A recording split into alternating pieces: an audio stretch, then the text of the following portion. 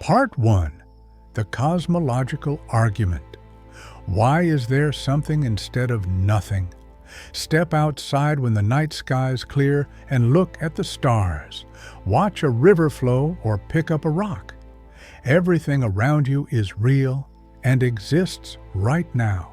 This simple observation is where the cosmological argument begins, raising one of the philosophical questions that's been around forever. Why does anything exist? It's not just one argument, but a collection of theories that all share the idea that everything must have a reason for being here. The universe exists, so there must be some explanation behind it. According to the argument, that explanation is God. It might seem pretty straightforward, but years of deep thinking have added layers of complexity to it.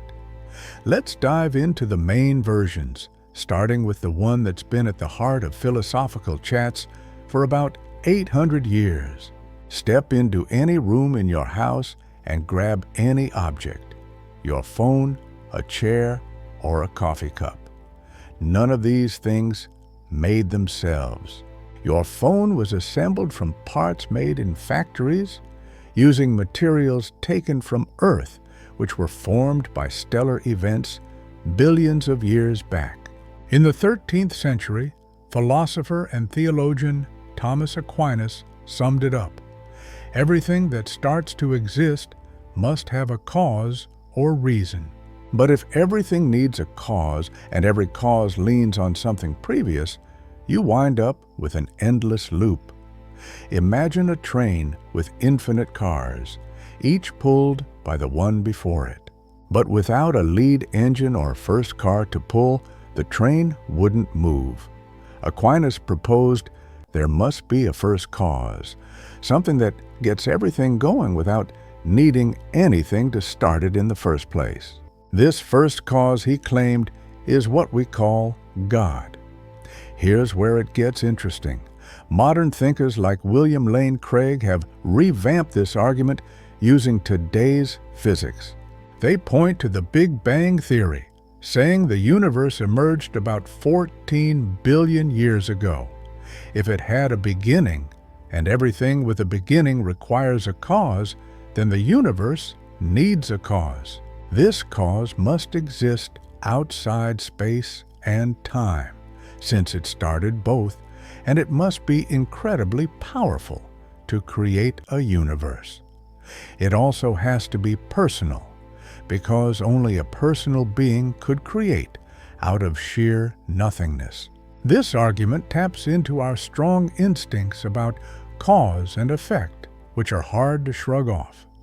In our daily encounters, things don't just appear out of thin air. Ignoring the unpredictable side of quantum physics, this principle seems crucial to making sense of reality. Plus, modern physics adds weight to it. The Big Bang Theory, cosmic microwave background radiation, and the expansion of space suggest the universe has a set age. This wasn't always a popular thought. In fact, in the early 20th century, many scientists weren't fans of the Big Bang Theory, partly because it seemed too close to religious ideas of creation. In 1993, the philosopher and atheist Quentin Smith penned a fascinating paper admitting that naturalists, folks who believe only natural things exist, struggled intellectually because Big Bang cosmology leaned toward theism.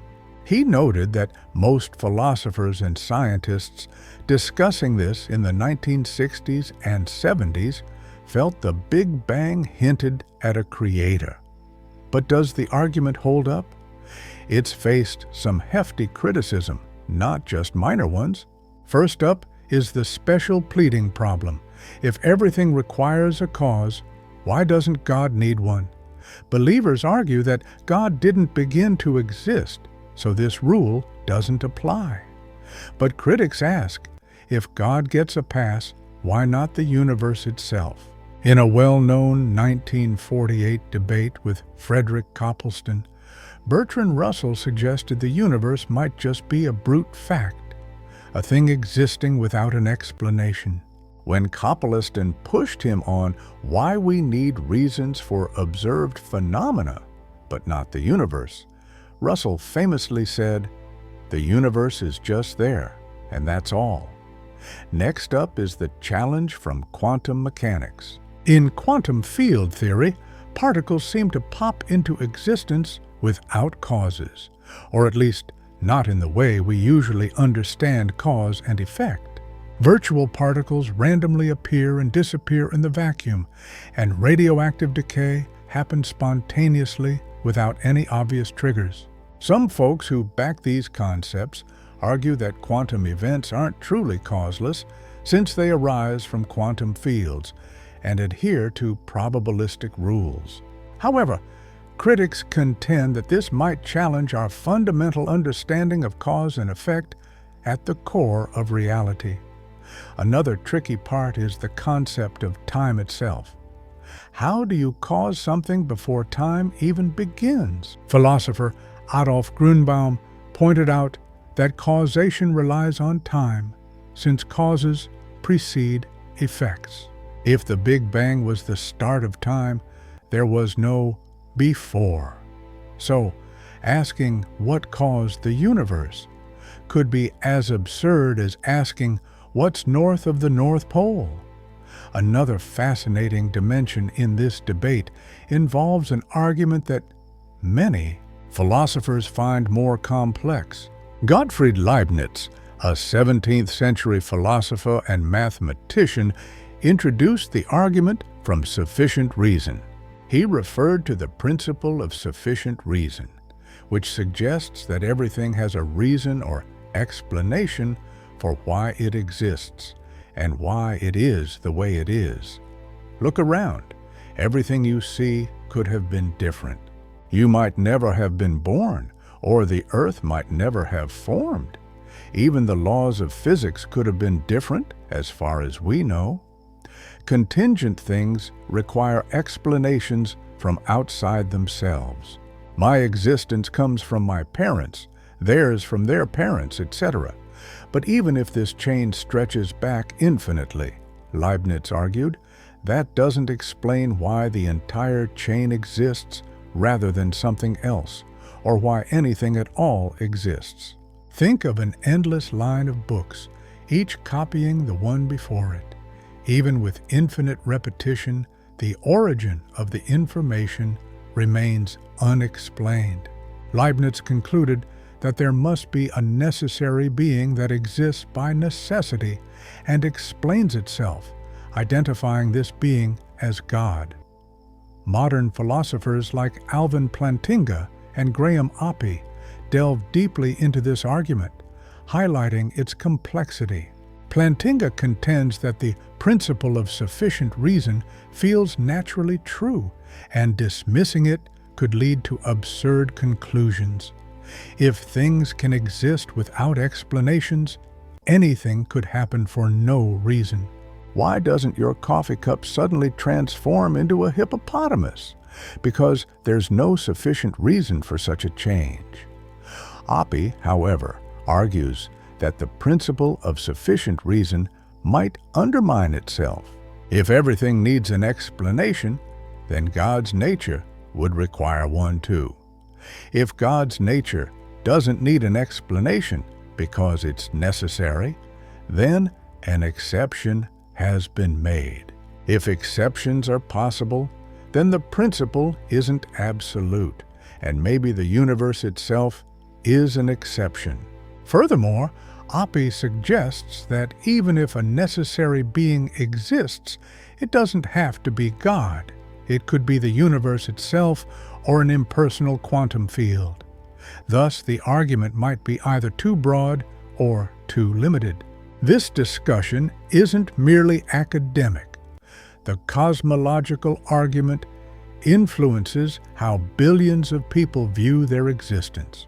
In 2005, philosopher Antony Flew, once a renowned atheist, revealed that he now believed in God, citing the cosmological argument and DNA's origins as pivotal reasons for his shift, which surprised many and demonstrated the argument's impact.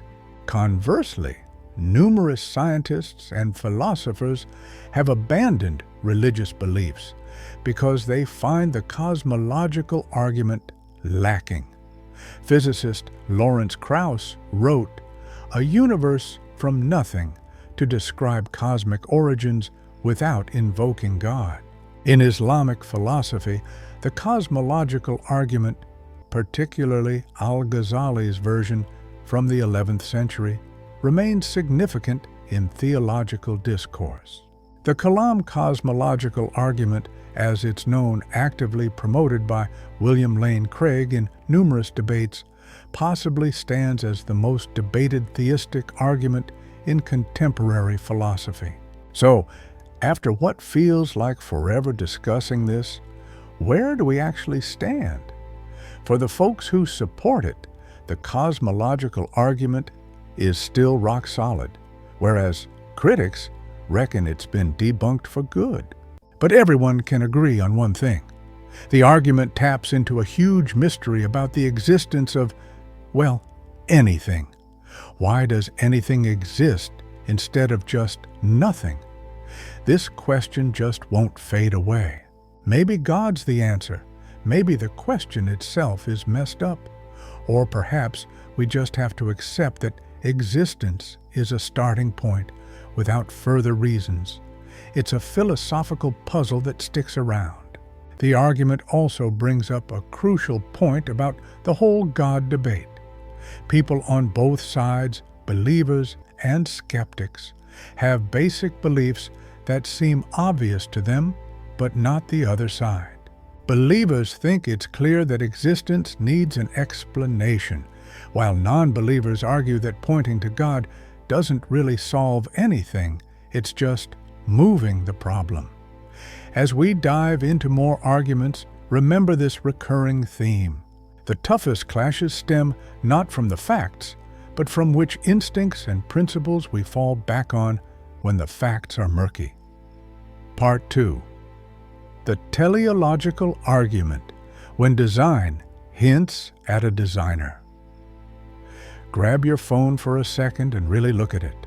Notice the camera, the processor, and how all those tiny parts fit together. You immediately think of it as the work of clever folks with a plan. No one would argue it just fell together by chance. Now, check out the hand that's holding your phone. Think about your eye reading these words or your brain understanding them.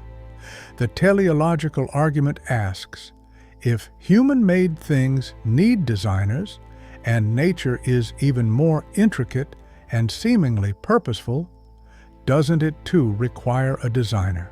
This idea has captivated minds for ages, starting from what seems obvious. Nature appears designed. Birds have wings just right for flying. Fish come with gills to breathe underwater. And your DNA packs more info than loads of encyclopedias. The teleological argument, rooted in the Greek word telos, meaning purpose or end goal, suggests this apparent design isn't just an illusion, but proof of a real designer, God. Back in the early 1800s, English clergyman William Paley made this argument famous. He imagined walking through a field and finding a watch. You pick it up and see the intricate gears and springs working perfectly together.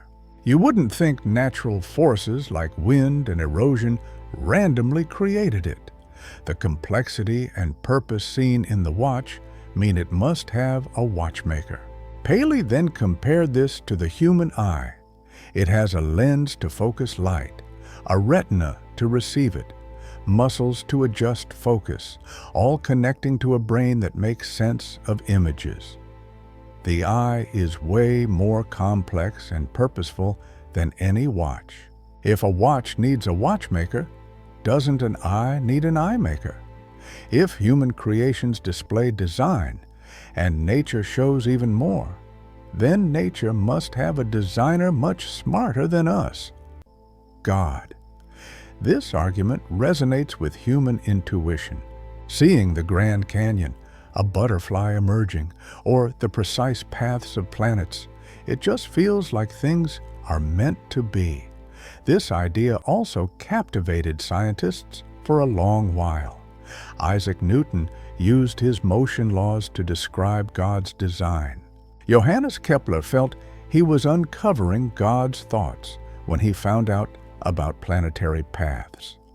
Robert Boyle, the father of modern chemistry, wrote extensively on how nature's design pointed to God. But in 1859, everything changed. Charles Darwin published On the Origin of Species, turning the design argument on its head. Darwin showed how natural selection could mimic design without a conscious creator. Here's how it works.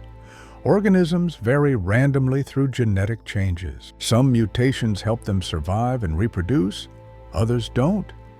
Useful traits get passed down more often, simply because those organisms last longer and have more babies. Over countless generations, these advantageous traits stack up, making creatures seem perfectly suited for their environments. Paley's example of the eye? It's now explained by evolution, taking countless small steps, each with its own benefit. We can even see this progression today. Some creatures just have basic light-sensitive spots. Others have cup-shaped clusters to detect light direction.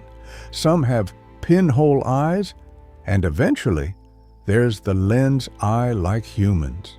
Each step gives a survival edge, with natural selection refining each improvement.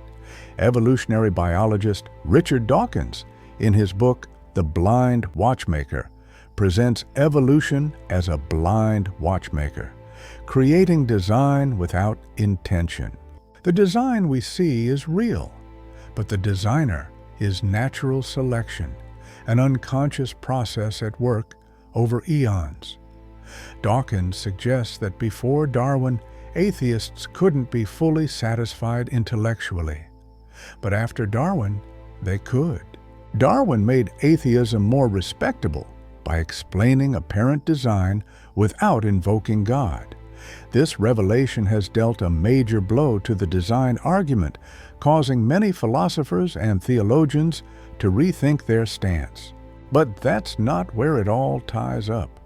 Lately, design arguments have been making a big comeback, revamped in ways Darwin never got to deal with. These modern advocates have spotted something Paley missed.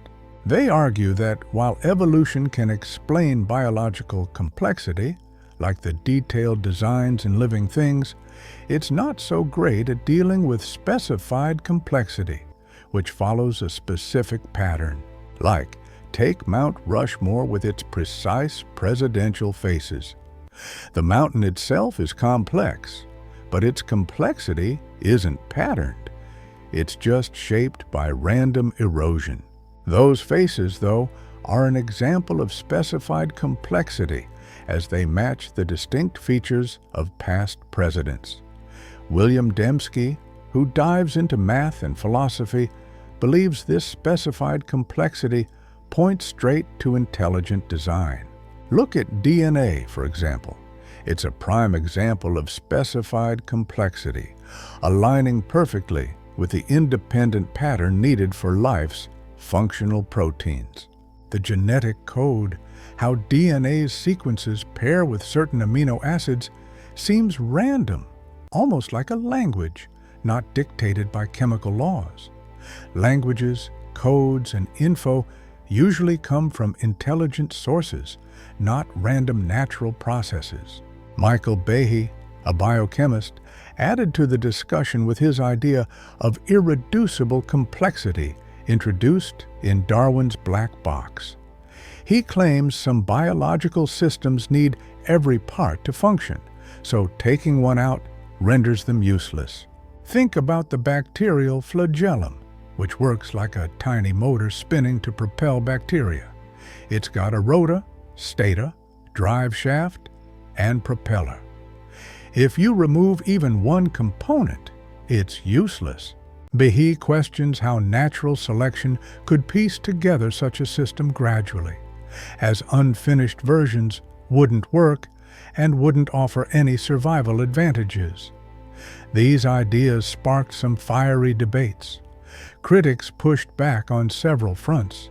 Kenneth Miller and other biologists pointed out that parts of these supposedly irreducible systems often serve other purposes. Components of a bacterial flagellum show up in the type 3 secretion system, another molecular tool. Through exaptation, natural selection might have adapted existing parts for new purposes. What seems irreducibly complex now may have had earlier functional forms that are either obsolete or adapted for something else. Plus, critics argue specified complexity doesn't automatically mean design. Snowflakes have specified complexity in their hexagonal designs, yet they form naturally. The arrangement of planets in our solar system follows patterns too, but we don't think there's a cosmic decorator. Philosopher Elliot Sober highlights a deeper flaw in the design argument. To say something is designed, we need to compare its odds of being designed against its chance of happening by accident. But how do we figure out the likelihood of God designing a particular biological system in a specific way? We don't have any insight into what God might prefer or how He works. Without that understanding, we can't confidently decide if design or natural processes are more likely.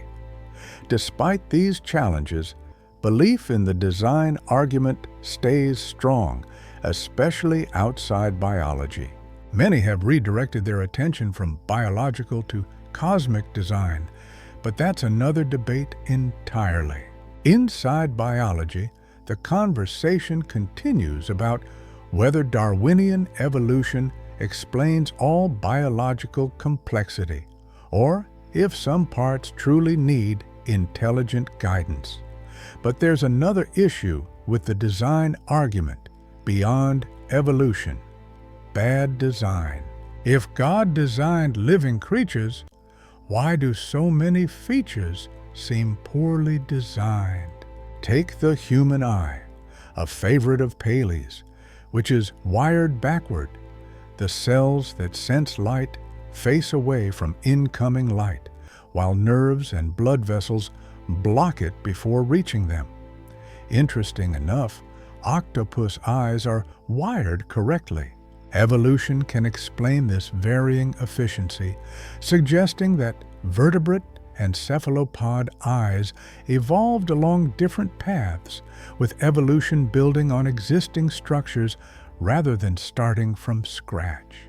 But if human eyes were God-designed, why are they less optimally designed than an octopus's eyes? Our bodies have plenty of similar examples. The appendix doesn't do much and can be life-threatening. We have wisdom teeth that don't fit well in our mouths. Our birth canal's a risky, tight squeeze, which makes childbirth for us humans trickier than for a lot of animals. Women's parts can get blocked, causing urinary problems. And let's not forget, unlike most animals, we can't slap together our own vitamin C. We've got to eat it. These quirks suggest that evolution just makes do with what it's got, instead of some all-knowing creator perfecting everything from scratch. Some folks say we shouldn't assume we know what God's up to, arguing maybe these flaws have secret perks, or the original design went haywire after the fall in Genesis. Skeptics argue that this explanation constrains understanding. If every observation fits with the idea of design, then design fails to genuinely explain or forecast anything. This debate influences how society looks at education and science policy. In the U.S., The question of whether to teach intelligent design has made it to the Supreme Court more than once. Back in 2005, a judge named John Jones declared in the Kitzmiller versus Dover case that intelligent design is religious, not scientific, and shouldn't be taught in science classes. Jones, who got his job from President George W. Bush, said that intelligent design veers off scientific guidelines by throwing supernatural explanations into the mix and is just a revamped version of religious creationism. This decision matched up with the majority scientific consensus. The National Academy of Sciences and the American Association for the Advancement of Science, along with nearly all major scientific circles, assert that intelligent design isn't science. They emphasize that science chases down natural explanations, and crediting God stops the scientific search cold. But those who back design claim this definition shut out design from the get-go, not because of evidence. If God indeed designed life, science should be able to find that out. Skipping over design might mean missing the reality. They point out fields like archaeology, forensics, and cryptography constantly sift between designed and random things. So why shouldn't biology do the same? This debate lies at the heart of differing views on science's purpose and methods. Methodological naturalism, which insists science should look for natural answers, is regarded as either a helpful limitation that keeps science effective or an unfair rule that blocks potential discoveries, depending on your perspective. In Islamic thought, the design argument is key, with the Quran frequently pointing to nature as evidence of God's presence and wisdom. Medieval thinkers like Al-Ghazali laid out intricate design arguments long before Paley. Today, most Muslim scholars see evolution as God's way of crafting life, finding no clash between evolution and divine design. So, where do we stand with the design argument these days? It connects with a strong gut feeling. Nature seems designed because much of it works so smoothly. But whether this is true design or just evolution doing its thing is still up in the air. Evolution gives a natural explanation for biological design that most scientists agree with, but questions about evolutionary theory's gaps and if natural selection is truly creative or just reactive keep the conversation alive. This also highlights a fundamental divide. Should science entertain the idea of design or focus only on natural causes, come what may? It's not an easy call because it ties into broader questions about what science is set out to do. Part 3. The fine-tuning argument. Is the universe tailored for life? Imagine waking up and finding yourself in front of 50 sharpshooters. They all fire, yet somehow every bullet misses. Would you just call it luck? Probably not. You'd suspect that someone made sure you survived. That's kind of what the fine-tuning argument is about, but on a cosmic scale. It suggests that the universe's fundamental constants and conditions are so perfectly aligned for life that it's hard to believe it's just random. This argument isn't about biology and intelligent design, but rather about physics, which happens before evolution kicks in. Sure, evolution explains complex life, but first, you need a universe where chemistry, planets, and stars can form. The fine-tuning argument asks why our universe happens to have the precise physical laws that allow all this to occur. Consider the cosmological constant, which determines how fast the universe expands. If it were just a tiny bit larger, by 1 part in 10 to the 120, galaxies, stars, and planets wouldn't have formed because the universe would expand too rapidly. If it were slightly smaller, the universe would have collapsed right after the Big Bang. To appreciate this level of precision, think about covering the U.S. with coins stacked to the moon 1 billion times over until the universe is filled. Then, finding a special coin blindfolded on your first try equals the precision we see with the cosmological constant. And there are more parameters like that. Take the strong nuclear force, which holds protons and neutrons together inside atomic nuclei. It also needs to be just right. If it were 2% stronger, stars couldn't form because hydrogen would be too scarce. If it were 5% weaker, no carbon or heavier elements could exist, which means no chemistry for life. The balance between electromagnetic and gravitational forces must be exact too. More gravity than electromagnetism, and stars burn out before life can develop. Less, and stars can't get hot enough to create the heavy elements that life needs. And there's more to it. From the universe's initial entropy to the mass ratio of neutrons and protons, electron mass, how stars fuse, and countless other constants, all appear finely tuned. Change any of them too much, and you'd have a universe with no complexity or life. Martin Rees, a British astronomer and a former Royal Society president, examined 6 such numbers in just 6 numbers. He finds their precision for supporting life astonishing, though he's unsure what to make of this. Roger Penrose, who won a Nobel Prize, calculated the odds of a universe like ours forming by chance, saying it's about 1 in 10 to the power of 123. He says even if you used every particle in the universe to write that number down, you couldn't do it. Physicist Paul Davies argues that these precise values need an explanation, suggesting a design, even if the idea makes people uneasy. Freeman Dyson, a famous physicist, once remarked that the universe in some way knew we were coming.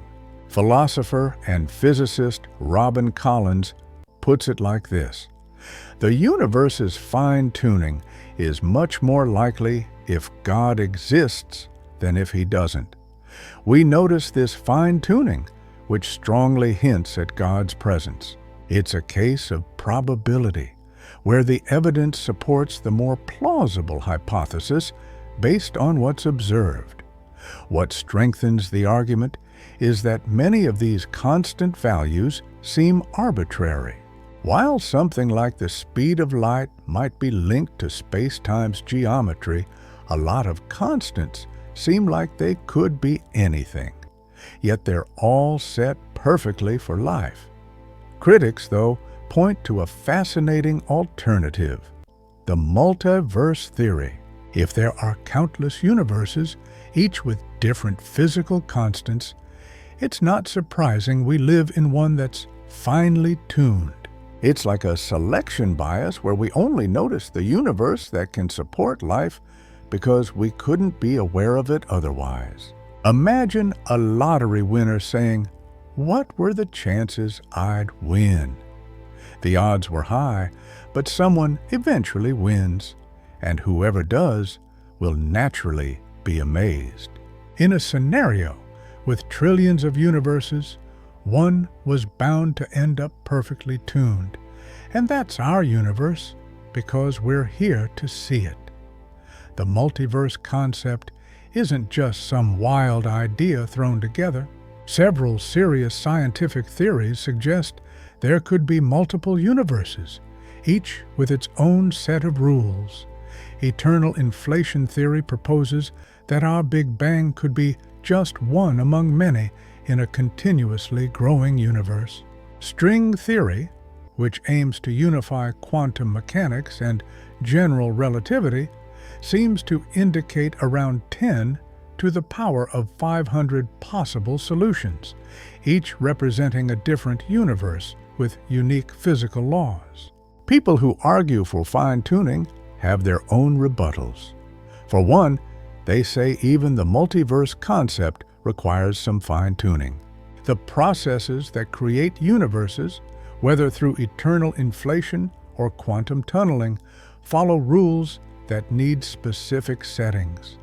So why are these higher-level laws just right for creating universes? It's like we've just shifted the fine-tuning problem up a level.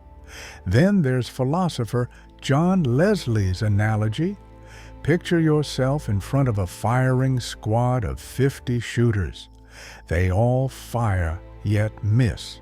Someone might suggest, maybe there are many firing squads, and you're at the spot where they happen to miss. Would that comfort you, or would you think the miss wasn't just luck? Just increasing the number of shots doesn't remove the need to explain why, say defenders. Additionally, critics argue that the multiverse idea seems to clash with Occam's razor, which emphasizes simplicity. Are we really going to imagine countless unseen universes to explain one well-balanced one instead of considering a designer's involvement? However, detractors counter that a deity capable of creating universes might be more complex than any simple physical laws that could spawn a multiverse. William of Ockham, the monk behind the simplicity principle in the 1300s, believed in God, but his rule was about using fewer types of entities, and arguably, physical ones are less complex than supernatural beings. Physicist Victor Stenger, known for his atheism until he passed away in 2014, tackled the fine-tuning argument in his book, The Fallacy of Fine-Tuning. He noted that many so-called fine-tunings might be exaggerated or incorrect. Scientists tend to tweak one constant while keeping others the same, but what if constants are linked, meaning a change in one automatically adjusts the others? Computer models suggest that life-supporting universes might exist over broader parameter ranges than often claimed. Plus, Stenger wondered if life must involve carbon chemistry. Other forms of complexity could exist under different physical laws. The fine-tuning debate focuses on life as we know it, not all types of complexity or awareness. Supporters of fine-tuning contend that Stenger's models have sparked debate and that the broader ranges he mentions cover only a tiny part of the possibilities. They also point out that despite imagining very different life forms, we've never found any life not based on chemistry, which relies on specific conditions absent in most potential universes. The fine-tuning debate connects to the big questions about how we think about probability and explanation. How should we gauge the odds of physical constants? If these values are random, should we use uniform probability distributions? Uniform based on what measure? Linear, logarithmic, or a different one? Different assumptions lead to different probability results, with no clear reason to choose one method over another. Neil Manson and Michael Thrush compiled a thorough academic volume on fine-tuning, with essays from both supporters and critics of the idea. The debate over fine-tuning is like a chess match, with both sides coming up with strong arguments to counter criticisms, but neither making any decisive moves. It feels like we're stuck until some new physics discoveries shake things up. Another aspect to consider is what purpose God has in fine-tuning things. Take Elliot Sober's point. If God can make any universe, why would God choose one where life barely manages to exist, because of some lucky constants. Why not design a universe where life flourishes no matter the constants? This could suggest that God's choices are limited to following physical laws instead of circumventing them. Richard Swinburne, a well-known Christian philosopher, sees it differently. He suggests God might prefer life emerging from natural laws rather than from constant divine interventions. Maybe a universe that naturally gives birth to life through elegant math is more impressive than one needing regular miracles. This fine-tuning argument has impacted how scientists approach their work. Take Francis Collins, the former head of the Human Genome Project and the current director of the National Institutes of Health, for example. He says the idea of fine-tuning was significant in his journey toward Christianity. On the other hand, Nobel Prize winner Steven Weinberg, who was key in linking electromagnetic and weak nuclear forces, sees fine-tuning as a hint toward a multiverse rather than proof of God. This argument also highlights how different academic fields evaluate evidence. Many physicists find it reasonable to entertain the idea of countless unseen universes to solve theoretical puzzles based on their current theories. But philosophers and theologians tend to view this as a bigger leap than just believing in a single God. So, is it more reasonable to think of numerous unseen worlds or just one cosmic mind? Some theologians are getting on board with the multiverse idea while still believing in God. They argue that God could create multiple universes just as easily as one, and that the method isn't as important as God's purpose. This shifts fine-tuning from being solid proof of God to being evidence that aligns with God but doesn't necessarily lead straight to God. So, where do things stand now in the fine-tuning debate? We know the precise nature of cosmic constants is a scientific reality that's well established. Whether this precision demands an explanation, and whether that explanation should be God, a multiverse, or something else entirely, is still fiercely debated. The core issue boils down to what we consider a deep explanation versus what we accept as just the way things are. Different perspectives on these fundamental questions result in different conclusions about fine-tuning itself. Part 4. The ontological argument, proving God with pure logic. Normally, when people try to prove God's existence, they look at things like how the universe works, or how everything seems perfectly set up, and they use that to argue there's something greater out there that we can't see. But the ontological argument plays a different game altogether. It insists that you can prove God exists just using logic, without any physical evidence. It argues that saying God doesn't exist is as ridiculous as saying a square could be a circle. This argument is known as the most debated proof in the history of philosophy. Some brilliant minds have been sold on it, while others dismiss it as mere wordplay. What's fascinating is that even after 1,000 years, philosophers still can't agree on whether the argument holds water or not. Anselm of Canterbury, who was a monk in the 11th century, was the one to first lay out this argument in his book Proslogion. He started with a basic definition: God is the greatest thing you can think of. This definition captures a key truth about God. If you can dream up something greater than what you think of as God, then you're not really thinking of God. Anselm even pointed out that atheists get this definition, even if only to know what they're denying. So, the idea of God at least exists in our minds. But something real tops just an idea. like how $100 in real life beats 100 invented in your thoughts. Here's where it gets tricky. If God is just a thought, you could imagine something better, that same being actually existing. But then you'd contradict God being the greatest imaginable. So God has to actually exist. Most folks reading this feel something isn't quite right, but it's hard to figure out what.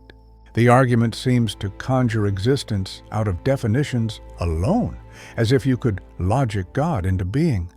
Yet logically it makes sense. If the starting points hold true, so should the end point. So where exactly is the slip-up?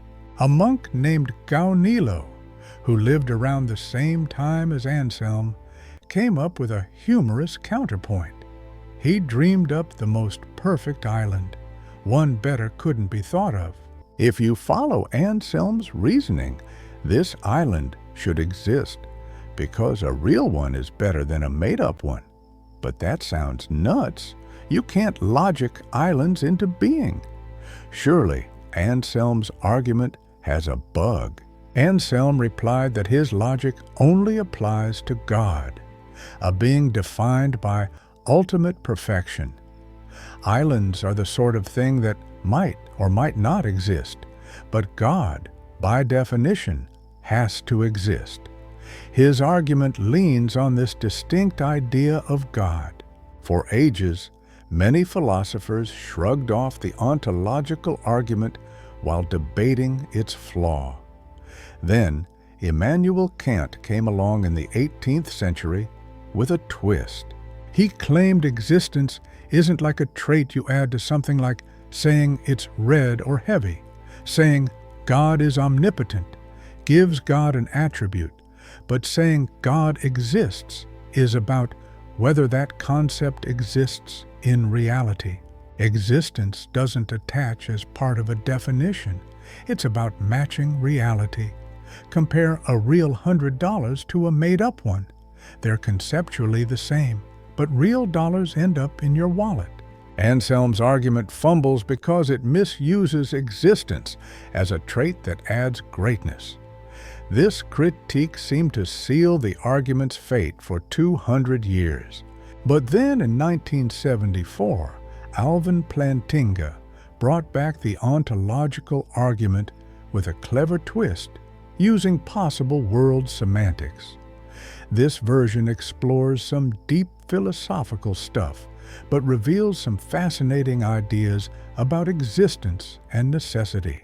Plantinga didn't define God as the most imaginable being, but rather as the most perfect one, a being that achieves the highest level of greatness in every possible universe. This means being all-knowing, all-powerful, and completely good. For a perfect being to meet this high standard, it has to exist in every conceivable world, not just a few. Otherwise, it wouldn't really be perfect. So, existing by necessity is crucial for being maximally great. Here's the twist. If there's even the slightest possibility of such a perfect being existing, which means there's at least one possible world where it does, then it must exist in every possible world, including ours. Why? Because a perfect being has to either exist everywhere or not exist at all. It can't just exist based on which world is real. So, if there's a chance that God could exist, it means God actually does exist. Wow! If there's a possibility God is real, then God's real. This shifts the discussion from whether God exists to whether God could exist, which seems easier to sort out. Surely, imagining a perfect being isn't illogical, right? If that's the case, Plantinga says, then that being must exist. Critics have a lot to say about this. William Rowe argues the reasoning is claiming too much. Picture a world with zero deities. If such a world can exist, then no God exists there. But if God needs to exist everywhere, that world without God causes a paradox. Therefore, if a godless world is possible, then God doesn't exist. Now we're left with two lines of thinking. If God might exist, then God does exist. If God might not exist, then God doesn't exist. They're essentially framed the same way. The ontological argument doesn't really lead us to understand which is true. It demonstrates that God either definitely exists or definitely doesn't, which we sort of assumed already. Graham Oppy criticizes the argument for assuming what it's trying to prove. The idea that maximal greatness is possible jumps directly to the conclusion that God exists. If you believe God is possible, you'll agree with the premise. If you don't, you won't. The argument doesn't provide an independent reason to support its premise, so it's unlikely to change a skeptic's mind. Even Plantinga noted this flaw. He mentioned that the argument doesn't prove God's reality to skeptics. It just shows belief in God is reasonable.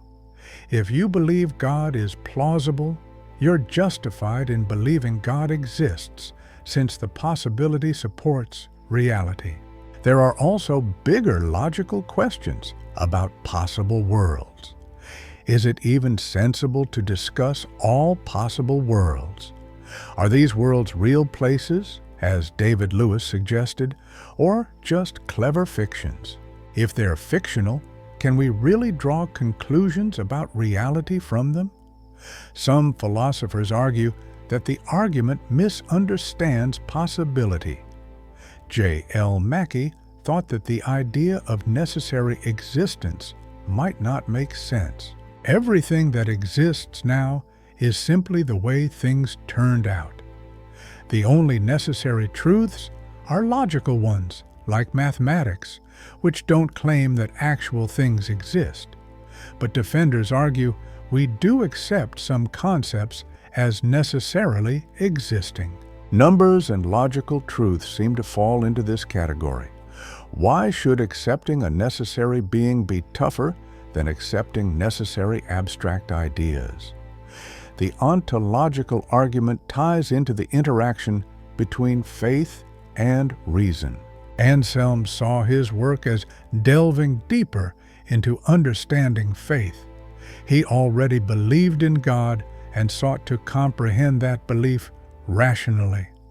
The argument wasn't aimed at disproving atheists, but at showing believers their faith made sense. This presents a puzzle. If the argument is sound, why are there intelligent atheists? Plantinga hints that maybe sin or human error denies clear truths. Critics claim this explanation presupposes religious concepts to justify why others reject them. The ontological argument uncovers something intriguing about the nature of rationality itself. We like to think our arguments are solid enough to change people's minds, but the ontological argument shows us that even a perfect line of reasoning might not convince anyone unless they agree on the basic ideas. This argument might be perfect or have a subtle flaw, and even top philosophers can't agree on which is right. Interestingly, some theologians don't accept the ontological argument even though they believe in God. Aquinas disagreed with Anselm's version, arguing that we can't understand God's essence well enough to know if existence is part of it. Then there's Karl Barth, an influential theologian from the 20th century, who thought that trying to prove God with logic reduces God to something human-made, undermining divine transcendence. On the flip side, some support the argument because it places God beyond the reach of scientific analysis. God isn't just an entity in the universe needing proofs from observation. God either exists by necessity or not at all, and only reasoning can figure that out. The argument also challenges how we view atheism. If the argument is valid, then atheism isn't just wrong, it's necessarily wrong, like saying square circles are real. Atheists would be denying something logic can supposedly prove. So the stakes are incredibly high. Either theism becomes an undeniable truth, or the argument hides a flaw that even the brightest minds haven't caught. Where does that leave us? The ontological argument is either insightful or just a clever trick, a tool to argue God's necessary existence, or a confusion about logic's power. Even after 1,000 years, philosophers are still debating it. The argument fuels endless academic debates, with each camp refining their versions and counter-arguments. One thing we do know, the ontological argument isn't obviously wrong. If it were, philosophy would have abandoned it ages ago. Its ongoing appeal suggests it touches deep questions about existence, necessity, and the limits of reason.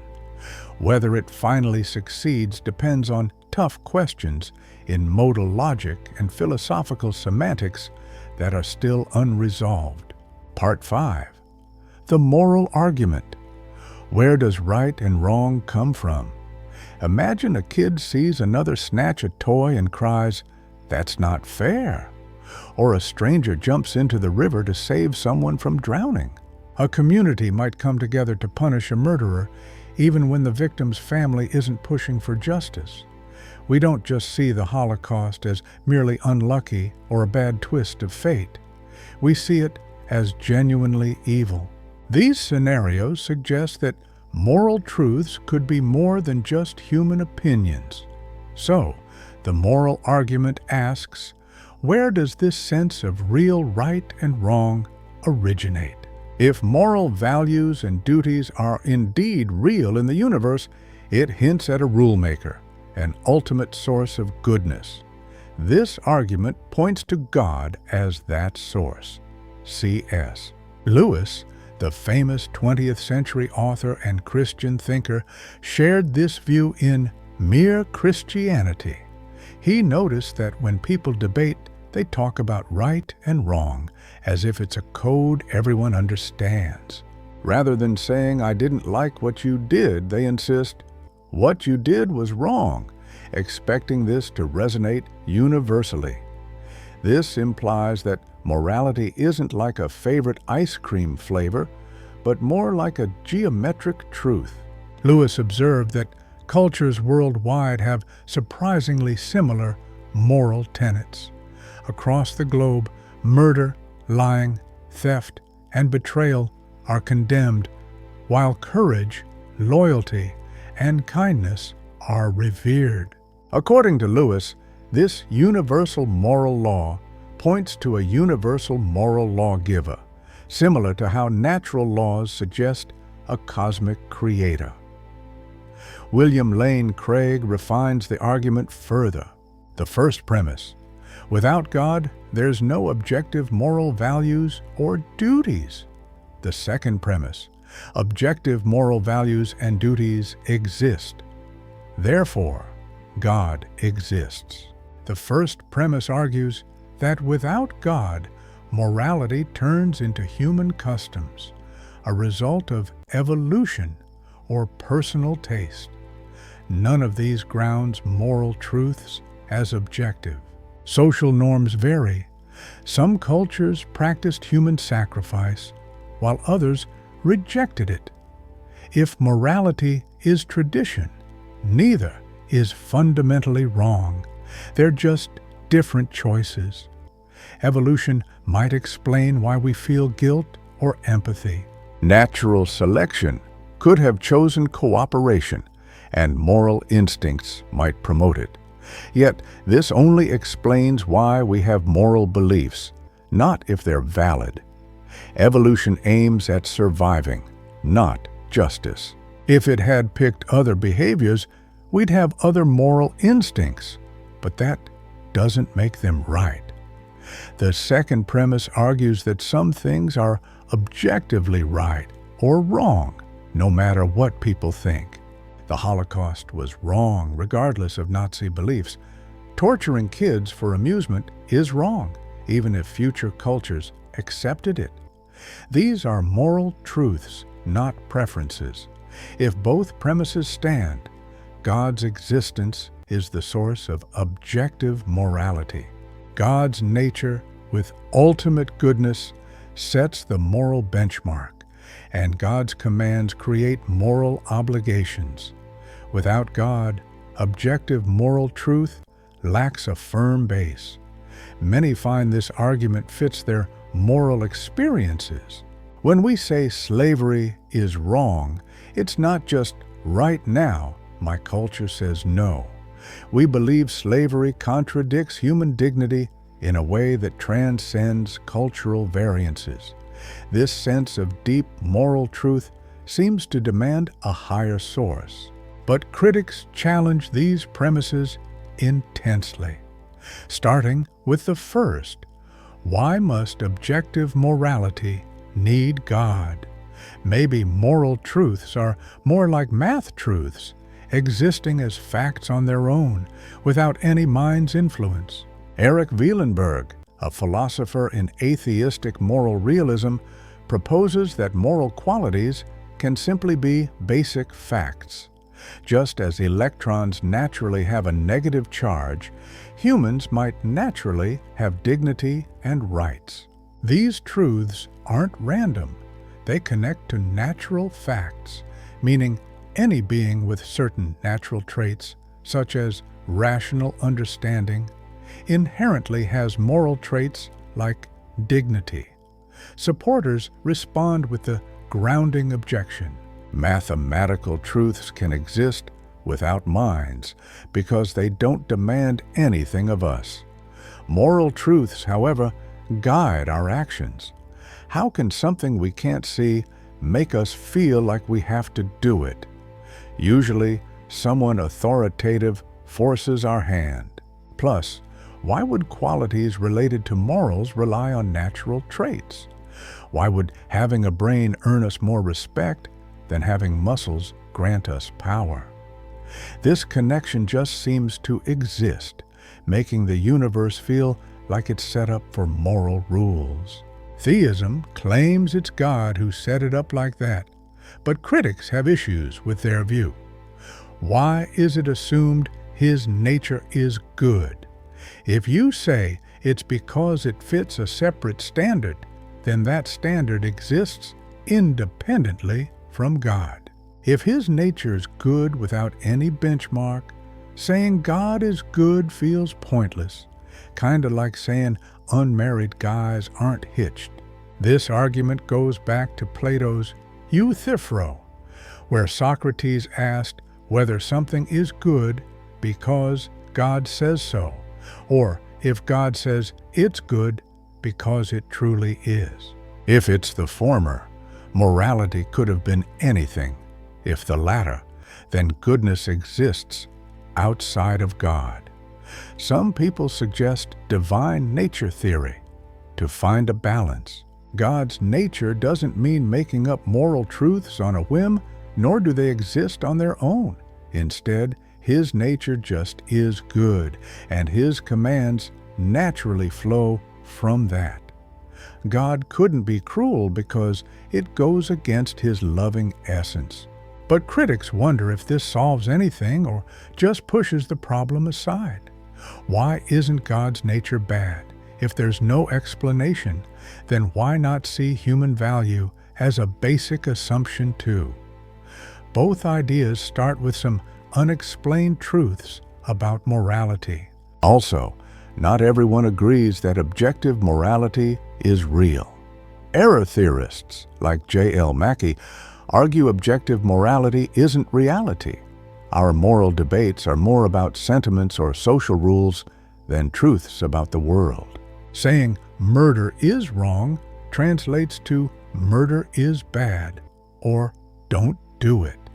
Mackie believed objective moral values would be quite odd because they would need to motivate actions, requiring an existence grounded in reality.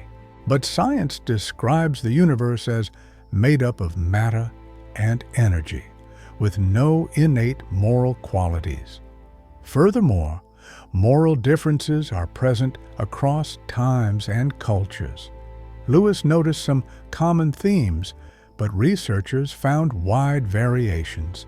Some societies accepted infanticide, others strictly opposed it. Views on homosexuality differ greatly too. Conflicts over morals suggest morality is largely cultural rather than universal. Advocates for objective morality argue disagreements don't mean morality is subjective. People also debate science and history, yet we trust scientific and historical facts.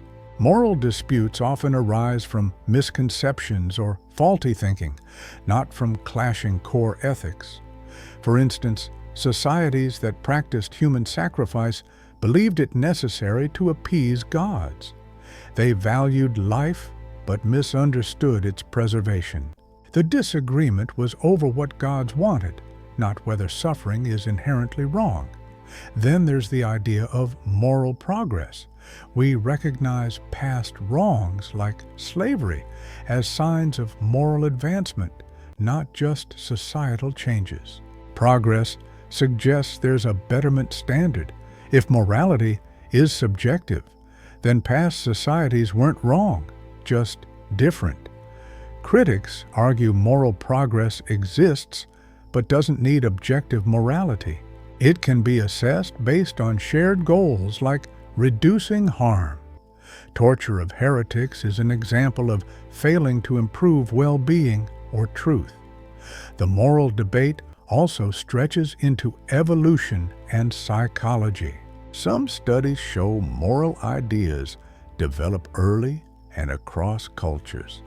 Even babies as young as 6 months prefer helpers over those who harm others.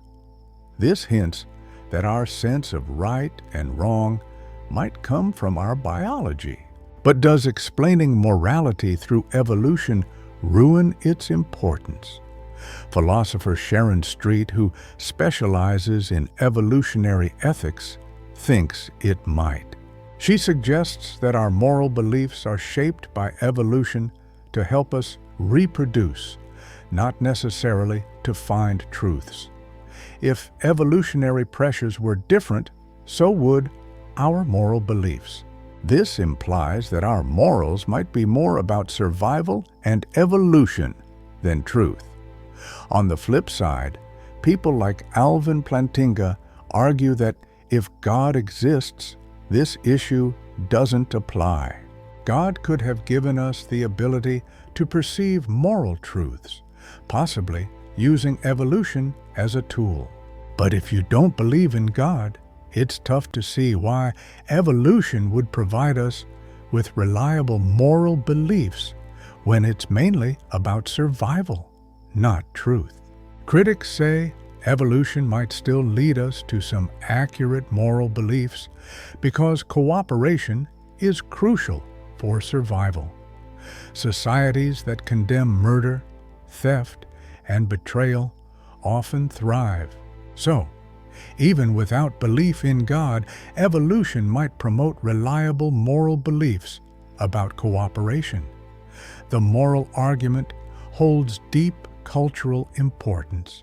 Dostoevsky famously stated, "If God does not exist, everything is permitted," implying that without God, morality might seem baseless.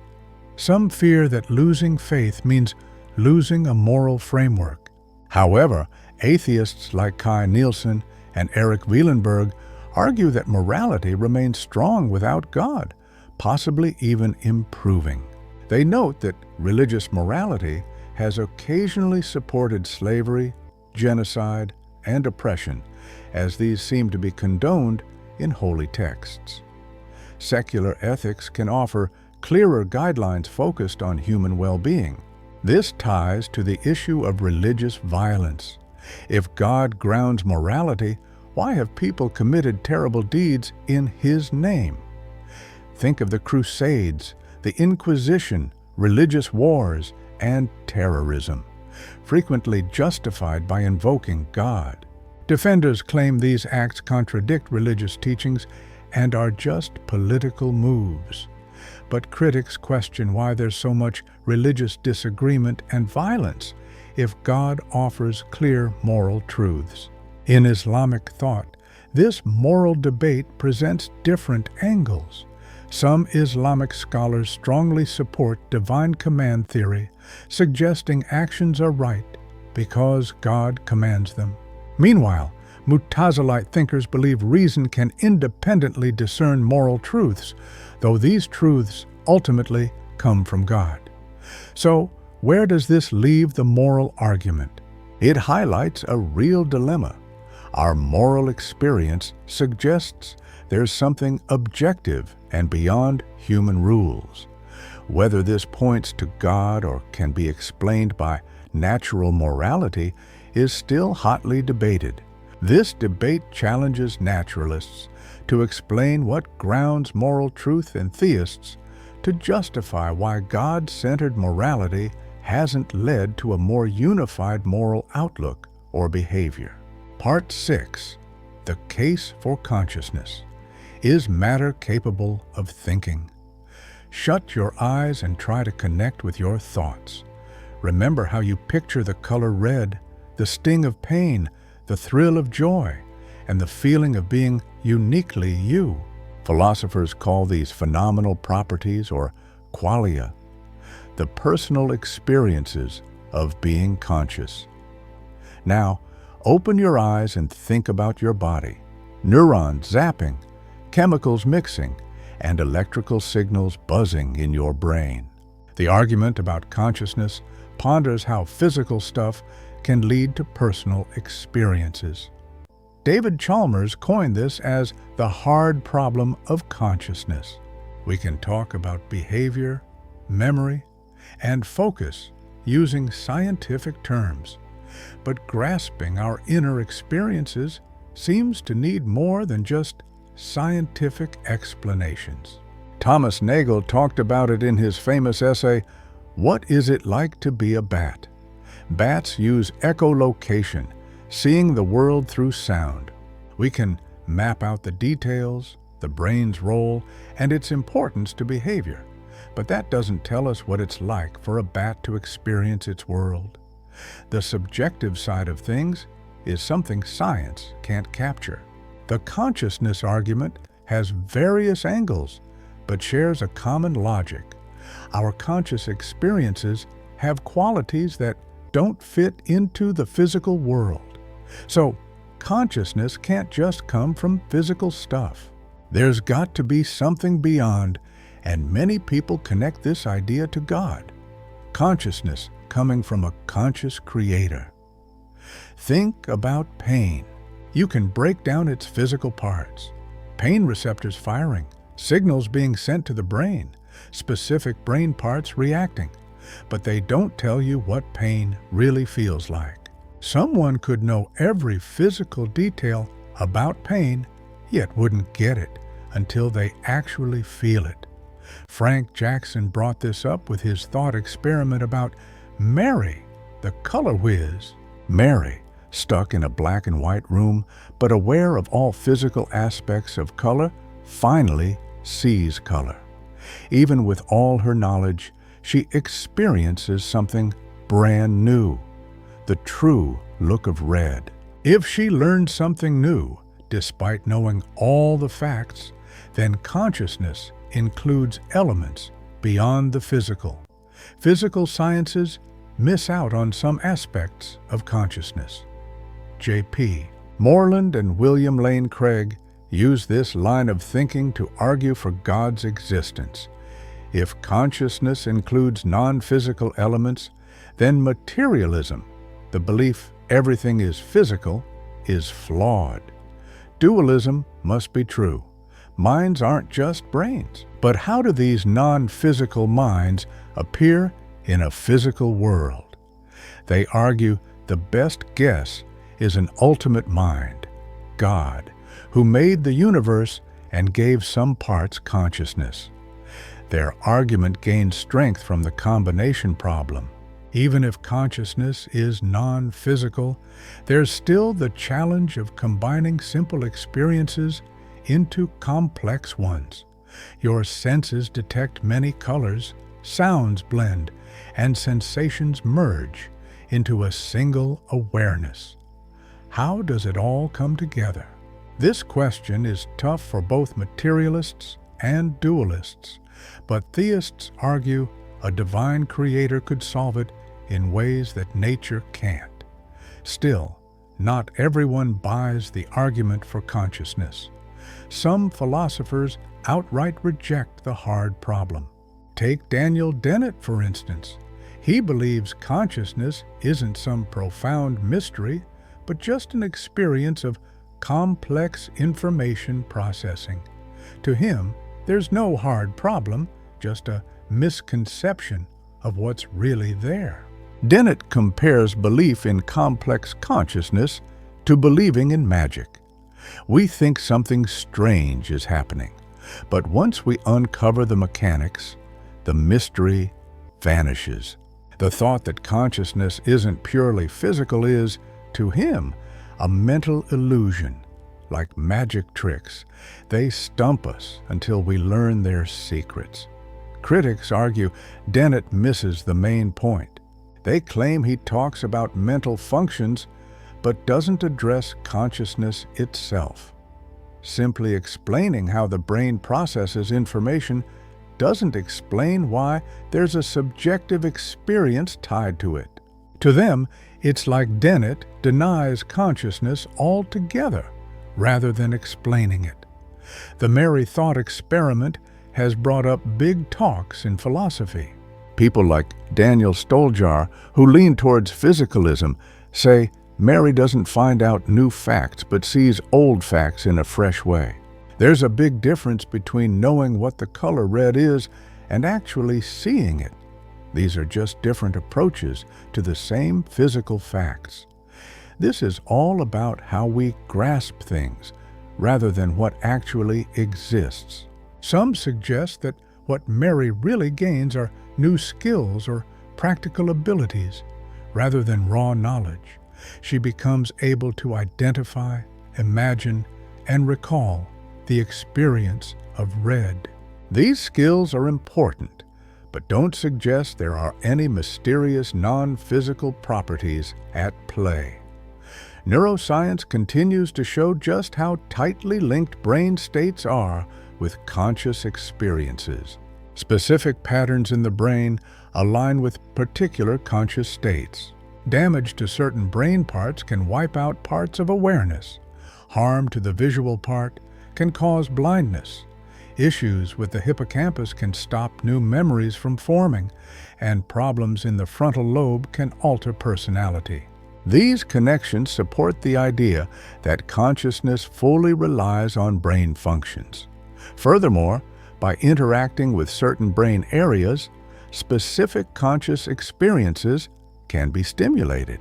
Techniques like transcranial magnetic stimulation can bring about visual experiences, shift moods, or even make someone feel religious joy. If consciousness weren't tied to the physical, why would these direct physical actions work so effectively? Those favoring the idea of a non-physical consciousness say that correlation doesn't mean they are the same. Even if every mental state lines up with a brain state, it doesn't make them identical. Perhaps the brain works like a receiver, turning non-physical consciousness into physical experiences, a bit like a radio turns electromagnetic waves into sound. Break the radio, the music stops, but the radio didn't create the music. Critics of this idea aren't sold on it. We've found proof of radio waves in ways other than radios. No such evidence exists for a non-physical consciousness, making the receiver theory feel like a last-ditch effort to hold on to dualism despite what science tells us. Then there's animal consciousness to think about. If consciousness relies on a non-physical soul, when did these souls show up in evolution? Do dogs, insects, or even single-celled organisms have souls? Deciding where to draw the line seems pretty random. But if consciousness evolved little by little, that suggests it's a physical trait that comes in levels rather than an all-or-nothing non-physical essence. Even though Thomas Nagel finds this consciousness argument strong, he doesn't think looking to religion for answers helps much. In Mind and Cosmos, he questions if materialism can really explain consciousness, but doesn't think bringing God into it makes sense either. He instead suggests a bold new science where consciousness is as basic to the universe as matter and energy are. Maybe consciousness is part of reality's very makeup, naturally appearing when matter is arranged in certain ways. This idea, known as panpsychism, suggests consciousness is a basic part of nature and has gained some surprising support from thinkers. Philip Goff suggests maybe electrons have simple forms of consciousness, and as these simple entities come together, complex consciousness arises. This avoids both materialism, which dismisses consciousness, and dualism, which separates mind and matter entirely. But panpsychism faces its own hurdles, like the combination problem. How do many simple consciousnesses meld into one complex one? When hydrogen and oxygen atoms make water, the result, like water's liquidity, isn't in the individual atoms themselves. Consciousness is a real head-scratcher. You can't just throw a bunch of non-conscious stuff together and expect to get consciousness out of it. The question only gets trickier when you consider that combining tiny bits of consciousness somehow results in this sophisticated thing we call the mind. This is where artificial intelligence comes into the picture. As AI technology gets smarter and more advanced, we start to question whether machines might one day become conscious. If consciousness is purely a physical phenomenon, then it's possible super complex AI systems could gain consciousness. But if there's something beyond the physical involved in consciousness, then no level of complexity could make a machine conscious. These questions aren't just theoretical, they have real-world implications. If a future AI were to gain consciousness, it might need rights, ethical treatment, and protection from harm. In this way, consciousness isn't just a brain-busting philosophical problem, it's also an ethical question. Those on the consciousness side of the argument highlight that rejecting the notion of consciousness like eliminative materialism doesn't make much sense. If consciousness is just a trick of the mind, then who exactly is being fooled? Being tricked implies some level of awareness, so saying consciousness is non-existent while calling it an illusion doesn't really add up. The one thing we can be dead certain about is that we experience consciousness. Moreover, if purely physical explanations don't quite cover consciousness, it might suggest there's more than just the material world. Science should follow the trail of evidence wherever it leads, even into ideas that aren't purely physical. It would be unscientific to brush off dualism just because it doesn't line up with a materialist worldview, especially if consciousness actually involves dualism. Skeptics argue we should stick to a materialist understanding until it clearly fails. Science has managed to explain things that once seemed impossible to crack, like lightning, life, genetics, and illnesses. Consciousness could end up being one of those things as our knowledge of neuroscience deepens. Jumping to divine explanations can prematurely shut down scientific inquiry. So, where do we stand in the consciousness debate? It spotlights a puzzle that hard science hasn't fully solved. Whether this mystery demands a divine answer, more breakthroughs in neuroscience, fresh ideas like panpsychism, or is simply a confusion over what's supposed to be explained, is still up for heated discussion. The hard problem of consciousness remains a tough nut to crack, and solving it might significantly change how we see ourselves and our spot in the universe. Part 7. The debate on religious experience. Can billions be mistaken? A woman bows her head in prayer and senses an extraordinary peace, convinced it's God's love. A man meditates deeply and describes merging with the divine, feeling a boundless consciousness. Throughout history and across different cultures, countless people have shared stories of encounters with the sacred that profoundly impacted them, making them certain of a spiritual realm. The argument for religious experience is simple. Why shouldn't we take these accounts seriously as proof of God's existence? Unlike other complex arguments, this one is grounded in real-life experiences. For many believers, God isn't just an idea formed from evidence. They've encountered God personally, as real as seeing colors or hearing sounds. American thinker and psychologist William James dubbed these mystical experiences ineffable and noetic, tough to express in words but deeply convincing in their truth. Richard Swinburne refers to this as the principle of credulity. We should believe in what appears before us unless there's a valid reason to doubt it. Just like you would trust seeing a table unless you're dreaming or hallucinating, you should also trust experiences of God. Millions report feeling God's presence, offering a wealth of testimonial evidence for belief in God. Consider the variety and consistency of these experiences. Christian mystics describe divine love. Sufi practitioners speak of becoming one with Allah. Hindus talk about a link with Brahman. Even Buddhist meditators reach a state of consciousness beyond everyday awareness. Despite cultural differences, they all experience unity, transcendence, peace, and an encounter with a higher reality.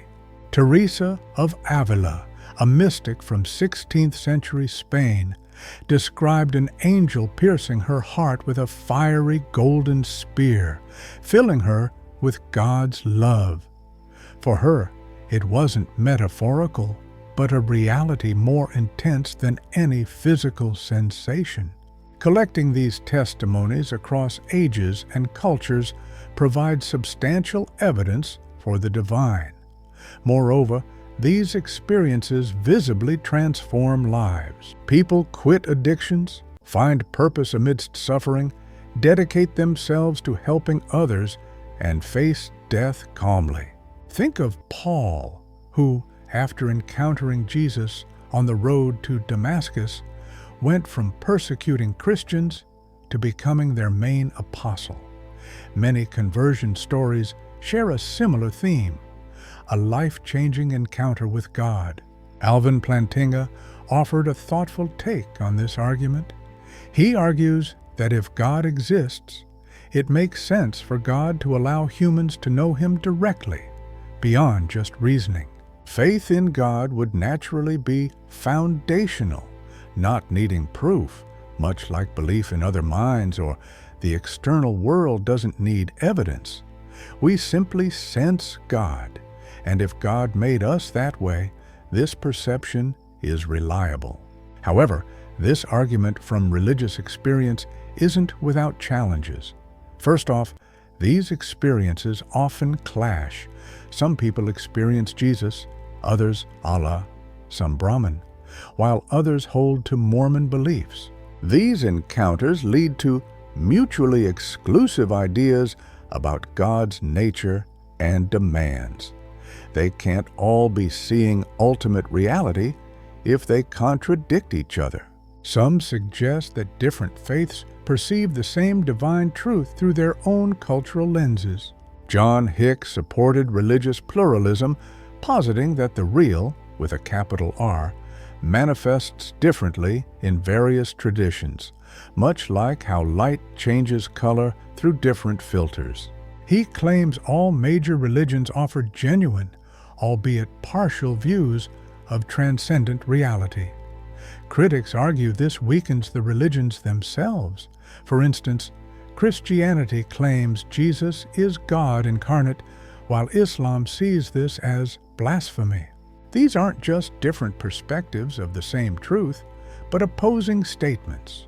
Religious pluralism pleases no one, as it negates the core beliefs of each religion. Additionally, there are natural explanations for religious experiences. Brain science tells us that by tweaking certain parts of the brain, we can trigger mystical experiences, like feeling someone is nearby, getting a sense of oneness with everything, or losing your sense of self. Michael Persinger's God helmet is an invention that uses magnetic fields to give people religious-like experiences. Psychedelics like psilocybin create feelings similar to spontaneous spiritual experiences. Studies show that practices like meditation and prayer change brain activity in predictable ways. Things like intense focus, sensory deprivation, rhythmic movements, and controlled breathing can alter your state of mind to feel more spiritual. This suggests that religious experiences might be more about specific brain states rather than actual encounters with divine beings. Some folks argue that even if brain activities are involved, it doesn't mean there's no divine influence. If a deity created our brains, it would make sense for them to communicate through it. Just like finding brain activity linked to seeing doesn't mean what we see isn't real. Discovering patterns in religious experiences doesn't rule out the divine. It's possible a God uses natural brain processes to reach out, avoiding flashy miracles. Another perspective is that religious experiences are heavily influenced by cultural backgrounds. Christians might see Mary or Jesus, while Hindus encounter figures like Shiva and Krishna. Muslims might visualize Muhammad, or Buddhists, Nirvana. These experiences fit cultural narratives so closely that calling them true interactions with a spiritual reality feels off. Studies suggest that simply indicating someone might experience something increases the likelihood of it happening, hinting these experiences are more psychological than interactions with an external reality. Critics argue that while culture shapes our way of talking about experiences, it doesn't make them unreal. You'd still see a table even without a word for it. Culture just shapes your understanding of it. Divine communication could exist across cultures, with interpretation varying based on cultural perspectives. Plus, some people chase religious experiences without ever having one, despite their sincere efforts. They might pray for years or meditate intensely, yet find nothing. If religious experiences truly signaled divine presence, wouldn't genuine seekers always encounter something? Unlike everyone's universal experience of the physical world, religious perceptions are inconsistent. If the absence of divine experiences is significant, shouldn't it be considered as much as the presence of such experiences supports belief? Using the principle of believing what seems true, if a God feels absent, one might conclude the deity isn't there. This principle applies both ways. Some suggest that connecting with a deity requires faith and openness, which might be lacking in many seekers. Supposedly, God doesn't reveal to closed-off or unready minds. Critics see this as an excuse, counting experiences that support belief and blaming the seeker when there aren't any. There's the issue of unsettling religious experiences too. Some people report encountering evil forces, feeling overwhelming dread, or sensing something malevolent. With sleep paralysis, often come terrifying hallucinations. Accepting positive religious encounters as evidence, shouldn't negative experiences be treated the same? Or do we just choose what fits our beliefs and ignore the rest? This faces challenges from psychological studies on religion, showing religious experiences relate to personality traits, mental health, and brain wiring. Those with temporal lobe epilepsy might feel intense religious emotions during seizures. Schizophrenics sometimes consider their symptoms as divine messages. This doesn't mean all religious experiences are mere brain glitches, but it highlights how crucial the brain's role is. Also, just because an experience feels intense doesn't make it a true belief. People have felt deeply spiritual during misguided actions, like followers of Jim Jones who felt strongly moved while drinking poisoned Kool-Aid. The folks from Heaven's Gate truly believed they'd seen signs of a spaceship following Comet Hale-Bopp. But just because someone is earnest and excited doesn't make their beliefs correct. William Alston compared religious experiences to how we perceive the world with our senses, noting how even our senses can trick us. We can imagine things, misunderstand situations, or be fooled by illusions. We don't assume our senses are always flawed, though. In fact, we've developed methods to help us sort out what's likely true, like matching stories, gathering evidence, and making forecasts. Alston thought religious groups did something similar. They have ways to figure out genuine encounters with God versus mere fantasies, such as aligning experiences with Scripture, linking them with feelings of love and humility, and getting approval from religious leaders. So, like our sensory experiences, religious ones should get the benefit of the doubt, unless there's solid proof against them. Critics highlight that religious traditions can get stuck in their own loops. They often validate experiences by comparing them to beliefs formed from earlier experiences, lacking an external way to verify these. Conversely, we can test our sensory knowledge with tools, multiple perspectives, and scientific tests. Religion, however, lacks this validation process. This topic is particularly relevant for Christians, who focus more on forming a personal connection with God rather than just sticking to beliefs. For many, a personal experience with Christ holds more weight than any logical argument for God's existence.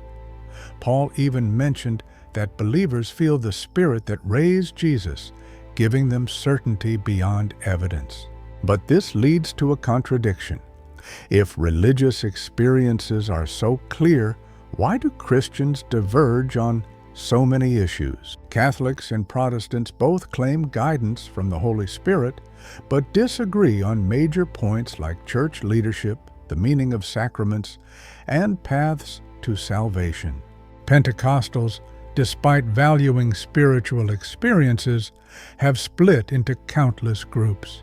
If the Spirit's directions were straightforward, why all the splits? What's the consensus on arguments from religious experience today?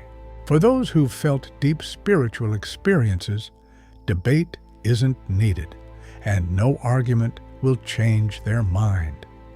For those who haven't, it seems like an instance of the mind crafting experiences interpreted through cultural lenses. This debate falls short because each camp starts from distinctive backgrounds that shape how they assess all other evidence. Part 8. When miracles challenge the natural order. Back in 1st century Judea, there's this tale of Lazarus. He died, was in the grave for 4 days, and then Jesus brought him back to life. A lot of Christians think this really went down, with Jesus somehow trumping death. The debate around miracles suggests that if they happen, they're a clue to God being active in the world. We usually think of miracles as these unexpected things that defy the natural order. The laws of nature tell us predictable things like water freezing at 0 degrees Celsius, stuff dropping to the ground when released, and dead things staying dead. Miracles are like God interrupting these natural patterns, such as changing water into wine in a flash, walking on water, or healing the sick instantly. If genuine miracles happen, it points to a miracle maker, God. You can look at this in 2 ways, philosophically and historically. The philosophical angle says miracles could happen, and if they do, they're evidence of God's existence. The historical angle digs into specific events, like the resurrection of Jesus, to see if they truly occurred. William Lane Craig is a major figure supporting the historical side, particularly concerning Jesus rising from the dead. He argues that the best explanation for certain historical facts is the resurrection itself. After Jesus was crucified, his tomb was found empty, and numerous people claimed to see him alive. His followers, who were initially devastated and fearful, ended up boldly proclaiming his resurrection, even risking their lives for it. Christianity spread quickly right where Jesus was executed, but the authorities didn't quash the resurrection story by producing Jesus' body. Craig believes simple explanations don't cover all the facts. The disciples couldn't have just hallucinated. Those visions tend to be individual experiences, yet many saw Jesus at once. They didn't swipe his body since Roman guards were on duty, and it's unlikely they'd risk death for a fraud. Authorities wouldn't have moved the body because they wanted to stop, not fuel, resurrection stories. Craig believes the resurrection is the most plausible explanation. If Jesus rose from the dead, it supports his claims of divinity and indicates God's reality. This line of reasoning applies to other miracles too. Some Catholics highlight events like Marian apparitions witnessed by multiple people. The miracle of the sun at Fatima in 1917 allegedly had 70,000 people seeing the sun behave weirdly. At Lourdes, a commission has verified many medical recoveries without scientific reasoning. Tumors vanishing, paralyzed folks walking, the blind seeing. In Pentecostal circles these days, there are similar healing reports, such as cancers disappearing or paralysis cured, often credited to prayer. While most stories lack full verification, a few have medical support. The argument's strength is in eyewitness testimonies and several sources confirming an event. When one person claims a miracle, it's easy to suspect error or trickery. But when many independent reports describe the same event, it's tougher to dismiss. Multiple New Testament writings penned shortly after Jesus' death record the resurrection before myths could twist the tale. Plus, the change in the disciples requires an explanation. Peter, who denied Jesus out of fear, was soon boldly declaring the resurrection.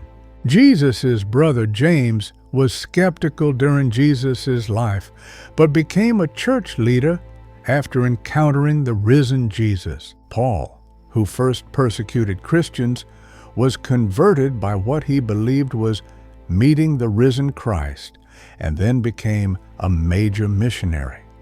What triggered these drastic changes? The disciples believed they witnessed something groundbreaking, strong enough for them to risk their lives over it. Either they were right, or something profound made them believe they were.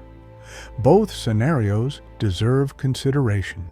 Yet, for centuries, the argument about miracles has faced serious skepticism. Back in the 1700s, a Scottish philosopher named David Hume made one of the most convincing arguments against miracles in his essay Of Miracles.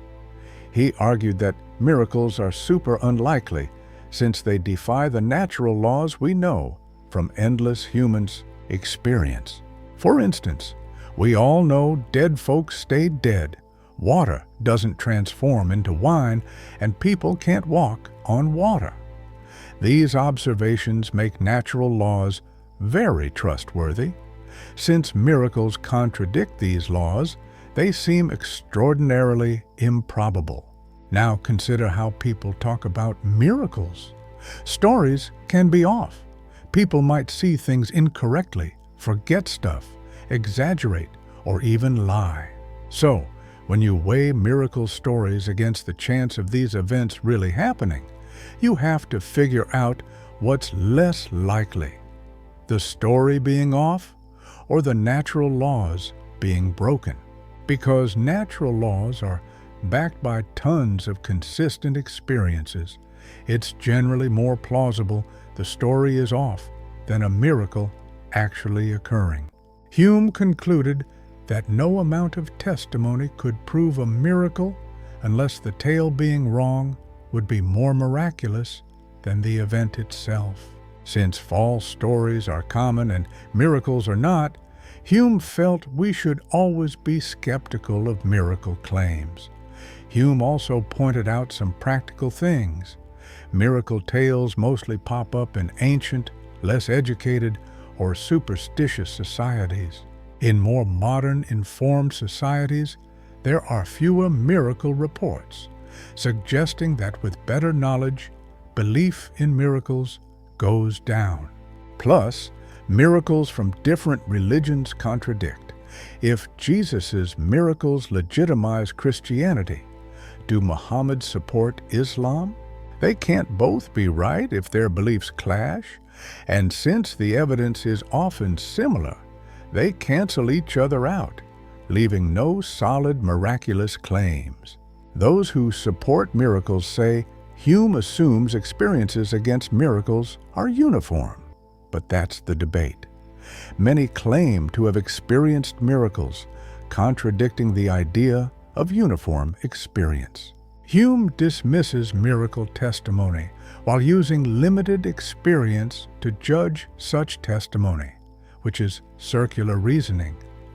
Also, Hume confuses two different probability questions. We shouldn't just focus on the general chance of a miracle, but also on the chance considering all evidence, including testimony. Strong testimony could significantly increase the odds. We often believe rare events like winning the lottery or weird coincidences if the testimony is convincing enough. A philosopher of science, John Earman, critiqued Hume's arguments in Hume's Abject Failure, saying Hume's logic is mathematically lacking. By using Bayes' theorem, which tweaks probabilities based on new info, Earman argues that very strong evidence can support miracle claims despite their initial unlikelihood. However, critics argue that miracle testimony is never reliable enough. Bart Ehrman, a New Testament scholar and former evangelical Christian, maintains that historical methods can't verify miraculous events. Historians figure out what probably happened by comparing with current experiences and known patterns. Miracles, being one-time events, don't fit into these patterns or methods. Moreover, there are always other explanations for testimony. People might misinterpret what happened. Memories can change over time. Stories might get exaggerated, or witnesses might fabricate events. These natural explanations, while unlikely in a specific case, are still more probable than actual miracles, since natural processes happen, but miracles don't. The resurrection, for instance, has extra issues. There aren't any first-hand accounts, just texts written decades later by believers aiming to convert others. Paul's letters, the earliest writings in the New Testament, mention resurrection appearances, but don't talk about the empty tomb. The gospel stories themselves vary on key details: who went to the tomb, what they found there, where Jesus showed up, what he said. These inconsistencies suggest the stories evolved over time, like many historical tales do.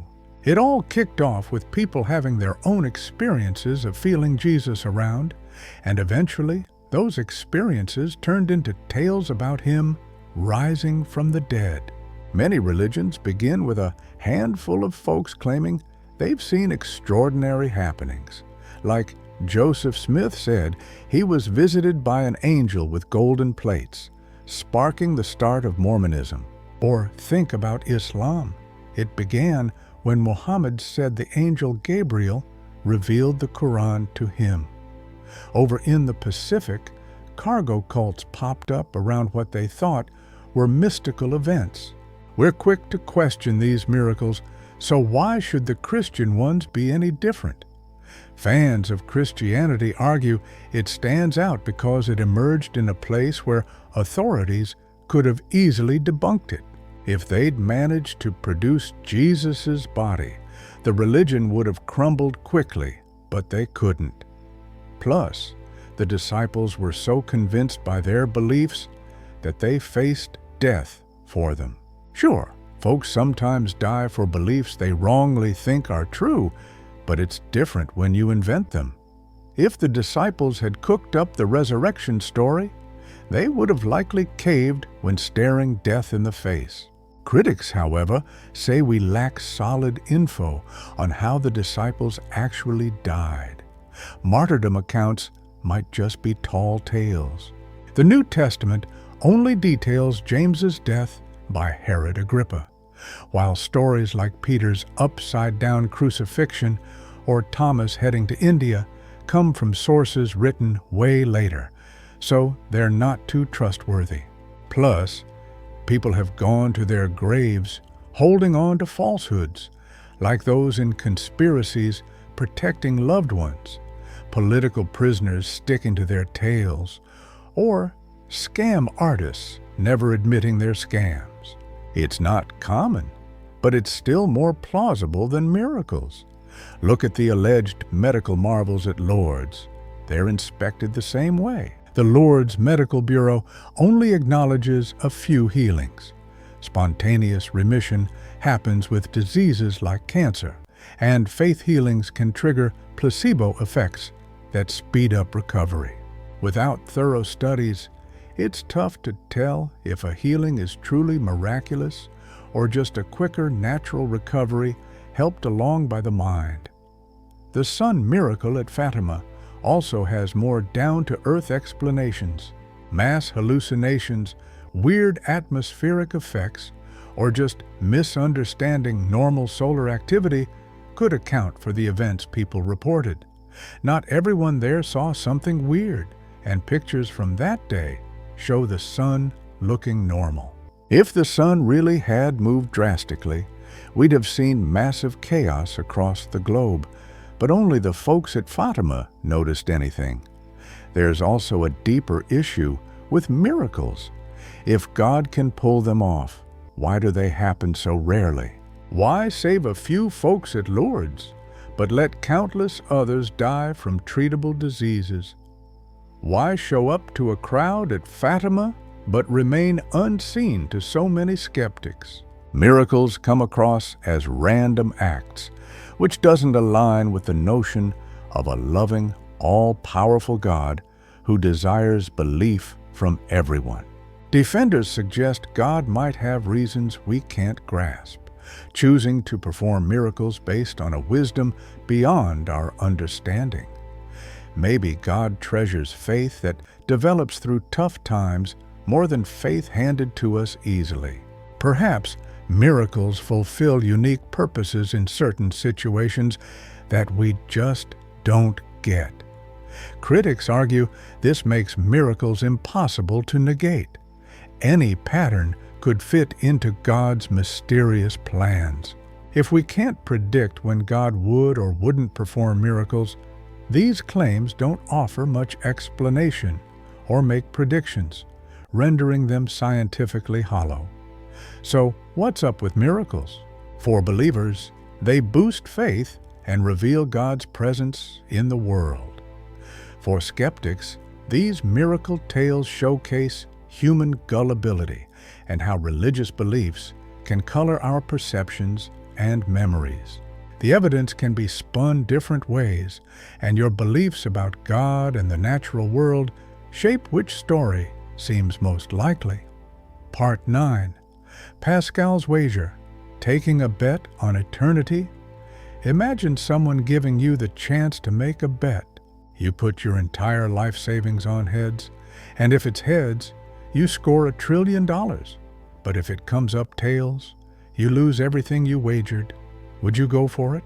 Most folks would, despite the coin toss being a gamble, because the potential winnings are way more than the possible losses. Pascal's wager spins this idea to suggest believing in God. Even if we're on the fence about God's existence, believing offers the massive reward of eternal happiness, while the downside remains small, making belief the wiser choice. Blaise Pascal, a math whiz and thinker from France in the 1600s, devised this argument not to prove God is real, but to give a practical reason to lean toward belief. He argued that human reasoning can't really confirm God's existence. God is a mystery, beyond what we limited humans can fully grasp. But we have to pick a side because our lifestyle reflects a choice for or against God. Here's the wager spelled out. Bet on God, and if God is real, you're set for forever joy in heaven. If there's no God, well, you lose out on a few worldly pleasures. Don't believe, and if God exists, you risk endless torment in hell. If there's no God, you get a taste of brief earthly joys. Pascal said to weigh the possibilities, infinite gain, no matter how tiny the odds, beats any limited risk. So, regardless of how slim the chances of God existing might be, from 1 in 100 to 1 in a million, the potential jackpot makes the belief worth it. The smart bet? Believe in God. This thinking is different from typical arguments for God's existence. It's not about proof, it's about how belief is in your best interest. It's practical. Believe because it's beneficial, not because you know it's the truth. Over the years, Pascal's wager has got many to ponder faith seriously, check out Christianity, visit churches, and dive into religious books. The debate acknowledges uncertainty, but offers a game plan on how to act anyway. But it's also stirred up long-standing debates among philosophers. First, there's the issue of which God you should believe in. Christianity talks of heaven for believers, but Islam offers paradise to Muslims and warns Christians about hell. Hinduism looks for moksha by understanding Brahman, often disregarding other types of divine worship. These religions come with contrasting views, each with infinite penalties for disbelief, and it's impossible to believe them all given their differences. So, Pascal's wager isn't just about Christianity, but any faith with a promised infinite reward. Picking Christianity could mean getting on Allah's bad side for shirk, and not believing in Jesus could mean facing Christian damnation. Some supporters say it's wise to dig deep into different religions and bet on the one that feels most believable. Evidence and reasoning might help narrow down choices, even if they don't offer definite proof. On the flip side, critics argue that if proof favors one faith, the wager doesn't matter. And without clear proof, the wager doesn't really guide you. Then there's the issue of sincerity. Can you truly decide to believe just because it's practical? Belief isn't like choosing an outfit. It's not something you can completely control. You're either convinced or not. Choosing belief simply because it seems logical doesn't mean instant, genuine belief. And if God exists, would God even appreciate a belief rooted in personal gain? Usually, God values genuine faith, love, and true devotion over self-serving motives. Believing merely to avoid hell seems fake and selfish. Pascal got where critics were coming from. He suggested that while you can't simply force belief, you can pretend until it feels real. Go to church, pray, do religious activities, read holy books, and engage with faith communities. With time, these habits might develop into genuine faith. Little by little, you can change your mindset with consistent actions, even if embracing belief right away seems tough. Critics aren't too thrilled with Pascal's approach. It kind of seems like he's encouraging brainwashing, like intentionally muddling your ability to think clearly by repeating the same thing until the original doubt fades away. This doesn't come across as a genuine quest for truth, but more like a deceptive tactic. There's this thing about the so-called finite cost of belief that's worth discussing. Is committing to religious belief truly that limited? Religion has a lot going on.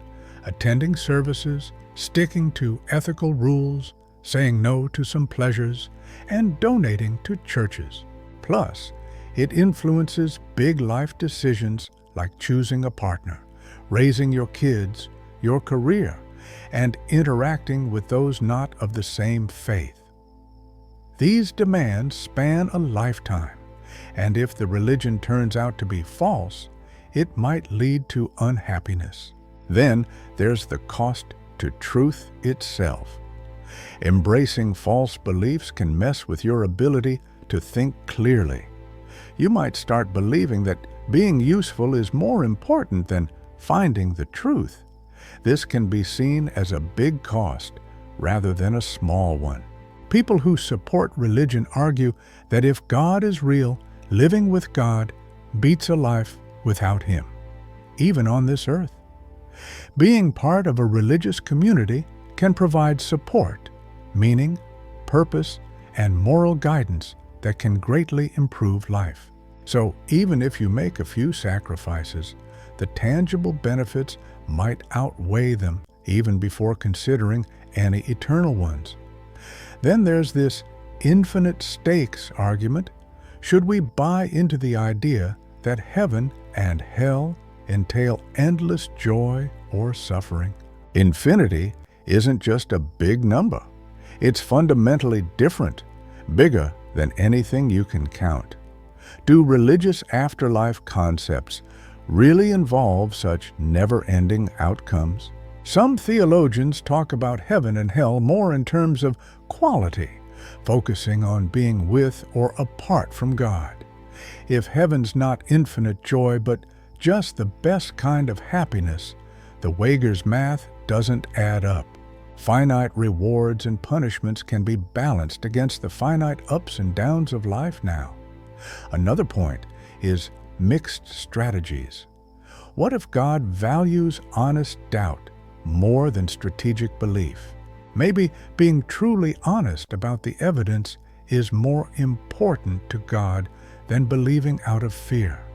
Some theologians think God shows himself to genuine seekers, no matter their initial belief, making sincere questions more valuable than fake faith.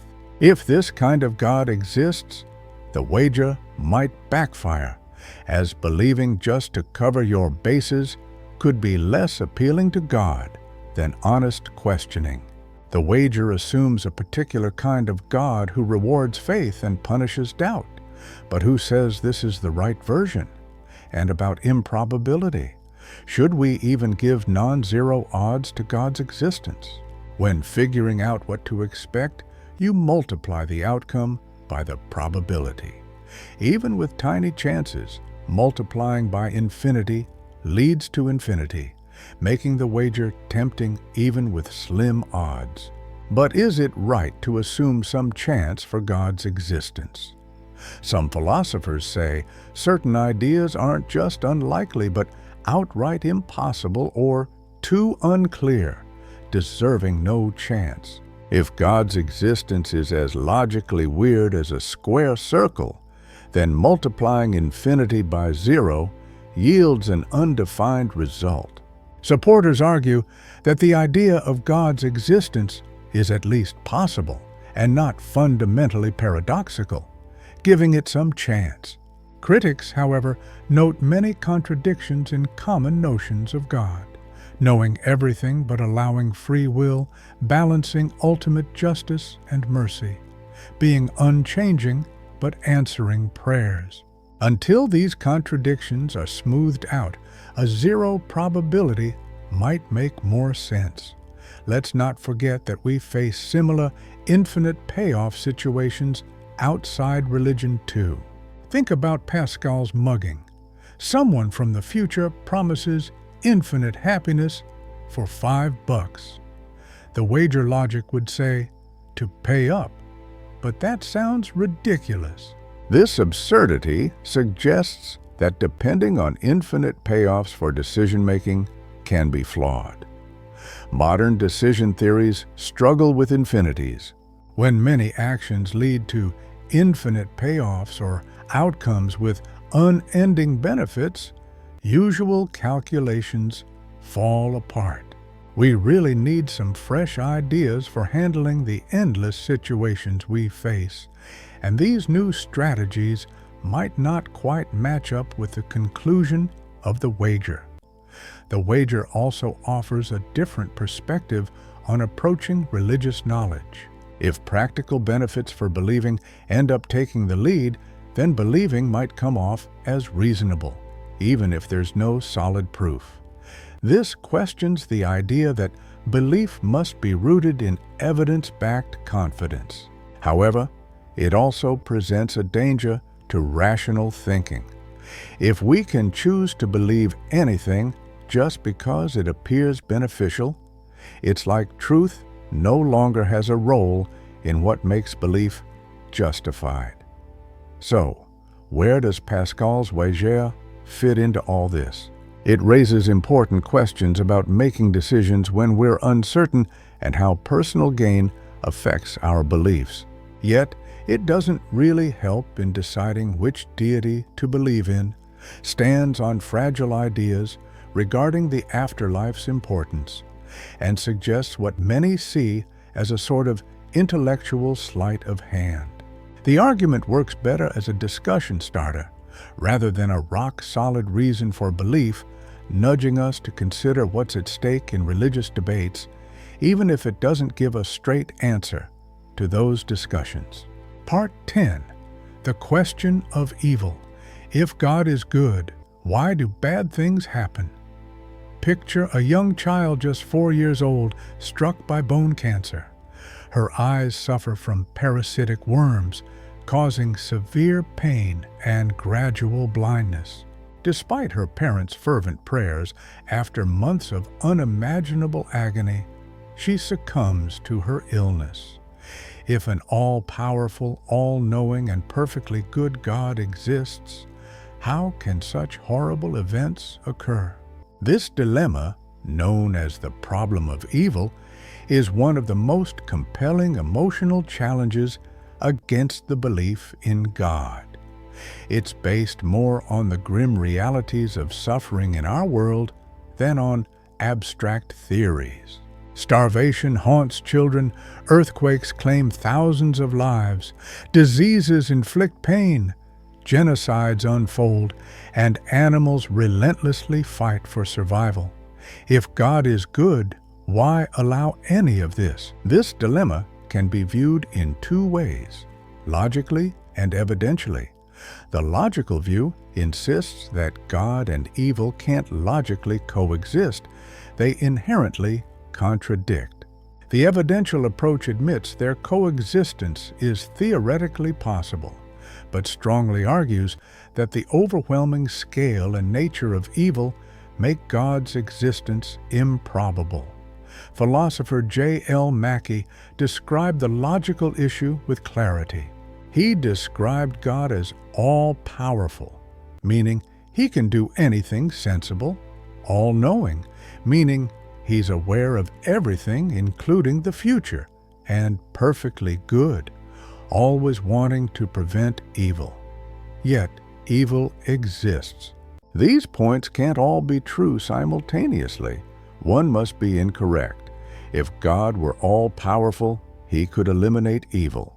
If he were all-knowing, he'd know about all evil. If he were perfectly good, he'd want to stop evil. But with evil still present, it suggests that God might not be all-powerful, isn't all-knowing, or perhaps doesn't wish to stop it, meaning he may not be perfectly good. This line of logic is strong, pointing out a contradiction in traditional theological thinking. If true, it logically supports atheism without needing any evidence beyond the obvious presence of evil. However, today many philosophers think the logical problem has been countered, not by those denying God's existence, but by believers. In the 1970s, Alvin Plantinga offered what's known as the free will defense, explaining how God and evil could logically coexist. He argued that God couldn't have made free beings who always choose good, as having free will means having the choice for evil too. While God could create beings that only do good, they wouldn't be genuinely free moral agents. A world where free creatures can sometimes choose good is more valuable than one without any freedom. Therefore, God was justified in creating beings with free will, even if it sometimes leads to evil. According to Plantinga, the mere logical possibility of his defense is enough, even if it's not proven or likely. If any conceivable world exists where God and evil aren't contradictory, the logical problem dissolves. His free will defense successfully shows that God and evil can coexist, and most philosophers, including non-believers, acknowledge that Plantinga has effectively addressed the logical issue. A renowned atheist philosopher, William Rowe, admitted the logical argument doesn't hold anymore. Yet, Rowe and others still view the evidential problem as compelling. This problem focuses on what's called gratuitous evil, suffering that serves no beneficial purpose. While some evils might result in greater goods, like personal growth during hard times, much suffering appears utterly pointless. The child enduring bone cancer neither gains virtues from the ordeal nor avoids tragic death. Her parents are left devastated. What possible good can justify this suffering? Rowe imagined a deer dying alone in a forest fire with no humans to bear witness or gain anything from its pain. This agony seems purposeless and unnecessary, with no reason that an all-powerful God couldn't accomplish otherwise. Recognizing even one instance of truly pointless suffering strongly suggests that an all-powerful, all-knowing, perfectly good God likely doesn't exist, because such a being would prevent it. Believers respond with theodicies or explanations for why God might permit certain evils. John Hick's soul-making theodicy proposes that this world offers opportunities for spiritual growth. Courage, compassion, and perseverance are traits that really only develop when we go through tough times.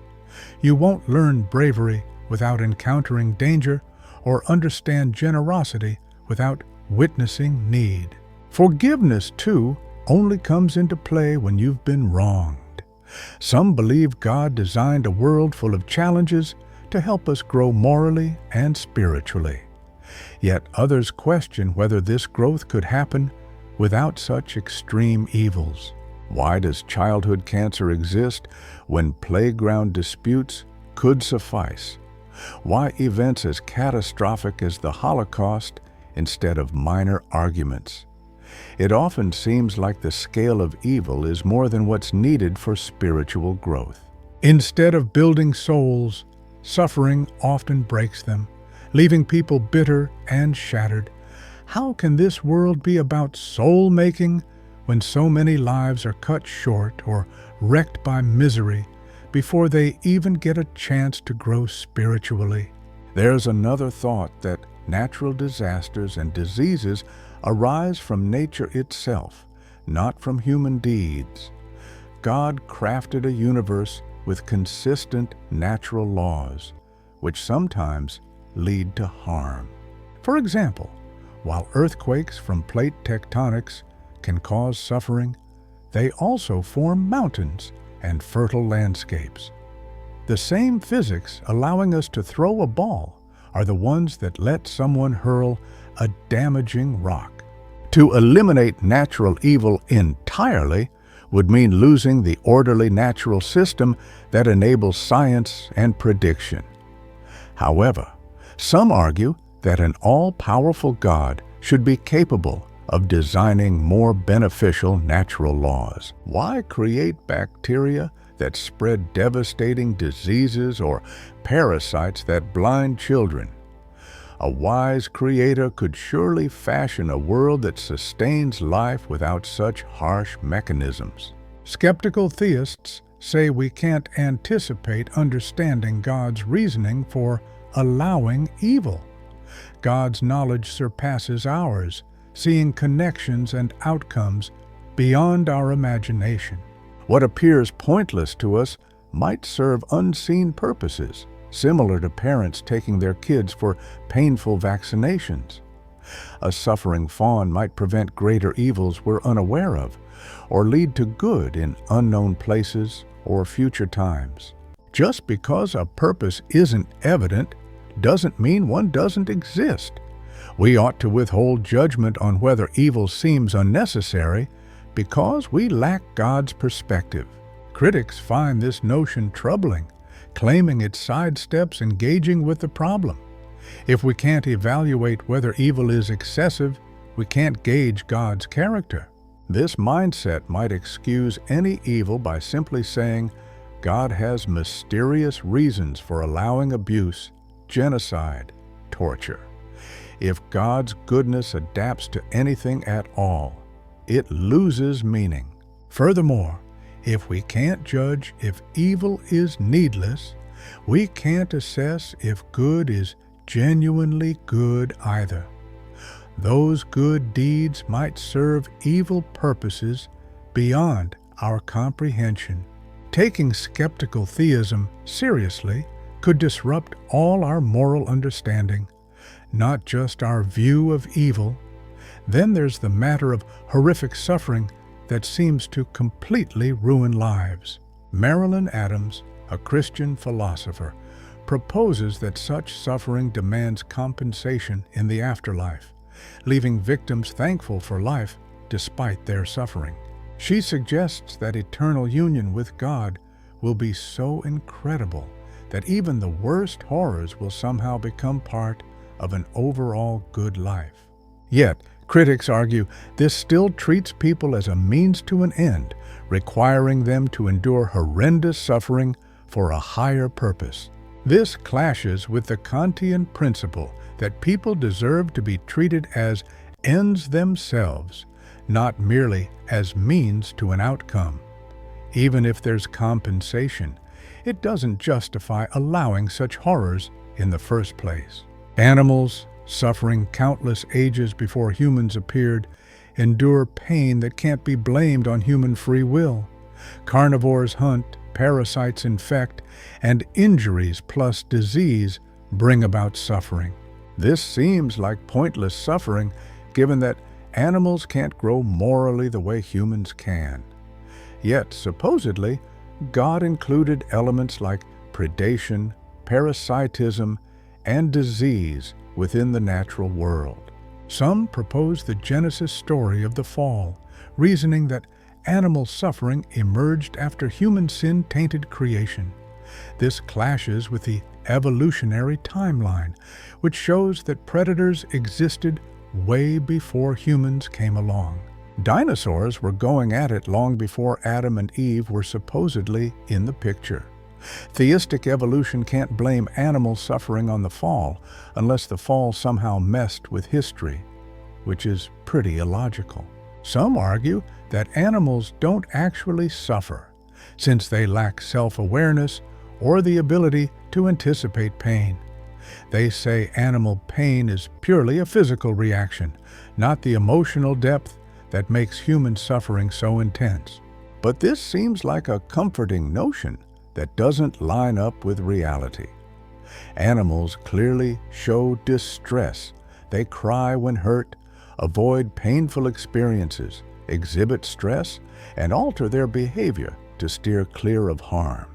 Evolution likely made animals genuinely suffer because pain helps them steer clear of danger. Those creatures that only felt pain in a basic way would likely lose out to those genuinely scared of pain. The way suffering is distributed is also puzzling. If it's meant to help us grow, why do some people endure so much while others hardly face any trials? Some kids have it made with supportive families, good health, and endless opportunities. Others are born into chaos, face abuse, illness, and often die before they have a chance to grow morally. This random distribution doesn't seem optimized for growth. A God with all-powerful abilities could spread suffering more fairly if it's meant for growth. Furthermore, there's the issue of why God remains hidden, which ties into the problem of evil. God could lessen suffering by clearly showing divine presence and intentions, giving people the understanding to handle hardships. But instead, God remains hidden, letting people go through suffering with confusion and doubt, often losing faith as a result. This feels harsh, allowing intense suffering while withholding the comfort of revelation. Some argue that without evil, there can't be good. Courage needs threats, compassion requires suffering to alleviate, and justice arises from addressing injustice. So, they claim evil is necessary for good, and God can't create just good without evil. Critics say this logic is flawed. If evil is needed for good, reducing evil would mean reducing good as well, implying we shouldn't stop any evil actions. But obviously, it's important to prevent evil when possible. If we can stop some evil without eliminating all good, then God could do the same. This argument just suggests minimal evil is needed, not the extreme levels observed. The problem of evil has led many to lose their faith. Charles Darwin's faith faltered after his daughter Annie died at age 10. In his autobiography, he expressed disbelief that a kind God would create parasitic wasps that lay eggs inside caterpillars, leading their larvae to eat the caterpillar alive. This grim design didn't fit with a benevolent deity. Rabbi Harold Kushner wrote, "When bad things happen to good people after losing his son to progeria," he concluded that God isn't all-powerful, wanting to help, but not always able to prevent evil. While this keeps God's goodness intact, it challenges the notion of divine omnipotence. This issue also highlights contradictions in how religions deal with suffering. Religious people often try to comfort with phrases like, "God has a plan," or "everything happens for a reason." But this suggests God intentionally caused or permitted the suffering, which can make God seem responsible for evil. Alternatively, saying God is testing you or God is teaching you implies God is okay with causing suffering to deliver a lesson, which seems morally troubling. Some theologians accept the mystery, admitting they can't explain evil, but still keep their faith. They look to figures like Job, who endured great suffering without clear reasons, but trusted God nonetheless. To them, faith means trusting, despite not understanding everything or having all the answers. Some people think that sticking to belief in God, despite all the terrible things happening around us, is like wishful thinking, holding on to faith despite the obvious. If bad things are supposed to be proof of God because they help us grow or have some mysterious reason, why can't they also prove God doesn't exist when they seem pointless? It's like claiming the evidence always supports God and never contradicts it. Some thinkers have come up with a daring concept, reshaping how we view God's power. Instead of controlling everything, God influences gently, pushing the universe towards good without seizing control. Far from being unreachable, God shares in the world's suffering with us. Evil emerges from the freedom and chaos of the world, not directly from God. So, bad things happen contrary to God's wishes, but God doesn't stop them because that would mean overriding the natural order. Critics argue that this portrayal of God seems too weak to warrant worship and appears incapable of protecting the world from disasters. If God can't halt evil, then why call this being God? Traditional views hold that God is all-powerful, and abandoning that notion means losing a big part of who God is supposed to be. The problem of suffering is still the hardest challenge for believers to tackle both emotionally and mentally. There's no flawless answer, and many believers admit they can't resolve it, but keep their faith for other reasons. This dilemma leads believers to either adjust their ideas about God's attributes, embrace divine reasons beyond understanding, or see evil as actual evidence against God, requiring a strong defense. Many non-believers see the presence of suffering as enough reason to reject God outright, making any argument for God irrelevant because a world full of suffering contradicts the idea of God that these arguments attempt to support. Part 11. The mystery of God's hiddenness. Why can't we find Him? There's a woman who spent 30 years on her knees every night by her bed, yearning for some sign from God. She pores over scriptures, goes to church, seeks spiritual advice, and genuinely wants to believe. But despite all these efforts, she doesn't feel, hear, or experience anything divine. Even with her genuine attempts, she's left in doubt. If God is around and wants to connect with people, why does He seem to hide from those who truly look for Him? This is called the problem of divine hiddenness, which is different from the problem of evil. The problem of evil asks why a kind God lets suffering happen, while divine hiddenness asks why a loving God doesn't make Himself obvious to genuine seekers. If God truly desires belief and promises ultimate fulfillment through a relationship with Him, why make believing so hard? J.L. Schellenberg presents a deep dive into this argument. He starts with a straightforward idea. If a truly loving God exists, He would crave a relationship with His creations. Real love seeks reaching out, understanding, and communication. A loving parent wouldn't hide from their children, refusing to let them know they're there. Plus, a real relationship means both parties must be aware of each other.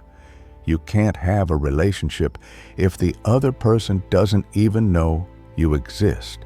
So, if God wants a connection with humans, He should ensure they can recognize His existence. Not everyone has to believe, but those open to connecting with God should at least have a fair shot at finding Him through sincere searching. Yet, many reasonable, capable, and honest seekers don't find convincing evidence of God's presence. These folks aren't turning away from God out of pride or moral failure. They earnestly want to connect with God, but lack enough reason to believe He's there. This absence of belief among genuine seekers clashes with what we'd expect if a perfectly loving God were real. Schellenberg argues then that a perfectly loving God might not exist. Either God doesn't exist at all, isn't perfectly loving, or isn't looking to create personal connections with humans. This argument is compelling because it revolves around love, not just power or goodness. Christians emphasize that God is love, desiring a bond with everyone, and that Jesus came to restore humanity's link with God. But if that's true, divine hiddenness seems baffling. Why would a loving God give people the capacity to connect, but then make His presence so unclear that true seekers can't find Him? Consider the level of disbelief. Throughout history, billions have lived and died without believing in the God described by traditional theism. Many never heard of Christianity or Islam. Some heard but weren't convinced by the arguments, while others longed to believe but couldn't. If God loves these individuals and wants a relationship with them, why not make Himself evident enough that a fair search leads to belief? Believers have a few explanations. They argue that God has revealed Himself through nature, our conscience, and Scripture, but sin blurs human perception. They claim people suppress the truth about God because accepting Him would require a moral transformation they resist. Romans chapter 1 suggests that God's invisible qualities are shown in creation, making disbelief unreasonable. But critics argue this feels like blaming an innocent person. Many non-believers are genuinely searching for truth but don't find God, not because they're pushing away the truth, but because the evidence isn't convincing. Charging all disbelief to poor morals seems unjust and doesn't align with reality. Many atheists lead morally upright lives while some believers don't. Moral character doesn't seem tied to belief. Secondly, believers point to free will. They say God stays hidden to preserve people's ability to choose Him or not without being overpowered by evidence. If God appeared visibly and performed undeniable miracles, it would leave people with no choice but to believe. But critics aren't buying this argument. Parents make their presence known to their kids without taking away their kids' freedom to love or ignore them. Just knowing someone's real isn't the same as being forced to love them. God could easily make His presence super obvious and still give people the freedom to respond in different ways, whether with love, indifference, or outright rebellion. Take the disciples, for example. They had clear evidence that Jesus was alive, yet Judas chose betrayal. Thomas had his doubts, and Peter ended up denying him.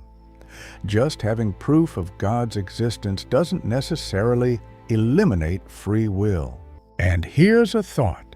If God decides to remain a bit mysterious, to maintain this freedom, why does he make himself known to some and not others? Think about Paul's experience on the road to Damascus, or Moses having conversations with God, and the disciples witnessing miracles firsthand. Why do they get the premium experience while people today often feel left out? It just seems kind of arbitrary and unfair. There's also the idea that maybe life isn't just about meeting God, but about growing our souls, sharpening our morals, or being put to the test. By keeping a low profile, people can develop virtues like faith, hope, and perseverance, which thrive on a bit of mystery. If God's existence were too obvious, these qualities might never get a chance to grow. But critics point out that if building a relationship with God is the main purpose, then making that challenging seems to defeat the purpose. Besides, virtues like humility before God, gratitude for life, or obedience despite understanding could develop even without uncertainty. Some folks suggest we shouldn't expect to fully understand why God chooses to stay hidden. God's wisdom is infinitely greater than ours, so what looks like unnecessary secrecy might have good reasons we simply can't grasp. Maybe God knows revealing himself could cause unexpected problems, or perhaps his hiddenness makes good things possible that we can't even imagine. However, skeptics argue that if we can't make judgments about God's hiddenness, then how can we assess divine love too? This leaves the idea untestable, making it lose significance. Even the Bible mentions God's desire to be known, like in Jeremiah 29:13's promise, "You'll find me if you seek with all your heart," or 1 Chronicles 28:9, "If you seek him, he'll be found." Yet, those who sincerely look but come up empty might feel these promises don't hold up. The discussion also delves into religious experiences. Many people have felt a strong sense of God's presence, yet others, equally sincere, feel nothing. If these experiences signal God's reality, then not having them suggests the opposite. However, believers often highlight the positive encounters and dismiss the negatives, which seems a bit selective. On top of that, the vast array of religious diversity suggests that while God might stay quiet for those seeking the Christian God, he seems to make appearances to Muslims, Hindus, Buddhists, everyone finding what they seek within their traditions. This pattern suggests these experiences might reflect personal expectations rather than actual divine interactions. Some theologians favor a view called apophatic or negative theology, emphasizing God's mystery and transcendence. They see God as far beyond human comprehension, not something easily understood through everyday logic. His hiddenness signifies this profound mystery rather than a lack of care. Discovering God means moving beyond logic into a mystical connection. But critics wonder if this doesn't make God indistinguishable from not existing. If God is so hidden that presence and absence are the same, why believe? This view also conflicts with Christian teachings, which claim God made himself known through Jesus. The issue of hiddenness hits hardest for those who've lost their faith. A lot of people who were brought up as Christians, Muslims, or Hindus end up finding their faith slipping away, even when they really want to keep it. They don't turn away from their religion because they hate God or because they prefer to sin, but because they find it tough to keep believing without the evidence they're hoping for. This path toward losing faith usually involves years of praying, studying, and searching, only to realize that maybe God doesn't exist or doesn't care about their journey. If God does care about these people and wants a relationship, why would He let them wander away because of missing evidence? It feels unfair, almost like a parent hiding on purpose from a child who's trying hard to find them. Some defenders say these individuals never really believed in the first place, claiming that genuine faith survives doubt. But that feels like the no true Scotsman fallacy, where true belief is only called real if it keeps going, making it an argument that can't be proven wrong. Many ex-believers genuinely showed signs of real faith. They committed themselves to serving, felt God's presence, and loved God deeply before losing their belief. Dismissing their past faith as fake seems both insulting and far-fetched. The hiddenness argument also questions the idea of eternal damnation. If God sends people to hell for not believing but stays hidden and makes it tough to believe, that's harsh. You can't justly punish someone for struggling to believe when you made it difficult. Combining God's hidden nature with the concept of hell paints God as cruel, hiding the evidence and punishing people for not believing without it. Some Christians respond by abandoning eternal damnation and turning to universalism or annihilationism. If God eventually saves everyone or simply lets the unredeemed disappear, the hiddenness issue isn't as bad. But this clashes with traditional Christian beliefs and many Bible verses that seem to support eternal punishment. Others suggest hell isn't something God imposes, but something that happens when people reject a relationship with God. In this perspective, God honors human freedom to the point of allowing eternal separation. Despite this, it remains unclear why God makes it so hard to start a relationship through hiddenness, creating situations where many can't have the beliefs needed to choose that relationship. The divine hiddenness argument is pretty new, mostly coming up in the late 20th and early 21st centuries. But it quickly became a hot topic in the philosophy of religion. Many philosophers find it even more compelling than the problem of evil, since it doesn't need to prove any evil is completely devoid of purpose. It merely points out that some earnest seekers never find God, which can't be denied. So, what's the point of this argument? For those who claim they've felt God's presence, the argument falls flat because they reject the idea that God remains hidden from genuine seekers. For those who sought God but didn't find enough evidence, the argument hits home because it mirrors their own experiences.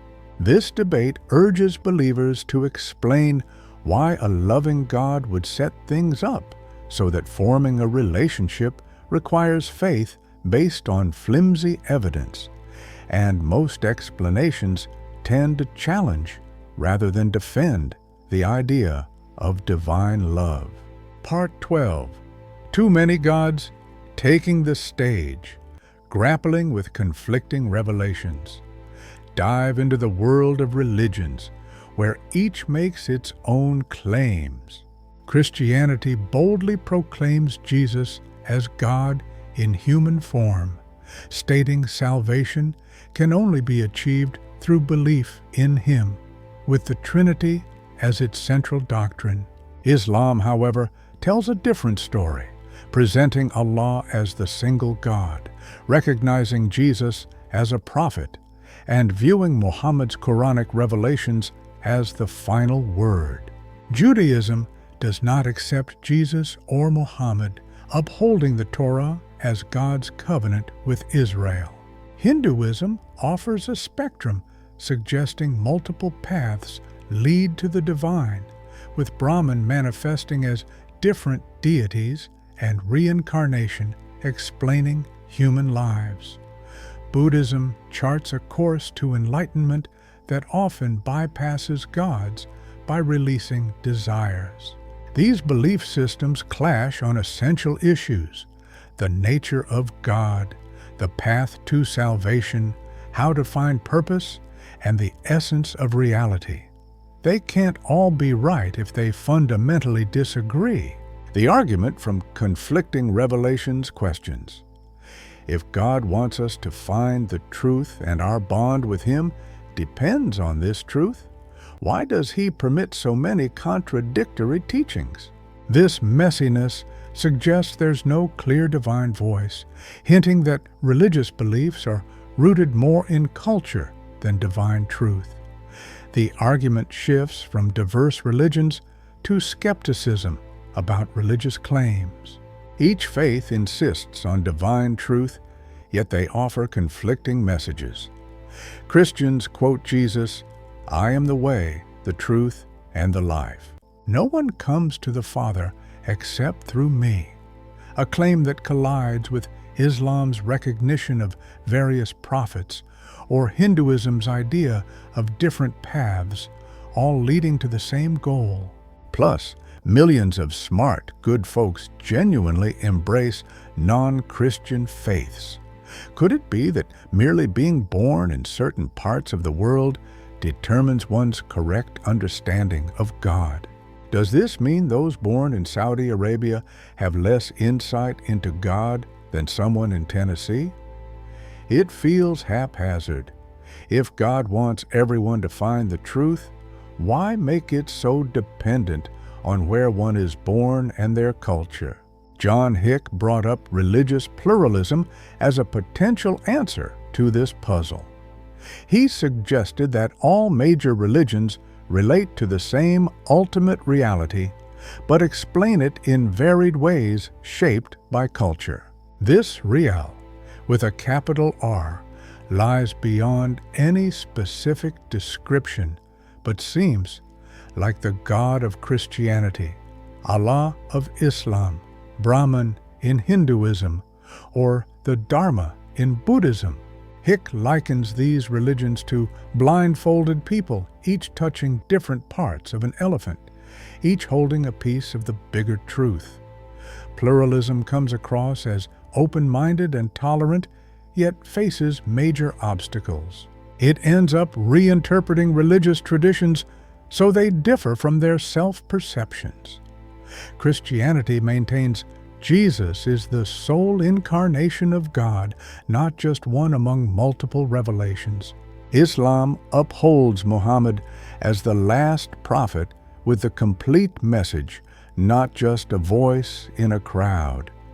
Pluralism asserts all religions are true, but not in the way they think, almost nullifying their claims. It also grapples with religions or ideas that harm. Should we consider religions advocating human sacrifice valid responses to the real? And what do we do about faiths promoting oppression, violence, or hate?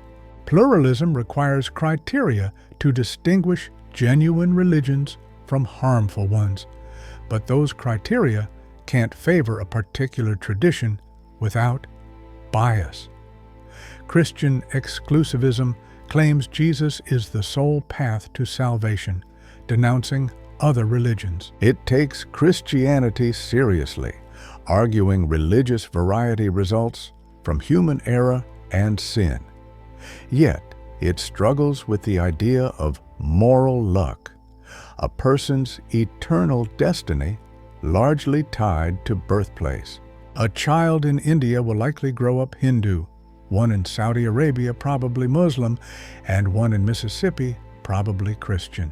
If only Christianity is true, most people throughout history faced damnation not due to personal fault, but because they never encountered Christian teachings or found them eclipsed by cultural imperialism that appeared insincere. Inclusivism seeks a balance between exclusivism and pluralism.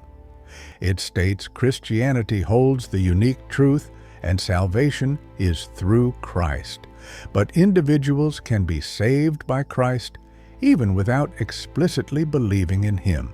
God looks at the genuine intentions of people's hearts instead of getting caught up in precise dogma. He responds to those who seek spirituality earnestly, no matter what religious label they use. The changes brought by Vatican II in the Catholic Church made room for the idea that truth and holiness exist outside Christianity, too. But this inclusivity leads to a puzzle. If folks can be saved without knowing about Christ, then why bother spreading the gospel? Could it backfire, causing people to turn away and risk missing salvation when they might have been anonymous Christians anyway? Plus, inclusivism still holds Christianity as the ultimate truth, which raises another question. Why would God let so many people follow what's seen as false religions when the true path is within reach? This debate about differing religious beliefs gets even trickier with big doctrinal differences. For instance, Christianity teaches God became man in Jesus, but Islam sees this as shirk, a major sin of associating anyone with God. Obviously, one of these views is wrong, and it's not a minor mistake. It's at the core. Why would a loving God allow such widespread misunderstanding about Himself? Then there's the question of the afterlife. Christianity and Islam describe eternal heaven or hell. Meanwhile, Hinduism and Buddhism talk about reincarnation and ultimately breaking free from it, and Judaism offers various ideas like bodily resurrection or just reuniting with ancestors without being conscious. These aren't simply different perspectives, they're opposing claims about what happens after we die. Advocates of inclusivism might say that despite the doctrinal discrepancies, major religions share essential moral teachings like compassion, justice, honesty, and human dignity, hinting at a shared divine origin beyond surface differences. But critics suggest these moral similarities come from common human experiences and societal demands, not divine insight. Societies allowing murder or theft wouldn't survive, so successful societies naturally develop similar moral codes. Evolution and cultural development better explain these shared morals than divine messages. And when it comes to issues like gender roles, sexuality, warfare, punishment, and religious freedom, religions display serious ethical divides that aren't just imagined differences. There's also the topic of religious experiences. People of different faiths often have profound experiences that validate their differing beliefs. Christians might feel a connection with Jesus, affirming Christianity. Muslims might sense Allah upholding Islam, and Hindus might have spiritual experiences that align with their beliefs. These cannot all be true at once, since they support contradicting beliefs. This suggests that religious experiences could be more about psychological influences shaped by one's culture, rather than actual divine encounters. Our brains might create experiences conforming to beliefs we already hold or learned, which we then take as proof of those beliefs. This seems to explain the diversity of religious beliefs better than the idea that God reveals different truths to different cultures. Some suggest that these contradictions might somehow be harmonized on a deeper level. Maybe the Trinity connects monotheism with the idea of incarnation in ways other religions haven't understood. Or perhaps reincarnation and resurrection both hold some truth. But this seems more like wishful thinking. The contradictions are real and profound, not just surface level. Additionally, there's the concept of demonic deception. If the Christian God exists, what about Islam or Hinduism? Some Christians might argue other religions are the work of demons, with Satan pretending to be divine revelation to mislead people. Yet, this raises more questions. Why would God let Satan trick so many people? And what ensures Christianity isn't a deception as well? Any standard to differentiate between true and false religions should be applied fairly across the board. The study of religious beliefs shows faith is closely tied to where you're born, family traditions, and social environment. Growing up in Iran often leads to being Muslim, in India, usually Hindu, and in Alabama, likely Christian. This pattern implies that cultural context shapes beliefs more significantly than any proof or divine message. If God intended for everyone to know the truth, it doesn't make much sense for that truth to hinge so much on where or when you're born. God's revelations should be available to all, not just limited to certain regions or times. Some argue that God communicates truths through cultures in ways that resonate with them. However, this theory stumbles when cultural beliefs clash over God's nature, how salvation works, or the reality of things. This isn't just a problem between different religions, it happens within the same faith, too. Look at Christianity. It's divided into many denominations, each with its own take on salvation, rituals, church laws, how to read the Bible, and moral issues. If the Holy Spirit is really guiding believers toward truth as promised, why is there such a lack of consensus among those who claim to be Spirit-led? Catholics and Protestants both lean on the Bible and the Spirit for authority, yet frequently end up at odds on many teachings. These inner conflicts throw doubt on any religious group claiming to have clear divine insight. If God's message were straightforward, followers wouldn't be tangled in so many disagreements.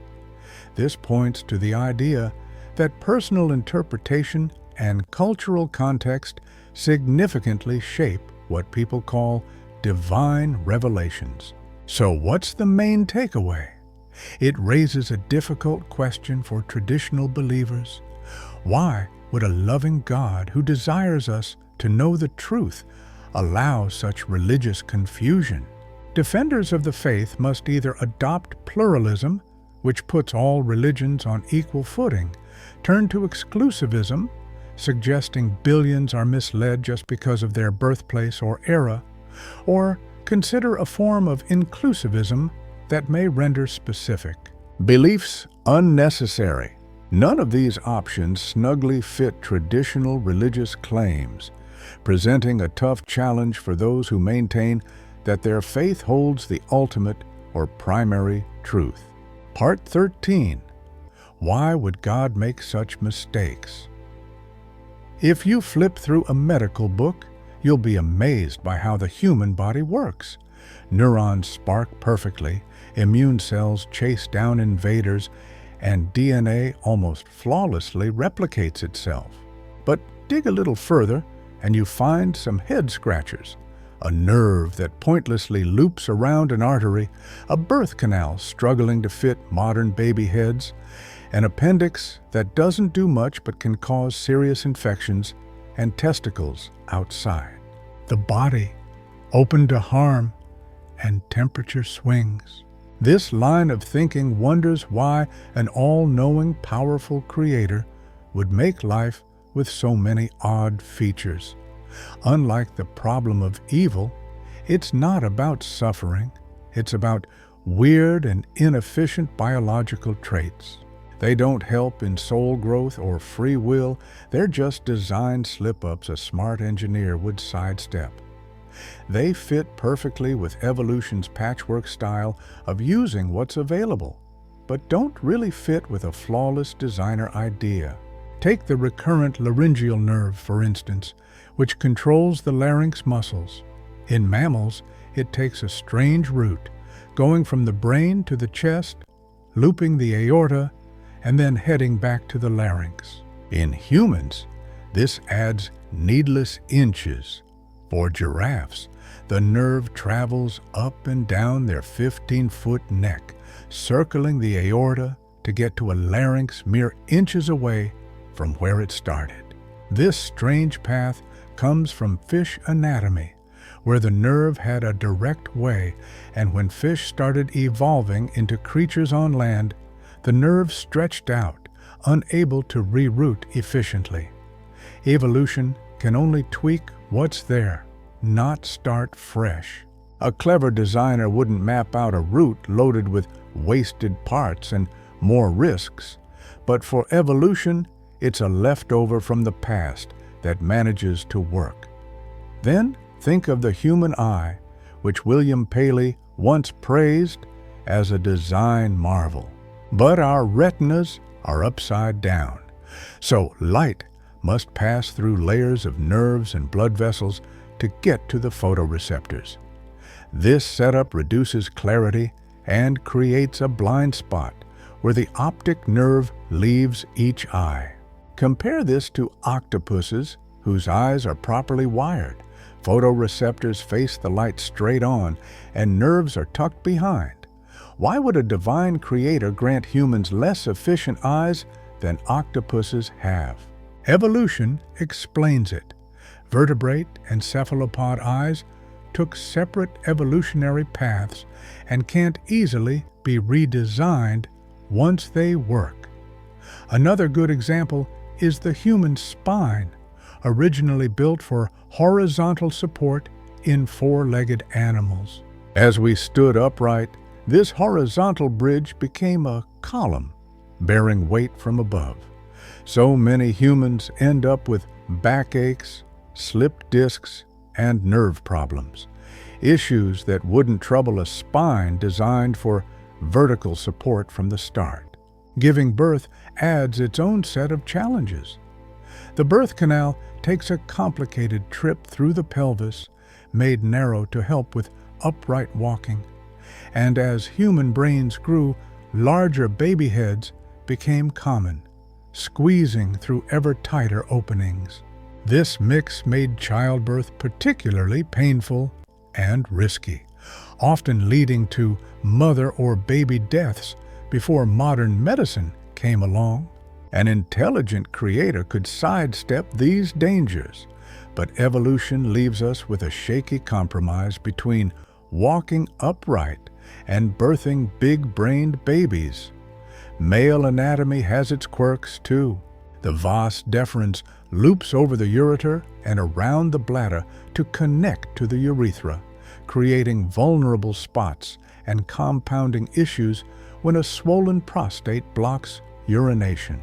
The testes hang outside our bodies, making them more prone to getting hurt or having temperature issues, yet they need to be cooler than the body's core to produce sperm. An engineer could design a way to keep them at the perfect temperature inside the body without harming sensitive organs.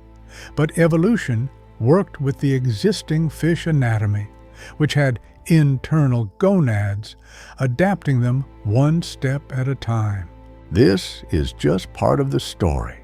Our wisdom teeth are a pain because our jaws have shrunk faster than our teeth have changed over time, leading to some folks getting them out. We've got a throat that doubles as a passage for both breathing and eating, which means we risk choking. Unlike most mammals, we don't produce vitamin C. Our ancestors got plenty from fruit, so the genes for making it disappeared because there wasn't any evolutionary push to keep them around. And then there's the tailbone. practically useless, yet a real pain if you break it. These examples might seem small on their own, but they show life as a patchwork of tweaks, not as a perfect creation by an all-knowing designer. Those who support intelligent design have a few arguments. First, they argue we shouldn't be too quick to criticize what God has created, suggesting there might be hidden benefits to these supposed flaws that we're not aware of. Maybe that weird path of the recurrent laryngeal nerve serves some secret purpose or developmental role.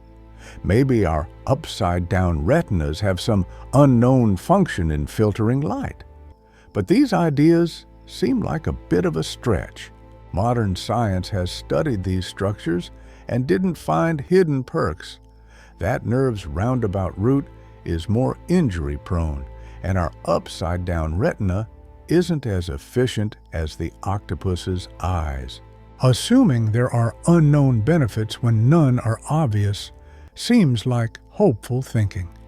Secondly, some argue these flaws are a result of the fall, claiming that sin messed up what was once a perfect world.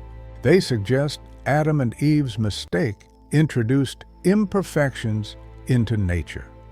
But this explanation has its own issues. The design problems we're discussing are foundational structural features, not decay from some golden era. The recurrent laryngeal nerve has been twisted throughout evolutionary history, never taking a direct path in any mammal. Also, many of these traits were around before humans, so blaming them on human sin seems off. Lastly, this notion suggests a God who isn't very effective.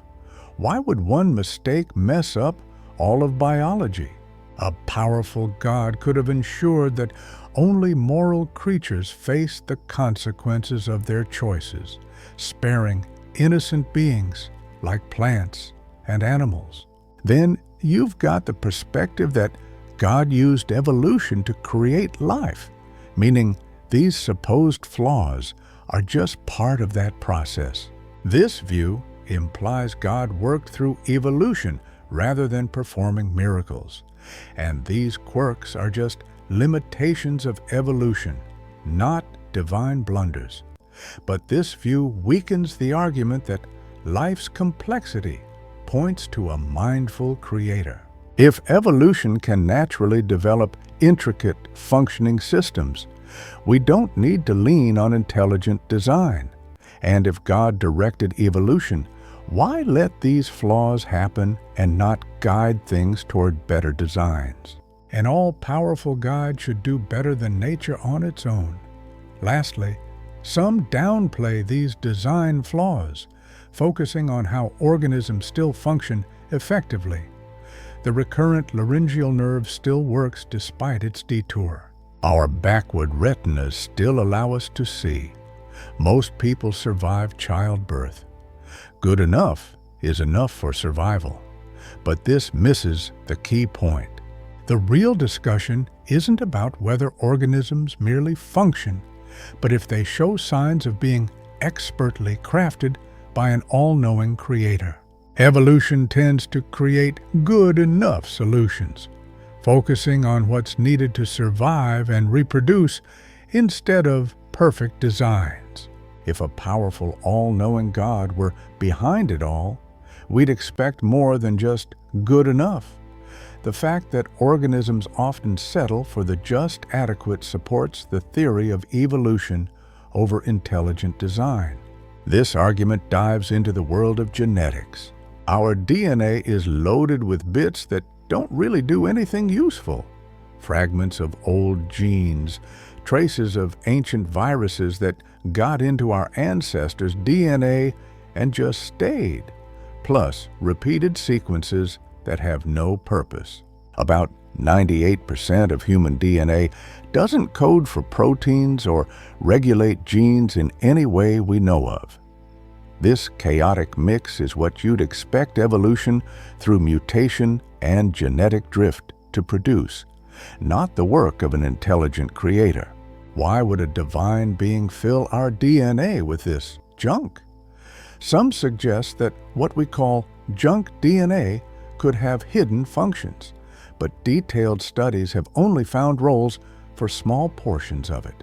Most sections seem to be pointless, parasitic sequences hanging around because they don't harm survival enough to be weeded out by natural selection. This aligns perfectly with evolutionary theory, not with the idea of intentional design. The fossil record tells a similar story. There are tons of extinct species, branches on the evolutionary tree that didn't go anywhere, and mass die-offs. More than 99% of all species that ever existed are gone now. This supports natural selection, where species fit their environments until changes render them obsolete. If each species was individually created by God, this seems extremely inefficient. Why would God create countless species only for them to disappear? Why make dinosaurs dominate for ages and then suddenly wipe them out? Some say there are divine reasons we can't grasp. Maybe a preference for variety over time or extinct species having unknown purposes. But these explanations don't differentiate divine design from no design. Any scenario, no matter how wasteful, can be justified by mysterious reasons. Then there's the brutal side of nature, parasites that blind their hosts, wasps laying eggs inside caterpillars, and diseases causing enormous suffering. These aren't just inefficient designs, but point to a world that feels indifferent or harsh, not tailored by a compassionate deity. This ties into the broader problem of evil, but adds another twist. These harsh mechanisms aren't necessary results of laws for free will, but deliberate choices by a creator. Why would God create wasps with such cruel reproductive practices? Even Darwin saw creatures like these as evidence against a kind design, reasoning that a loving God wouldn't create beings that rely on cruelty to survive. If they evolved without divine input, their presence makes sense. They persist because they are effective despite their harshness. However, if God designed them, it raises questions about God's nature. Not being all-powerful enough to create kinder ways, or not being truly good to care. This argument doesn't negate God's existence, but makes a strong case against biological design being proof of a creator. If life showed perfect design, that might point to an intelligent designer. But what we observe fits more with evolution producing adequate but flawed designs, rather than what you'd expect from an all-knowing engineer. The evidence leans heavily towards naturalistic evolution rather than intelligent design. So, where does that put us? It undercuts the argument that biological complexity is evidence for intelligent design by showing how life often demonstrates flawed designs, not consistent with an all-knowing creator.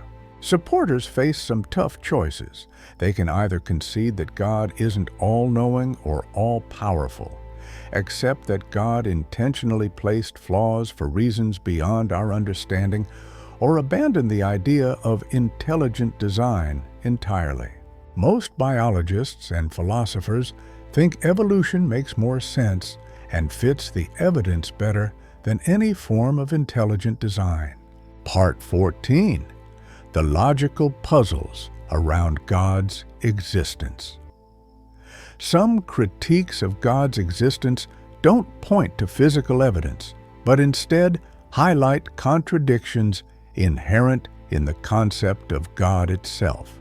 The usual attributes assigned to God, like being all-powerful, all-knowing, perfectly good, unchanging, and eternal, don't seem to work logically, either individually or together. If these traits conflict with each other, then God's existence becomes impossible, no matter what evidence there is in the real world. It's like arguing that square circles can't exist. Since the concept itself is flawed, you'll never find one. The most famous paradox is the all-powerful question. Can God make a rock so heavy that even He can't lift it? If He can, then He can't lift it, which means He isn't all-powerful. If He can't, then He isn't all-powerful because He can't make the rock. It's a no-win situation, suggesting that being all-powerful might be impossible. While it might sound like a word game, it's actually a deeper conceptual problem. What does it really mean to be all-powerful? If it means doing anything at all, even things that don't make sense, then God should be able to create square circles or make 2 + 2 = 5. But if that's true, then logic breaks down and we can't understand anything about God. If it means doing anything that makes sense logically, then God can't create rocks. He can't lift, just like He can't make square circles. So, this paradox vanishes. Asking God to do such things is like asking Him to create square circles, which is impossible from the get-go. This raises other questions. What exactly is logically possible? Some philosophers see phrases like married bachelor or square circle as clearly nonsensical, but some situations are murkier. Is time travel logically possible? What about altering the past? Can God defy math rules? The answers affect what being all-powerful means.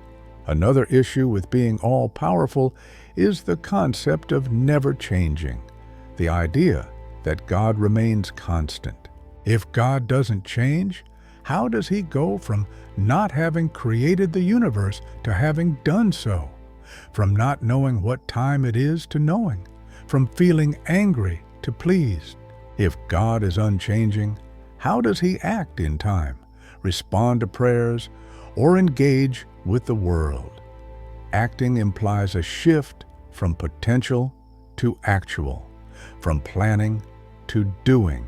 Thinkers like Aquinas argue that God exists outside of time altogether, in an eternal now, seeing all moments at once without any sequence. For God, there's no before or after, no shift from potential to actual. God's act of creation is timeless and consistent, even though it seems to have a start from our time-bound perspective. But this introduces more challenges. If God is timeless, how does He have thoughts or plans that precede His actions? How does He answer prayers, a process that suggests a sequence? First, hearing a prayer, then acting on it. Religious texts describe God speaking, acting, getting angry, changing His mind, remembering, and forgetting, all requiring a sequence of time. Moreover, combining being all-knowing with never changing and having free will creates complications. If God eternally knows everything that will happen, including His future actions, can He act differently? If God's actions are predetermined by this knowledge, then they aren't free. Yet Christianity teaches that God freely chose to create the world and could have chosen otherwise. How do we reconcile that? Some philosophers argue that divine freedom aligns with necessary actions if this necessity comes from God's own nature and not external forces. God acts in perfect goodness from His essence, not because He's coerced, preserving His freedom. Critics, however, suggest this conception of divine freedom differs from what we typically understand as freedom, raising questions about whether it's truly freedom. Another thorny issue is divine knowledge versus human freedom. If God infallibly knows what choice you will make tomorrow, are you free to choose otherwise? It seems you aren't, because if God knows you'll choose A, and God can't be wrong, then you're bound to pick A. Choosing option B isn't feasible because it would suggest that God's knowledge is flawed, which can't happen if God is perfect. This raises the question of whether God's foreknowledge limits our ability to choose freely. Various solutions have been proposed to address this. Some argue that even though God knows what you'll do, it doesn't mean He's causing it, so you still have the freedom to make that choice. Simply knowing an event will happen is not the same as making it happen. For example, you know the sun rose this morning, but you didn't make it rise. Similarly, God knows your future choices without causing them to occur. However, critics say the issue is about logic rather than causation. If God knows event X will occur, then X must inevitably happen, not because God makes it so, but because God's infallibility means His knowledge must be correct. So, the necessity stems from God's inability to be wrong. Open theists suggest that God doesn't know about future choices because they don't exist yet. By this reasoning, the future remains open and not predetermined, meaning God's omniscience doesn't include knowing the unknown. This preserves human free will, but challenges the traditional view of God being aware of future events, which is inconsistent with many biblical narratives showing God predicting what lies ahead. Molinists have introduced the concept of middle knowledge, suggesting God knows what every possible person would choose freely in any given situation, and then He creates a world where these choices align with His plans.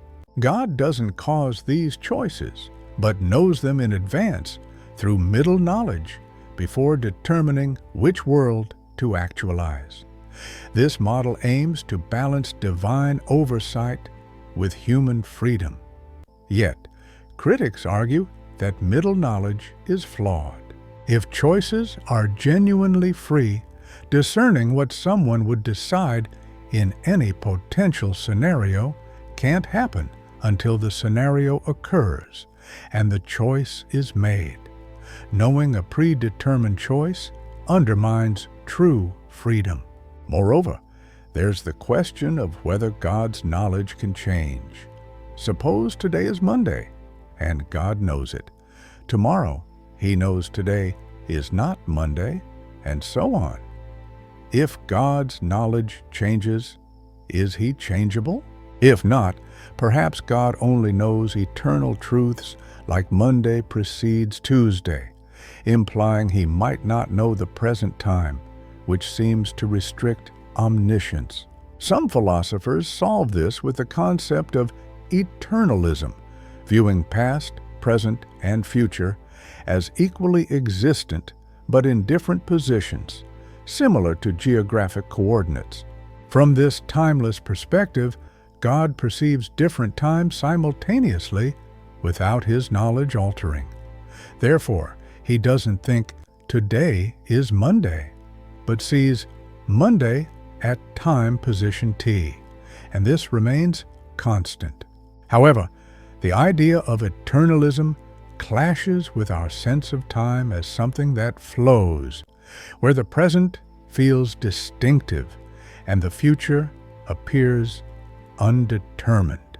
It also raises issues about how God might engage with time-bound events if He's separate from temporal passage. Blending God's omniscience and perfect goodness creates a dilemma regarding future sins. If God knows that creating person X will result in X committing a severe evil, and if God is wholly good, should He still create X? Allowing someone He knows will do great harm seems reckless, like releasing a known criminal likely to murder again. But God avoiding the creation of anyone who might sin means humans with free will couldn't exist, given that every free being sins eventually. Some suggest that existence with sin is preferable to not existing, thereby justifying God's creation of them. Yet, this might excessively downplay the severity of sin.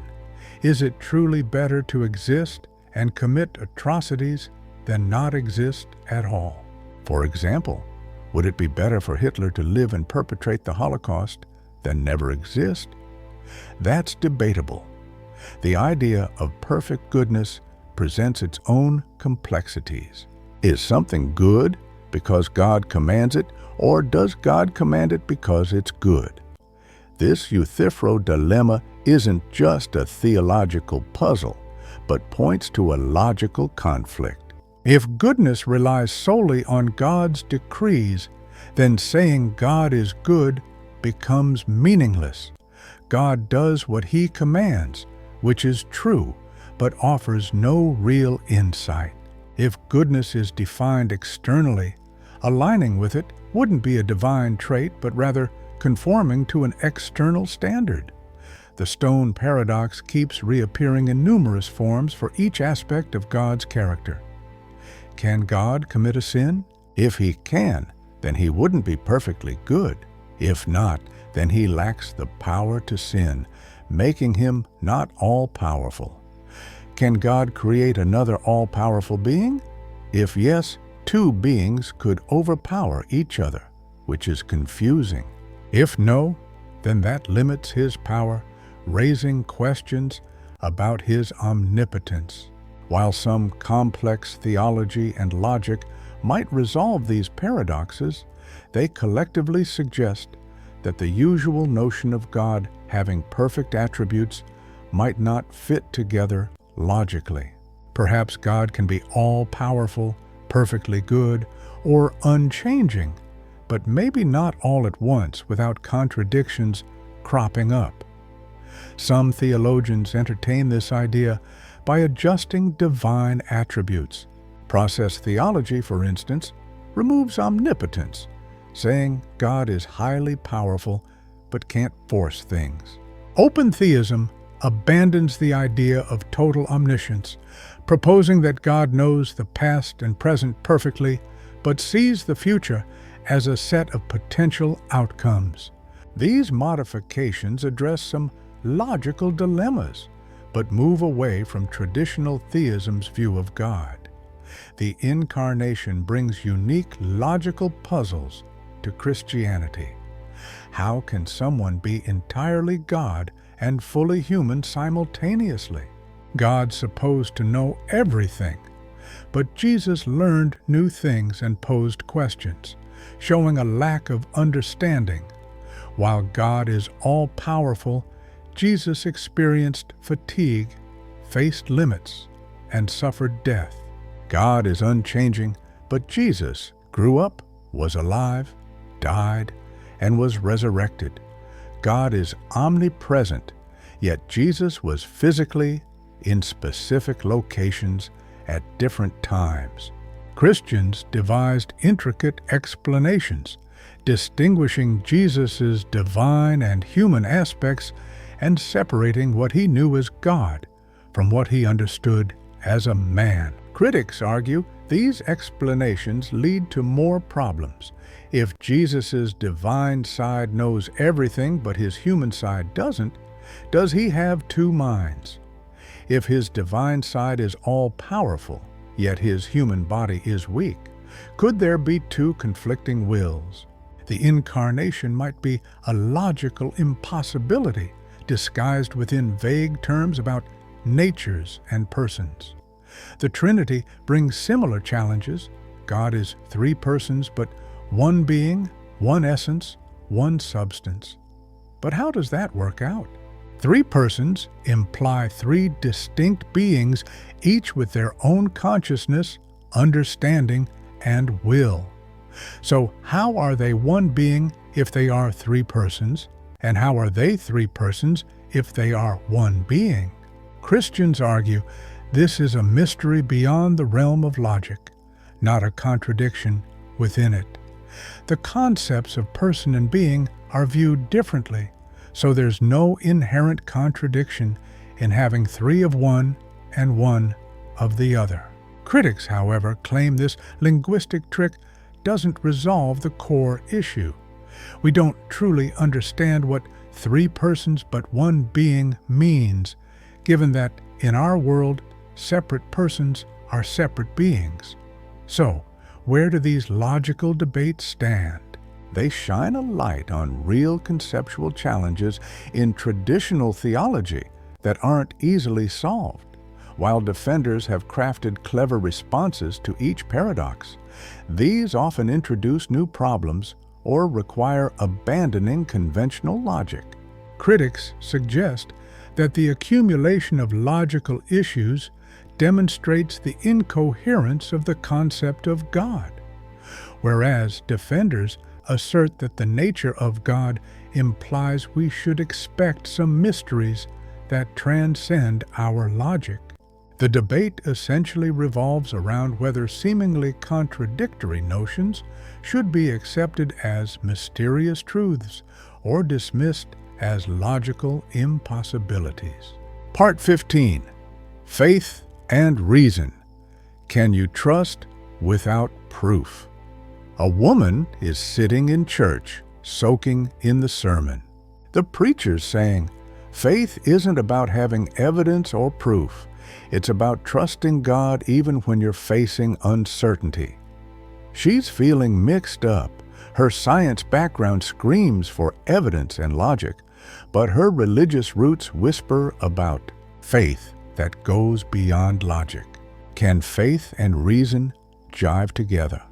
Is it ever sensible to believe without solid evidence, or does faith ask us to ditch intellectual honesty? This cuts to the heart of religious knowledge and belief. Philosophers and theologians have chewed over this forever. Some say faith and reason can be buddies, while others argue they're fundamentally in opposite corners. Tertullian, an early Christian writer, famously asked, "What has Athens to do with Jerusalem?" implying that Greek philosophy and Christian faith just don't mix. He once quipped, "I believe because it is absurd," suggesting faith runs on a different wavelength than logic. From his view, trying to prove God logically misses the point. Faith is all about trust and relationships, not cold hard proof. In the 1800s, Søren Kierkegaard took this idea and ran with it, crafting a whole philosophy around it. Kierkegaard thought that real faith requires a leap beyond logic, embracing paradoxical ideas and uncertainty. The idea of Christ being both divine and human is objectively bonkers from a rational standpoint. How can an eternal God be a finite human? But faith leaps over this absurdity, finding truth in the paradoxes reason can't handle. Kierkegaard drew a line between objective truth, which you discover through logic and evidence, and subjective truth, which is about personally accepting a belief. Christianity, he argued, isn't about ticking off facts, but about personal transformation. Becoming a Christian means living passionately committed to Christ, even without certainty. Waiting for solid proof before believing means you might never know real faith, because faith asks for risk and wholehearted commitment without guarantees. This view resonates with many believers. It gives faith a defense against skepticism.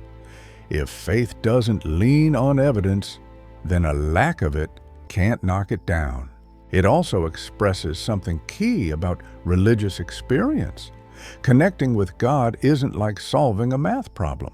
It's more about trusting a friend than accepting a hypothesis. Yet critics spot big red flags. First, this approach seems to make belief feel like a random choice. If faith doesn't require evidence, what makes Christianity preferable to Islam, Hinduism, or a made-up religion? Kierkegaard thinks you should choose the belief that profoundly changes you, but this seems to put truth second to how it affects you personally, implying it's okay to embrace falsehoods if they boost your self-worth. Secondly, fideism, or faith without evidence, seems intellectually careless. W.K. Clifford famously argued, "It is wrong always, everywhere, and for anyone, to believe anything on insufficient evidence."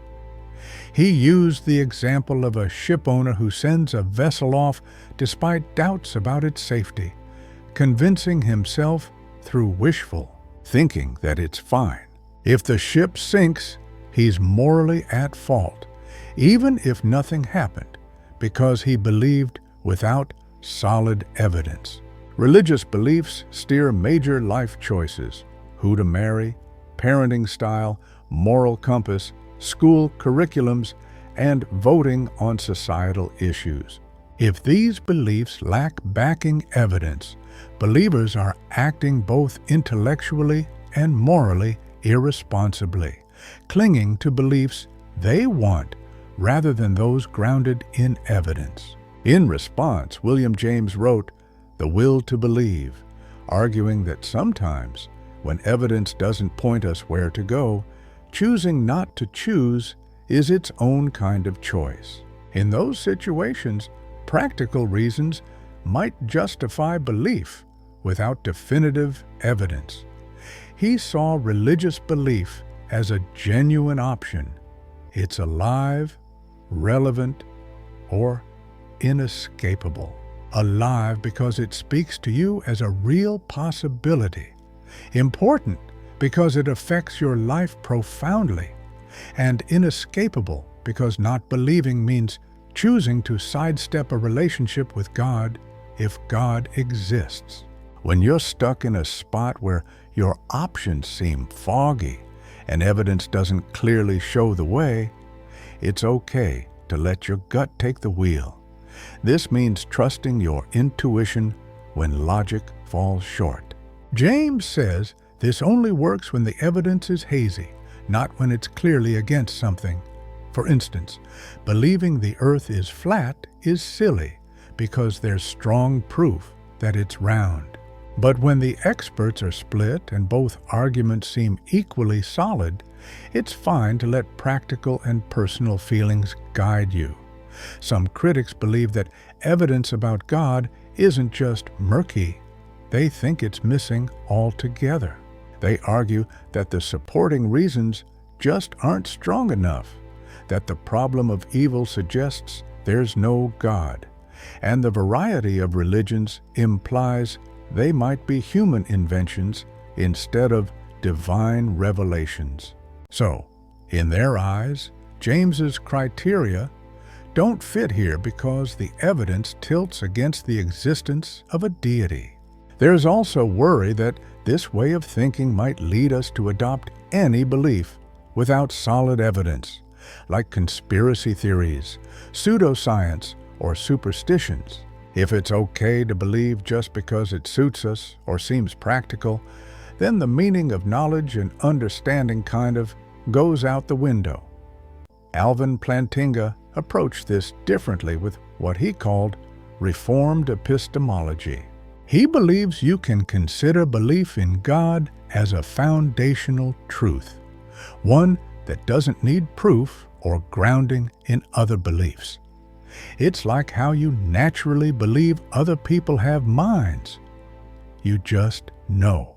Similarly, you can hold belief in God based on direct experiences or an inner sense. Many things we accept as true don't demand evidence, such as believing the past occurred, that other people are conscious beings, that our senses mostly get it right, or that relying on past experiences to anticipate the future is sensible. We can't prove these without going in circles, yet we treat them as true. Religious beliefs might work similarly. If someone senses God's presence during prayer, that experience alone could justify their belief. Plantinga suggests that if God wanted us to know Him, then these beliefs are justified, just like our eyes help us understand the physical world, making those beliefs reasonable. Critics worry this might lead to seeing too many beliefs as basic truths. Could a believer in Zeus or Odin claim their faith is just as foundational? What about someone who thinks aliens are sending messages? Plantinga would need a way to determine which beliefs are suitably basic, but crafting criteria typically favors beliefs he already holds. Plus, the comparison to sensory experience falls short. Our sensory beliefs are universal, reliable across cultures, and can be confirmed by others. Religious beliefs differ. They vary widely among cultures, often clash, and lack independent confirmation. This suggests religious beliefs aren't like sensory experiences, but more shaped by cultural interpretations of ambiguous experiences. Richard Dawkins and the New Atheists hold strong to the idea that evidence should anchor belief. They argue that faith means holding beliefs without evidence, which is misleading and potentially dangerous. Religious faith promotes the idea that believing without evidence is a virtue, undermining critical thinking and leading to harmful beliefs. Science demands evidence, challenges authority, and changes views when needed. Faith, however, celebrates the absence of evidence, treats doubt as a flaw, and resists altering beliefs despite new evidence. Dawkins insists religion shouldn't get a free pass. We evaluate claims in medicine, history, and physics based on evidence. Beliefs about God, miracles, and an afterlife should face the same scrutiny. If there's not enough evidence, the rational choice is to withhold belief rather than hold on to faith without reason. But faith advocates argue it's unreasonable to rely solely on science for truth. The claim, only scientific statements are true, isn't a science-backed statement, so it's self-defeating. Not all truths are scientific. Math, logic, ethics, and aesthetics all hold important truths too. Why should we expect religious truths to be backed up the same way as scientific truths when they're so different at their core? Even science leans on assumptions it can't prove, like the idea that the universe is consistent and our reasoning is reliable. Science is based on a kind of faith in reason, nature's consistency, and the soundness of induction. So, the gap between faith-based religion and evidence-based science isn't as wide as critics might suggest. The argument often comes down to how we define faith. Critics see it as belief without evidence, branding it irrational, while supporters describe faith as trust or commitment based on evidence that isn't quite proof, considering it sensible. The definition we choose matters a lot. Hebrews 11:1 talks about faith being confidence in what we hope for and assurance about what we do not see, implying that faith goes beyond current evidence, but not against it. Faith as a trusting response to God's promises or a willingness to persevere despite uncertainties differs from blind belief. The link between faith and reason isn't the same across all religions.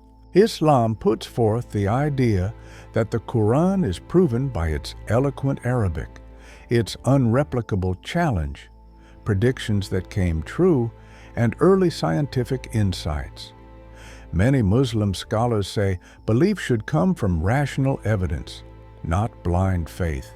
Judaism sees debate and doubt as parts of real faith, as shown by the name Israel, meaning struggles with God, which suggests that questioning is a core part of Jewish spirituality. Buddhism typically values personal experience over blind belief.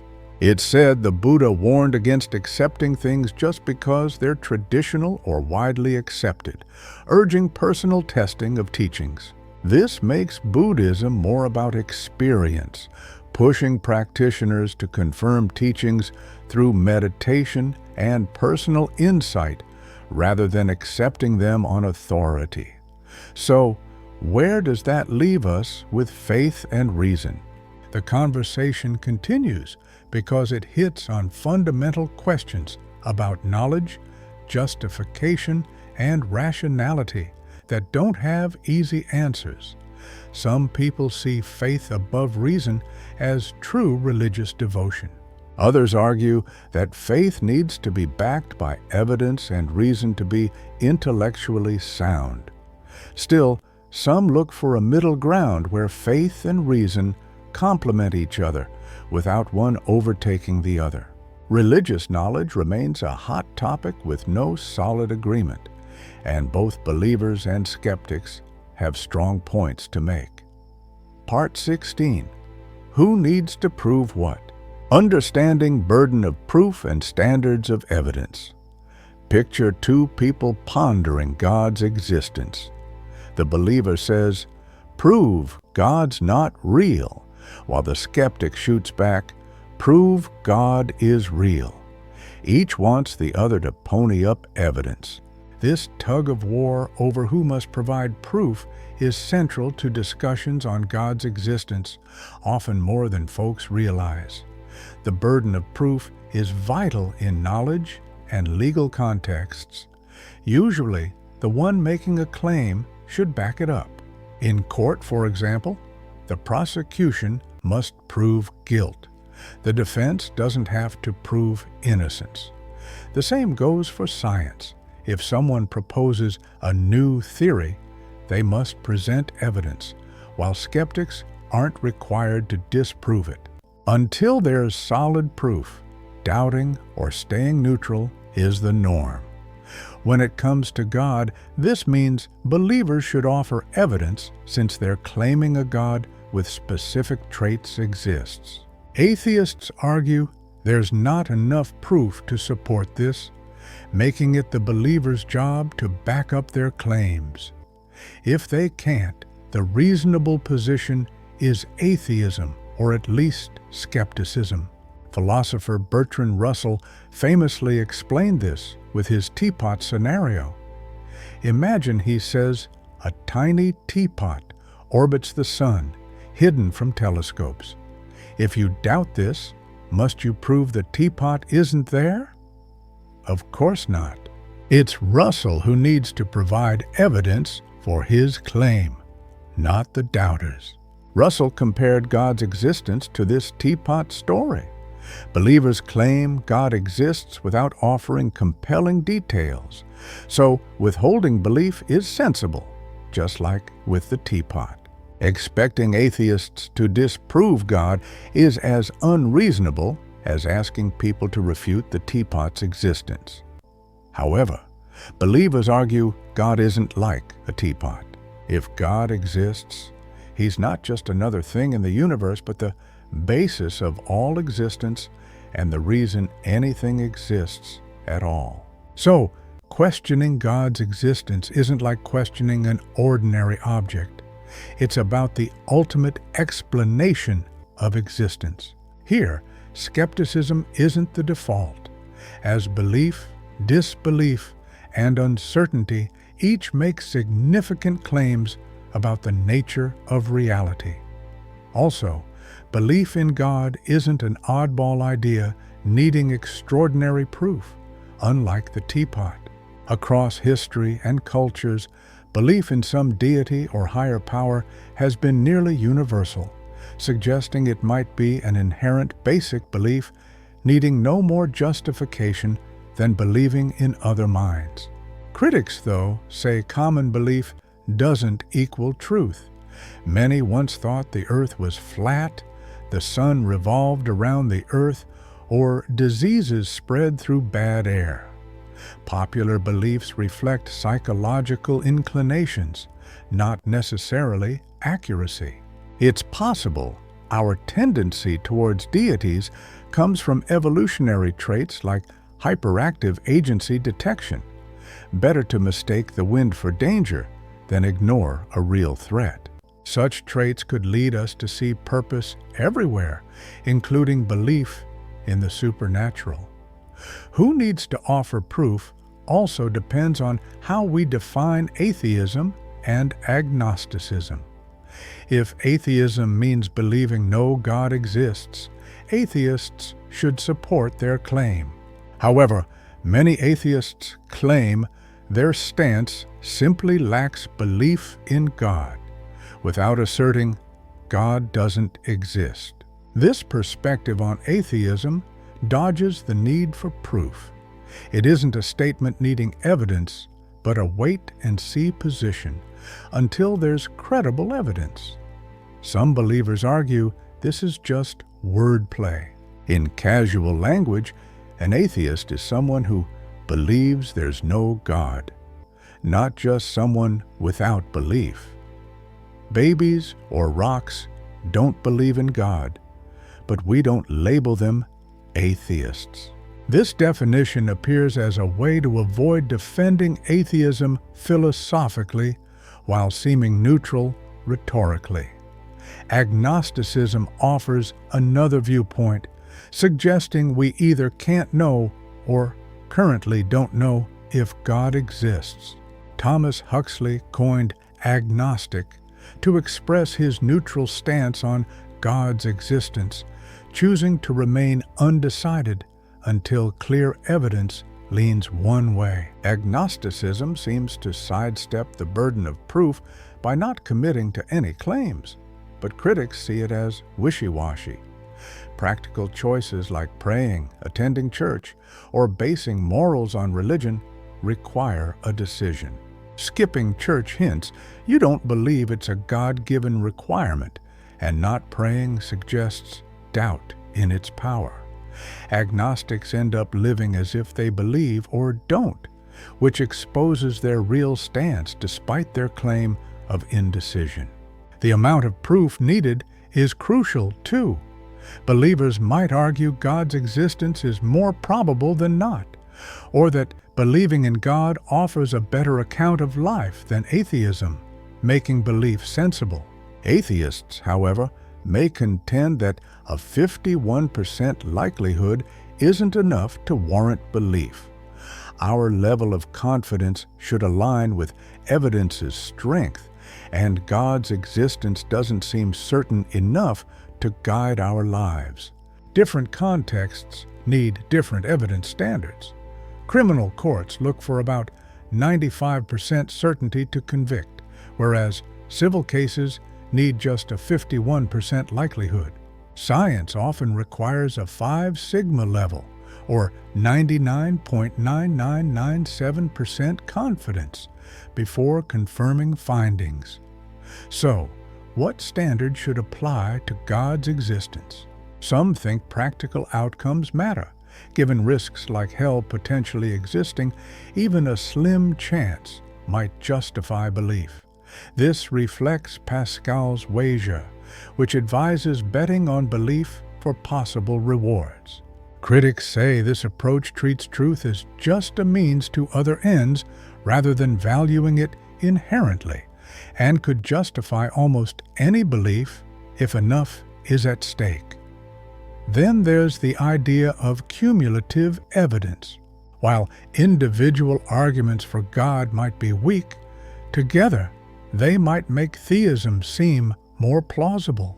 Richard Swinburne uses Bayesian reasoning to suggest cosmological, teleological, and moral arguments collectively increase the odds of God's existence, even if none are conclusive alone. Each argument nudges the possibility of belief higher. Yet skeptics argue that combining weak arguments doesn't make them strong. It only accumulates their flaws. Plus, you have to weigh against evidence like evil and God's hiddenness. Even if some evidence favors theism, opposing arguments might outweigh it, making God's existence seem less likely overall. The burden of proof shifts between broad and specific forms of theism. It's generally easier to argue for a vague supreme reality than prove a specific religion's deity, like Christianity or Islam's God, with all associated traits. But knowing an abstract divine presence doesn't offer clear life guidance. It doesn't tell you about salvation, rituals, or ethical living. Religions have specific claims needing specific evidence, which vague theism can't support. This also raises whether a lack of evidence suggests absence. If God exists and wants a relationship with humans, we'd expect clear signs, which we don't see. Some argue this is evidence against God. Believers reply that this assumes we know what evidence God would provide, but divine intentions aren't predictable.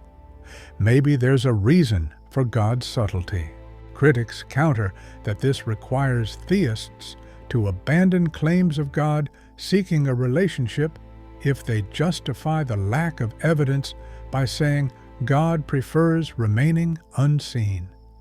Philosophical circles tackle the burden of proof in distinct ways. Analytic philosophy is all about sharp arguments, clear definitions, and rock-solid logic, with proving one's point being the main goal. In contrast, continental philosophy often asks whether beliefs really need justification, hinting that some beliefs might be the basic building blocks of human life and don't require defending. Religious experiences emphasize direct connections with the divine, claiming they're valid without needing an argument. On the other hand, Islamic philosophy presents a different perspective. The concept of fitra suggests that believing in God comes naturally to humans, putting atheists on the spot to explain why they don't believe in something that's supposedly instinctive. Yet, critics argue that assuming everyone naturally recognizes God's existence is precisely what's in question. So, who's responsible for backing up their claims? Generally, philosophers agree that those making affirmative claims have to present evidence. This usually means theists carry the weight of proving God's existence, but the discussion doesn't end there. People often disagree on whether theistic arguments are convincing enough, what proof standards should apply, and whether the assumptions involved lean toward theism or atheism. Figuring out who has to prove what doesn't resolve the question of whether God exists. It just lays out how we go about tackling the issue. 17. Part 17. Defining God. What's the deal?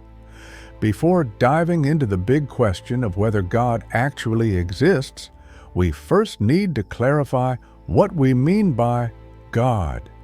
It's not as straightforward as it might seem. People have quite the range of opinions. Not only do these opinions vary between believers and non-believers, but even among believers themselves. Traditional theism paints God as all-powerful, all-knowing, perfectly good, eternal, unchanging, and simple. But there are other viewpoints. In process theology, God evolves with the universe. In open theism, God doesn't know future choices because they haven't happened yet. In pantheism, God is basically everything in nature. And in deism, God created the world but doesn't get involved anymore. So, which one are we actually referring to? In traditional Western philosophy, especially influenced by Aquinas and medieval thinkers, God is seen as the supreme being, embodying all perfections to the highest degree. So, omnipotence means God can do anything that's logically possible. Omniscience means knowing everything that's true, and perfect goodness means being so moral that sinning or wrongdoing is out of the question. Immutability means no changes happen in God's nature, knowledge, or will. Eternality means existing outside of time or forever. Simplicity means no complexity, just being what God is. This God is more like a philosophical idea than a superbeing, resembling pure existence rather than any specific thing. God doesn't have characteristics like goodness or power. God is those things. But there's a catch. If God is simple and without parts, how can God have different traits? If God is both goodness and power, does that make goodness and power the same? That doesn't sound right.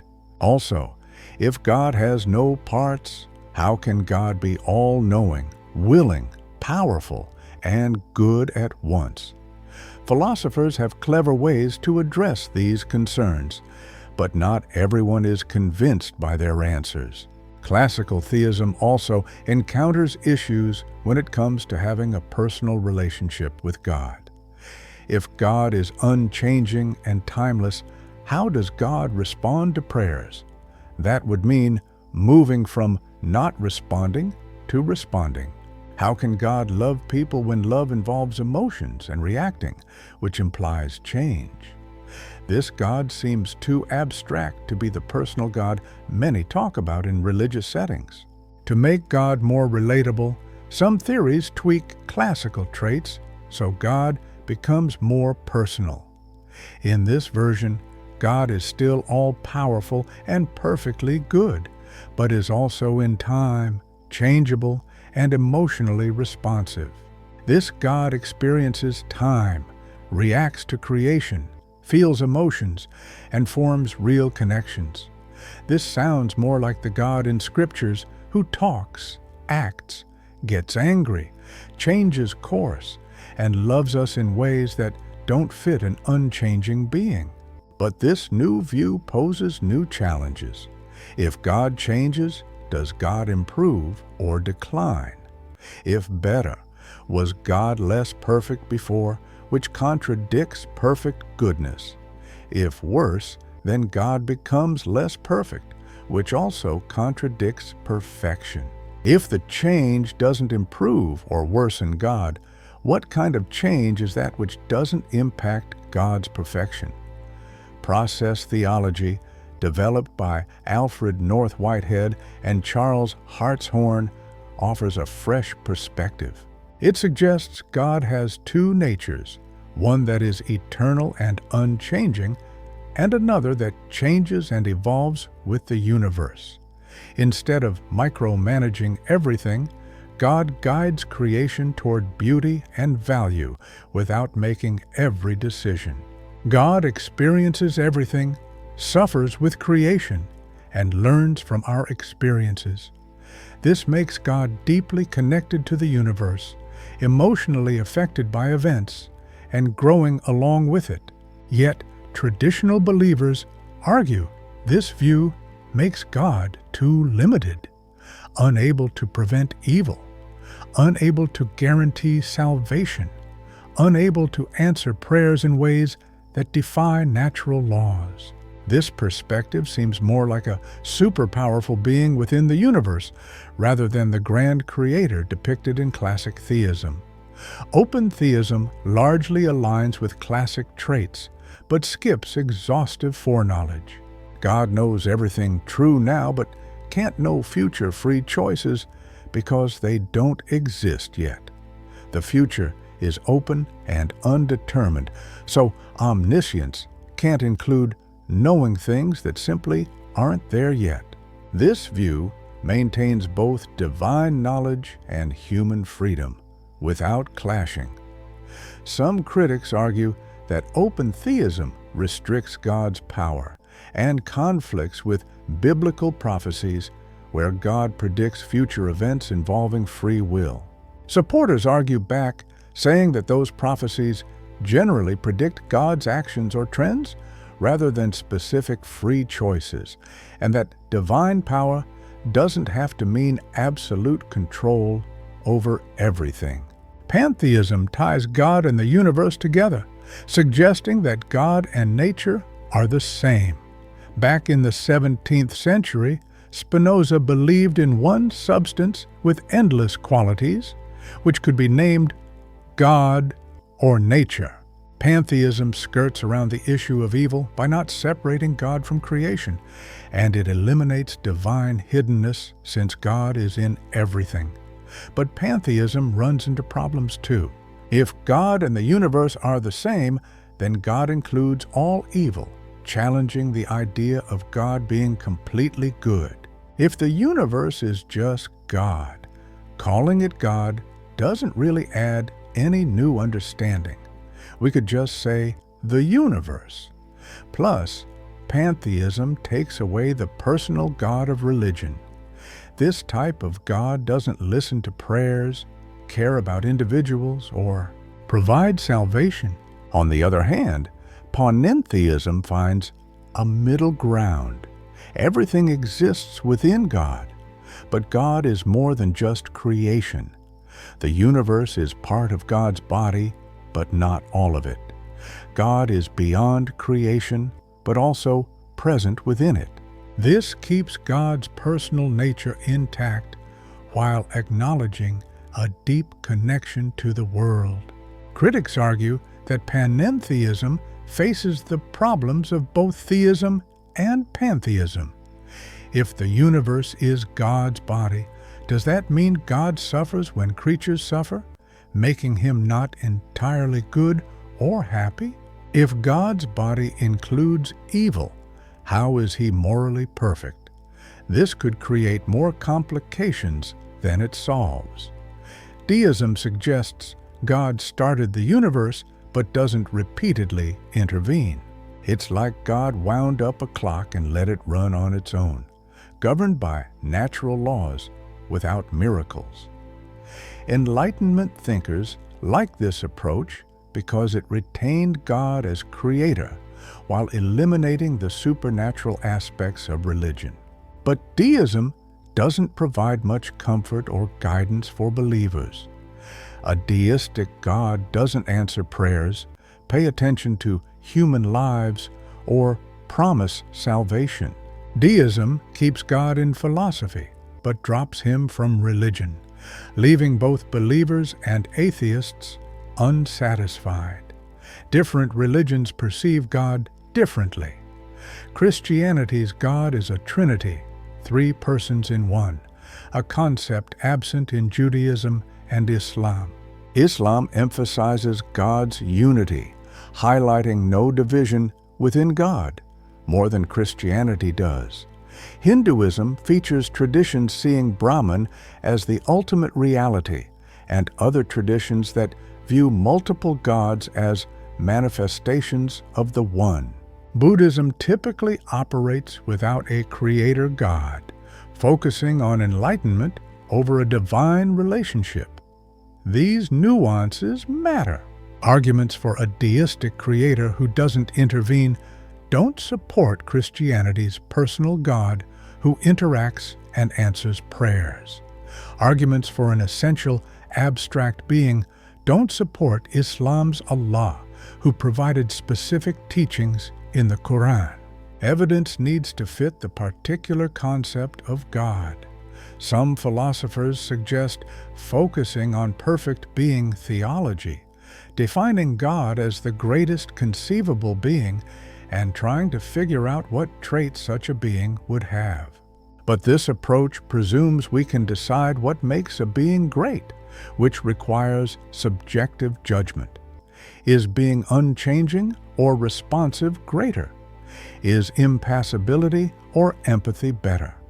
Is simplicity superior to complexity? Various views on greatness lead to different God concepts. This question affects atheism too. Atheists might agree there's an ultimate base to existence, but don't think this base is personal, aware, or good. They might see evolution as showing apparent design, but deny that it suggests an intelligent creator. Different God concepts face various challenges. The problem of evil is relevant for all good personal gods, not for impersonal forces or limited gods. Also, ordinary believers often view God differently than academic theologians do. Many folks picture God as a powerful figure chilling in heaven, keeping an eye on us humans and popping in with miracles here and there. This human-like God has its philosophical issues, yet it's pretty much the image most believers hold. So, should deep thinkers focus on this popular idea of God or dig into the more refined concepts of classical theism? The debate between analytic and continental philosophy also plays a role in our understanding of God. Analytic philosophers aim for clear-cut definitions and details, using logical analysis to do so. On the other hand, people in continental philosophy, along with mystical theologians, argue that God goes beyond human language, believing that our ideas just can't capture the divine essence. Trying to pin down a definition of God might actually muddy the waters instead. So, here's the bottom line. There's no single settled concept of God among believers, and each version brings along its own philosophical hurdles. When discussing God's existence, it's vital to clarify which idea of God you're trying to argue about. Whether these arguments succeed or fail often depends on the assumed concept of God. Many debates about God circle endlessly because people don't realize they're dealing with different definitions. So, before diving into discussions about God's existence, it's key to first nail down what exactly is meant by God. Part 18, Religious Language and the Challenge of Non-Cognitive Approaches. Is talking about God even possible? When we talk about God is good, do we mean it in the same way as when we say a person is good? And when we say God exists, is it like saying this table exists? Discussing God brings up some tough philosophical questions. God, if real, is beyond our normal experiences, yet we use everyday words meant for physical objects to talk about Him. To address this, medieval scholars developed the doctrine of analogy. For instance, Thomas Aquinas argued that we describe God not in the exact same way as creatures, nor in an entirely different way, but through analogy. God's goodness is similar to human goodness, but is infinitely superior. This way, we can have meaningful conversations about God while acknowledging His transcendence. However, using analogy isn't without its problems. If we can't understand God's goodness apart from human goodness, how can we claim they are analogous? If God's goodness is so vastly different from ours, can we really use the same word, good, for both? The more we emphasize God's transcendence and His difference from creation, the less meaningful our language seems. The via negativa, or negative theology, takes this further. We can't really say what God is, only what He isn't. Not limited, not changing, not made of parts, not confined to time or space. With this approach, we avoid wrongly applying human traits to God, but are left with little positive understanding. A mystical theologian from the 5th century, Pseudo-Dionysius, proposed that truly understanding God is about embracing the unknown, as God goes beyond all ideas and language. The highest form of theology is silence, contemplating the unspeakable mystery. Talking about God inevitably distorts, so the wise choose silence. But if we can't meaningfully discuss God, how can we take part in religion? Prayer involves the belief that God listens and responds. Worship involves the belief that God is worthy of reverence. Following God's commands involves believing He has communicated commands. Completely rejecting positive theology seems to undermine religious practice. In the early 20th century, logical positivism took the argument further. A.J. Ayer and the Vienna Circle argued that religious language is meaningless. They said statements are only meaningful if they're analytically true, like bachelors are unmarried, or empirically verifiable through observation. God exists fits neither category, making it meaningless, not true or false, just nonsense. R.M. Hare responded by saying religious statements express what he called blicks, broad perspectives or worldviews, not factual claims. So, saying God exists isn't like saying electrons exist, but more like expressing a belief that the universe has meaning and purpose, a worldview, not a factual statement. Antony Flew challenged this with his falsification principle. He told a story about two explorers who find a garden. One believes an invisible gardener maintains it, while the other is doubtful. They run numerous tests, guards, bloodhounds, electric fences, but find no gardener. The believer keeps adjusting his belief, saying the gardener is invisible, silent, and leaves no tracks. Flew wondered, at what point does this belief become pointless? If there's nothing that can disprove the gardener's existence, then claiming there is one says nothing. Religious people often adjust their beliefs to avoid falsification with phrases like, God's works are mysterious, God's purposes are unknown, God's existence fits any situation. As a result, these claims become unfalsifiable and meaningless. Basil Mitchell countered this by suggesting that religious believers do allow their beliefs to be tested by evidence, but they don't abandon them at the first sign of difficulty. Faith involves commitment, persevering through doubts and challenges, trusting that problems will be resolved. This isn't irrational, but a sensible commitment amidst complexity.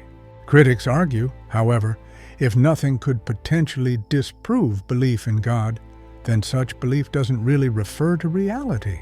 If God can exist alongside a world filled with evil, a hidden presence, mixed messages, and imperfect design, what does saying God exists genuinely mean? It seems like all these theological add-ons might actually drain the belief of its essence. John Wisdom approached this differently with his story of the invisible gardener, which actually predates Flew's take.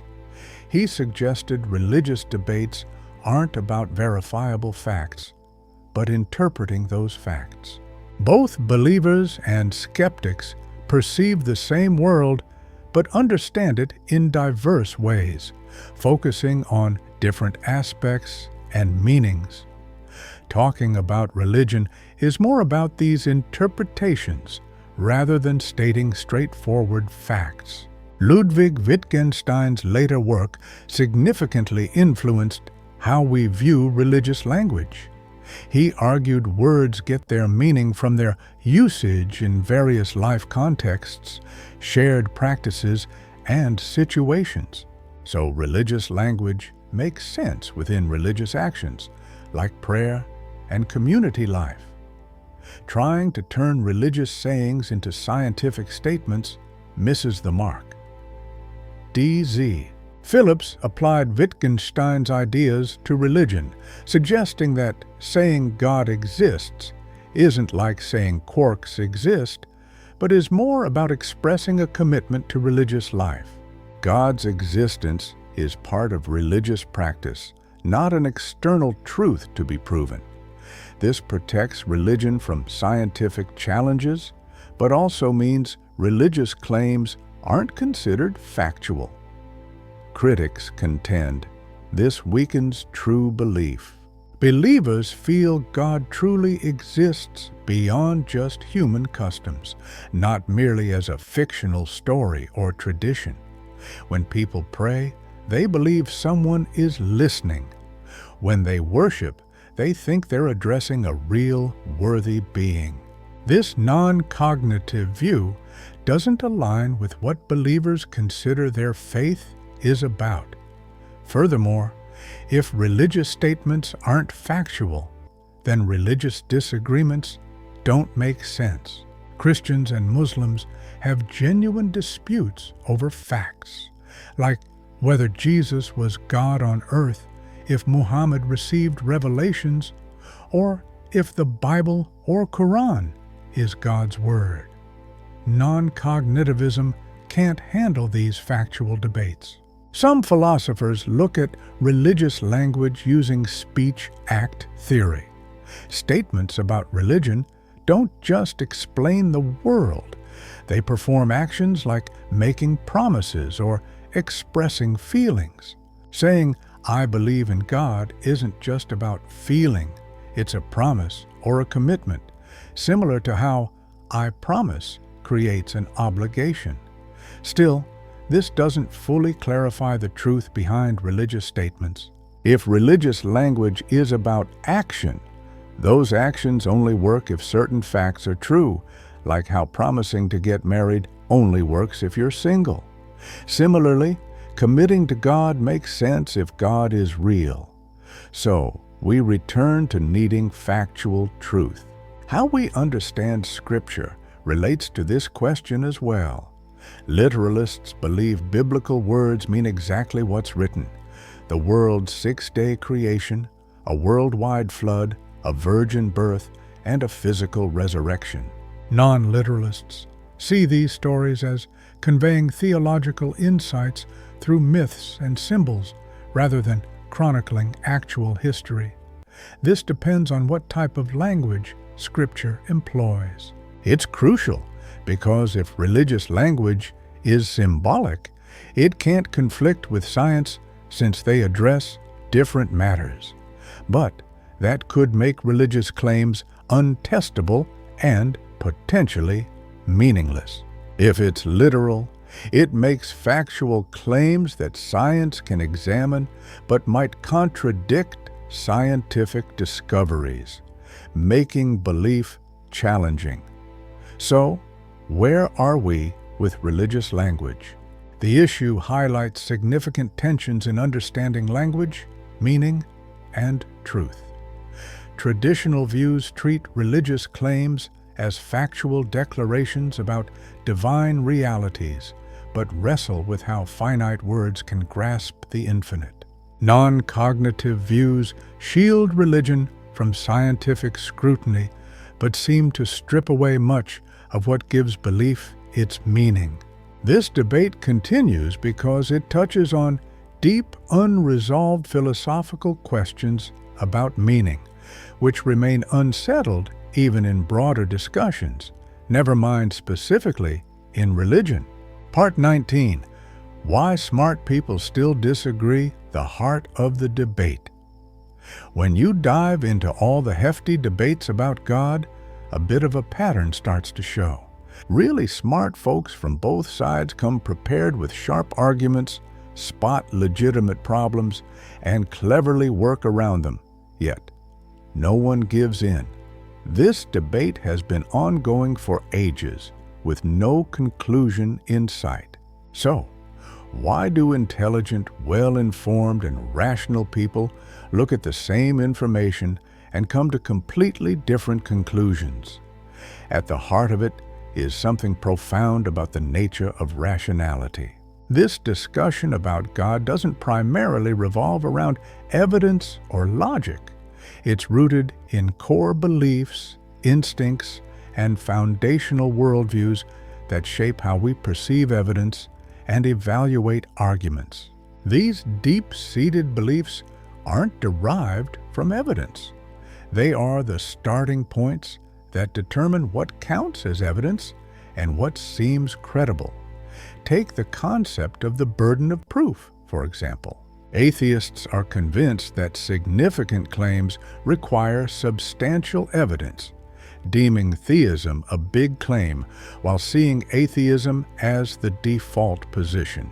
Theists view belief in God as natural, almost universal, and a reflection of fundamental knowledge rather than an outrageous claim.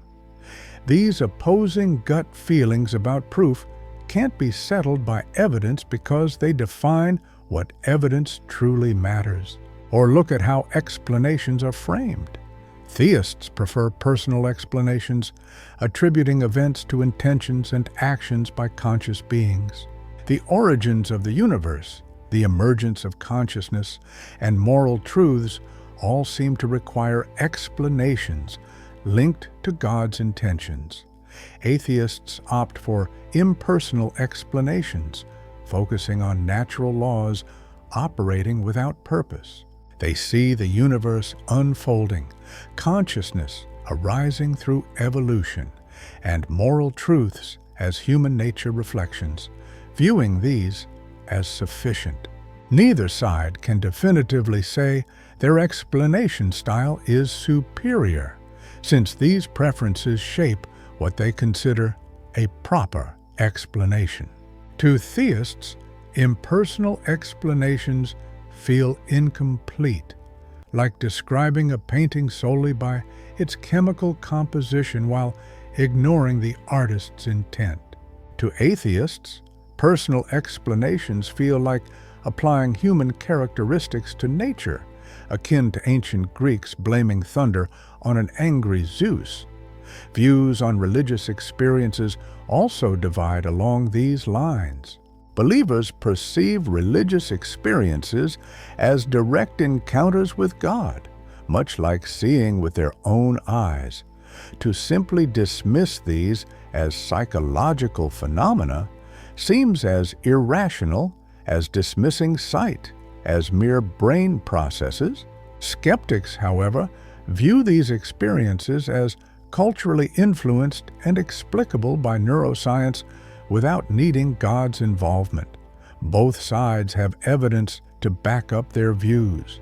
Believers emphasize the powerful and recurring spiritual experiences across different cultures. Skeptics highlight diverse cultural impacts and related brain activities in religious experiences. How this evidence is interpreted depends on prior beliefs regarding God's existence and communication through these experiences. The problem of evil serves as another compelling example. Atheists consider evil as strong evidence against a benevolent God. No loving deity would permit such suffering. Theists have ways to reconcile evil's existence with God's presence, free will, soul-building, God's mysterious purposes. Atheists find these explanations inadequate. Theists believe atheists fail to understand the depth of linking human judgment with divine insight. Neither side is being stubborn or dishonest. They merely perceive different truths as self-evident, find different arguments persuasive, and different answers satisfying. It's not about one side being dumb or biased. It's about starting with different instincts. Take the cosmological argument. For theists, everything obviously needs a reason behind it, with God fitting the criteria perfectly. Atheists see it straightforward to accept the universe as is, without adding a God who still needs explaining. Each group accuses the other of double standards. Theists argue that atheists unjustly spare the universe from requiring an explanation, while atheists claim theists unfairly excuse God from needing one. Even the design argument leaves people divided similarly. Believers see life's complexity and naturally think there's a designer, while non-believers view that same complexity through the lens of evolution and natural selection. Both camps support their beliefs with evidence, yet the gut feeling about needing a designer persists beyond mere proof, as it shapes how evidence is understood. Thomas Kuhn's ideas on scientific paradigms shed light on this, as he pointed out that scientific revolutions involve a total shift in fundamental beliefs, making it tough for scientists on either side of the change to really talk to each other. It's as if they're seeing different worlds and asking entirely different questions. Similarly, debates about God have believers and non-believers operating from their own paradigms, where evidence fits into their existing frameworks, rather than changing them. This doesn't mean every viewpoint is equally valid. Evidence and reasoning matter a lot, but evidence needs context to make sense, which is why these frameworks are so crucial and hard to prove or disprove. Philosopher Alvin Plantinga argues that the debate over God's existence involves a concept he calls a warranted Christian belief, which feels fundamental to believers but not to skeptics. If God is real, believers are naturally inclined to recognize Him. If not, their belief could be a cognitive error. Each side thinks of the other as mistaken, not just different. Philosopher Peter van Inwagen takes this broader, suggesting that philosophical disagreements persist, because even with all the evidence and arguments, philosophers still don't agree on most things. This might mean philosophical questions, like God's existence, are innately tough, leading to reasonable disagreements among knowledgeable people. Maybe the evidence isn't so clear-cut, making room for different interpretations. These conflicts also show how people prioritize knowledge differently. Some prefer avoiding false beliefs. Others aim to gain truth. William James discussed this too, contrasting belief driven by emotional or practical needs with the desire to avoid false beliefs. Our cultural and psychological backgrounds shape our views, although admitting this might feel like an attack on our reasoning. People generally stick with the religious or secular viewpoints they were raised with, even if they question certain aspects later on. It's not a matter of being unreasonable, but rather that our upbringing influences how we see what's plausible. Plus, beliefs about God can deeply affect personal meaning, comfort, and social bonds, impacting how someone weighs evidence. Comfort with uncertainty also varies. Some need certainty whether they believe or not, while others are fine with uncertainty, leading to different reactions to the same arguments. The issue of expertise adds another layer, as people often rely on experts since they may lack the time or depth to dig into complicated philosophical debates. Yet experts themselves are split, with many respected philosophers and scientists being firm believers or non-believers. When experts don't agree, non-experts have to trust their judgment, choosing which experts seem more credible or which arguments speak to them. Social epistemology examines how knowledge is built within groups, institutions, and dynamics. Religious groups reinforce beliefs with shared experiences, while academic circles often promote naturalistic perspectives. Neither side is inherently biased, but both create settings where certain ideas become more credible due to widespread acceptance. So why do smart people remain divided over God's existence after centuries? Because it digs into profound questions where evidence doesn't completely settle things, where preconceived ideas color interpretation, where varied values shape different conclusions, and where cultural and psychological influences determine what seems plausible. This division isn't due to irrationality, but highlights the genuine complexity and ambiguity of the issue. That doesn't mean there's no truth or that every opinion holds the same weight. It points out that figuring out whether God exists is trickier than we'd prefer. So far, evidence and reasoning haven't brought everyone to the same conclusion. Intelligent, sincere people who know their stuff can rightfully reach different answers because their basic beliefs, which are tough to prove beyond a doubt, guide them. Part 20. Living with the Question. We've taken a deep dive into the main debates about God's existence and spotted an intriguing trend. No argument can decisively prove God is real, but none flat out disproves it either. Both sides have their clever counterpoints, claim victory in their own way, and stand firm. So where does that leave us? First off, it's crucial to embrace humility. The question of God is genuinely complicated, and we should approach our conclusions with a dose of modesty. If brilliant thinkers have been locked in this debate for centuries without a clear winner, and if every argument faces serious hurdles without easy resolutions, claiming absolute certainty might be a bit presumptuous. Whether you're a believer, skeptic, or somewhere in between, recognizing that smart, rational people can disagree might help soften any hard-headedness. This doesn't mean all views are equally valid or that the truth is unreachable. Evidence and logic do set boundaries on what we can sensibly accept, even if they don't point to just one solution.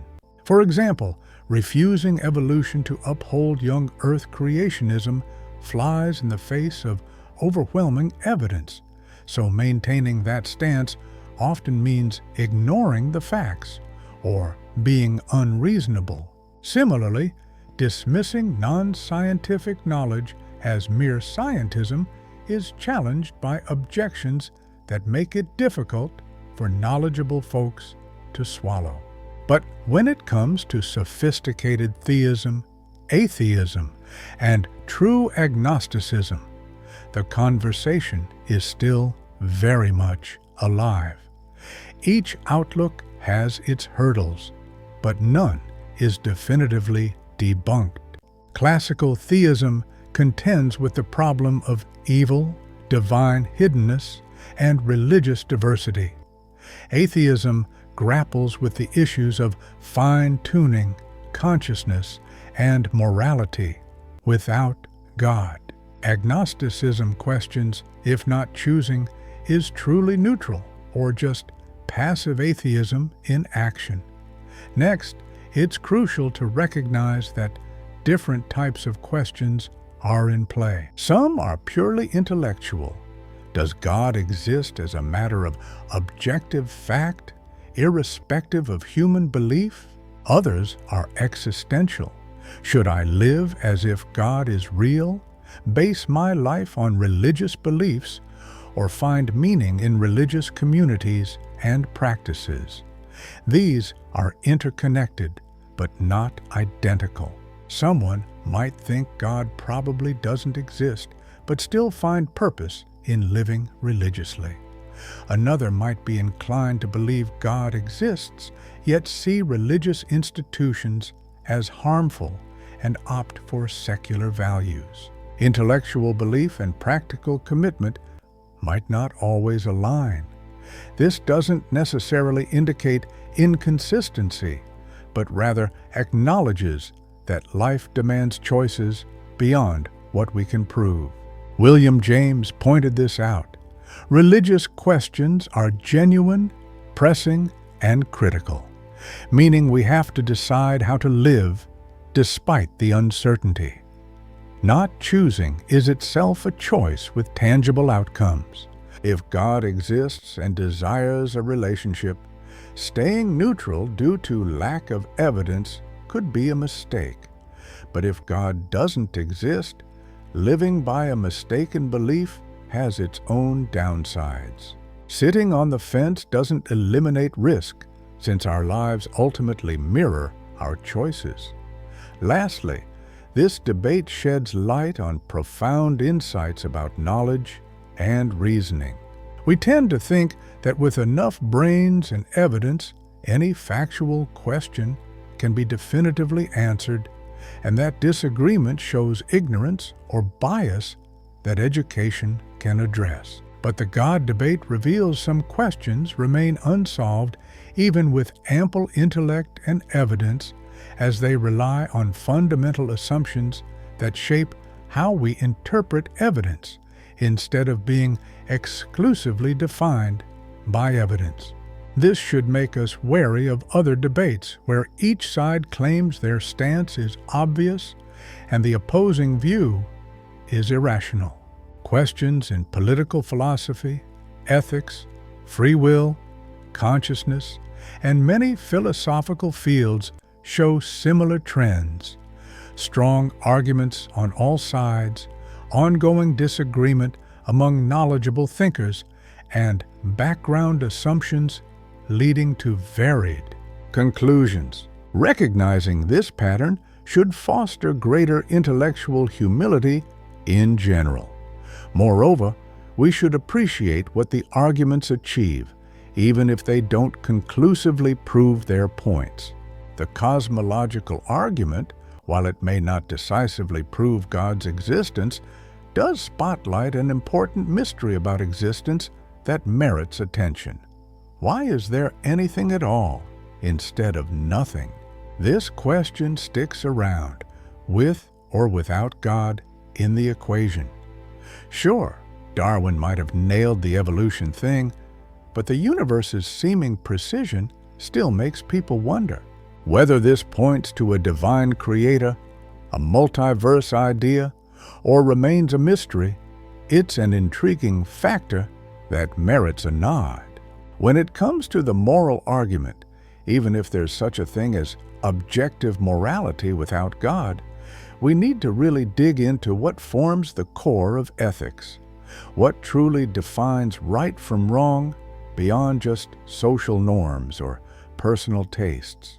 No matter the viewpoint, this question matters. And then there's the problem of evil. While it might not necessarily prove God's non-existence, it's a tough challenge for believers who need to face the reality of suffering head-on without giving it a passing glance. Any credible theology has to tackle the pervasive suffering in the world, and glib solutions only undermine those who are hurting. Grappling with this is essential. The whole discussion highlights philosophy's vital role. This isn't just intellectual play. These are questions shaping lives, leadership, learning, and sense-making around the globe. Whether God exists or not affects everything from ethics to science to education. Thinking these things over with careful reasoning and solid evidence is key, even when there's uncertainty. Philosophy helps boost mental strengths like clear thinking, logical reasoning, and viewing issues from various angles.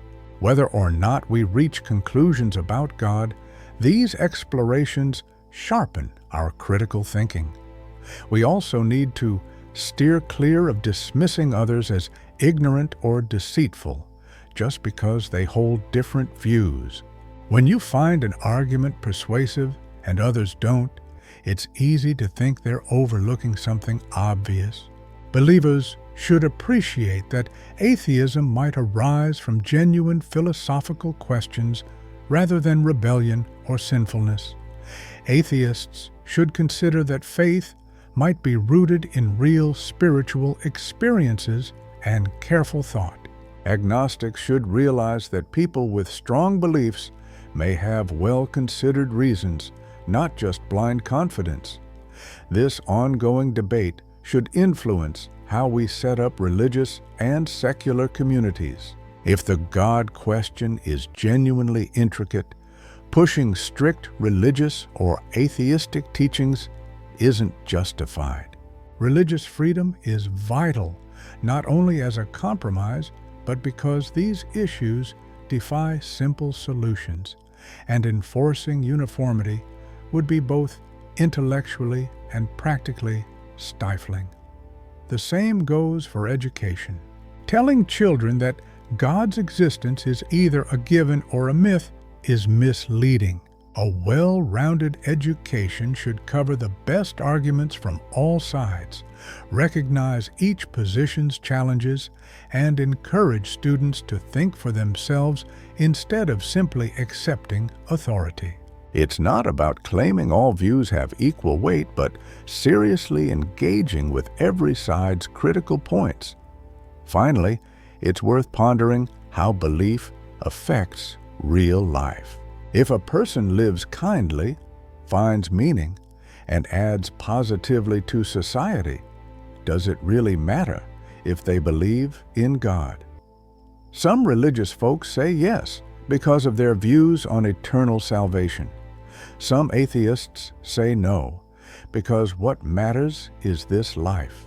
Some agnostics say maybe, since the importance of the question is debated. Nonetheless, we should all acknowledge that a person's belief doesn't always drive their actions. Religious people can be unkind, and atheists can show great kindness, and vice versa. Whether or not we believe in God, we still need to figure out how to live a good life, treat people right, find meaning, and make the world a better place. These questions stick around regardless of our faith. It's important to keep some space in our lives for mystery and wonder. Whether a higher power created the universe or it just appeared through quantum mechanics, whether consciousness is a divine touch or just a brain function, whether our morals come from God or our humanity, the world remains astonishing and full of unknowns. Our ability to ponder these big questions, think them over, and find beauty and meaning is something to cherish, no matter the answers. The question of God's existence might stay unclear in our lifetime. If God exists, maybe part of the plan is valuing faith over certainty. If not, perhaps it's just a really tough question. Either way, we need to cope with not knowing, make choices anyway, and respect those who think differently, using our best reasoning. The debates we've looked at are humanity's way of wrestling with these huge questions for ages and should be respected, whether they make you believe, doubt, or sit on the fence. The conversation continues, with fresh ideas emerging and old ones getting new spins. This isn't failure, but a testament to the question's complexity and our limited grasp. In the end, everyone must decide their own beliefs and how to live. The arguments can guide us, but they can't make the decision. Whether you decide to believe, not believe, or remain unsure, choose thoughtfully and with respect for differing views. The God question is too significant for quick answers and too intricate for complete certainty. Perhaps what we can do best is live well amid the mystery.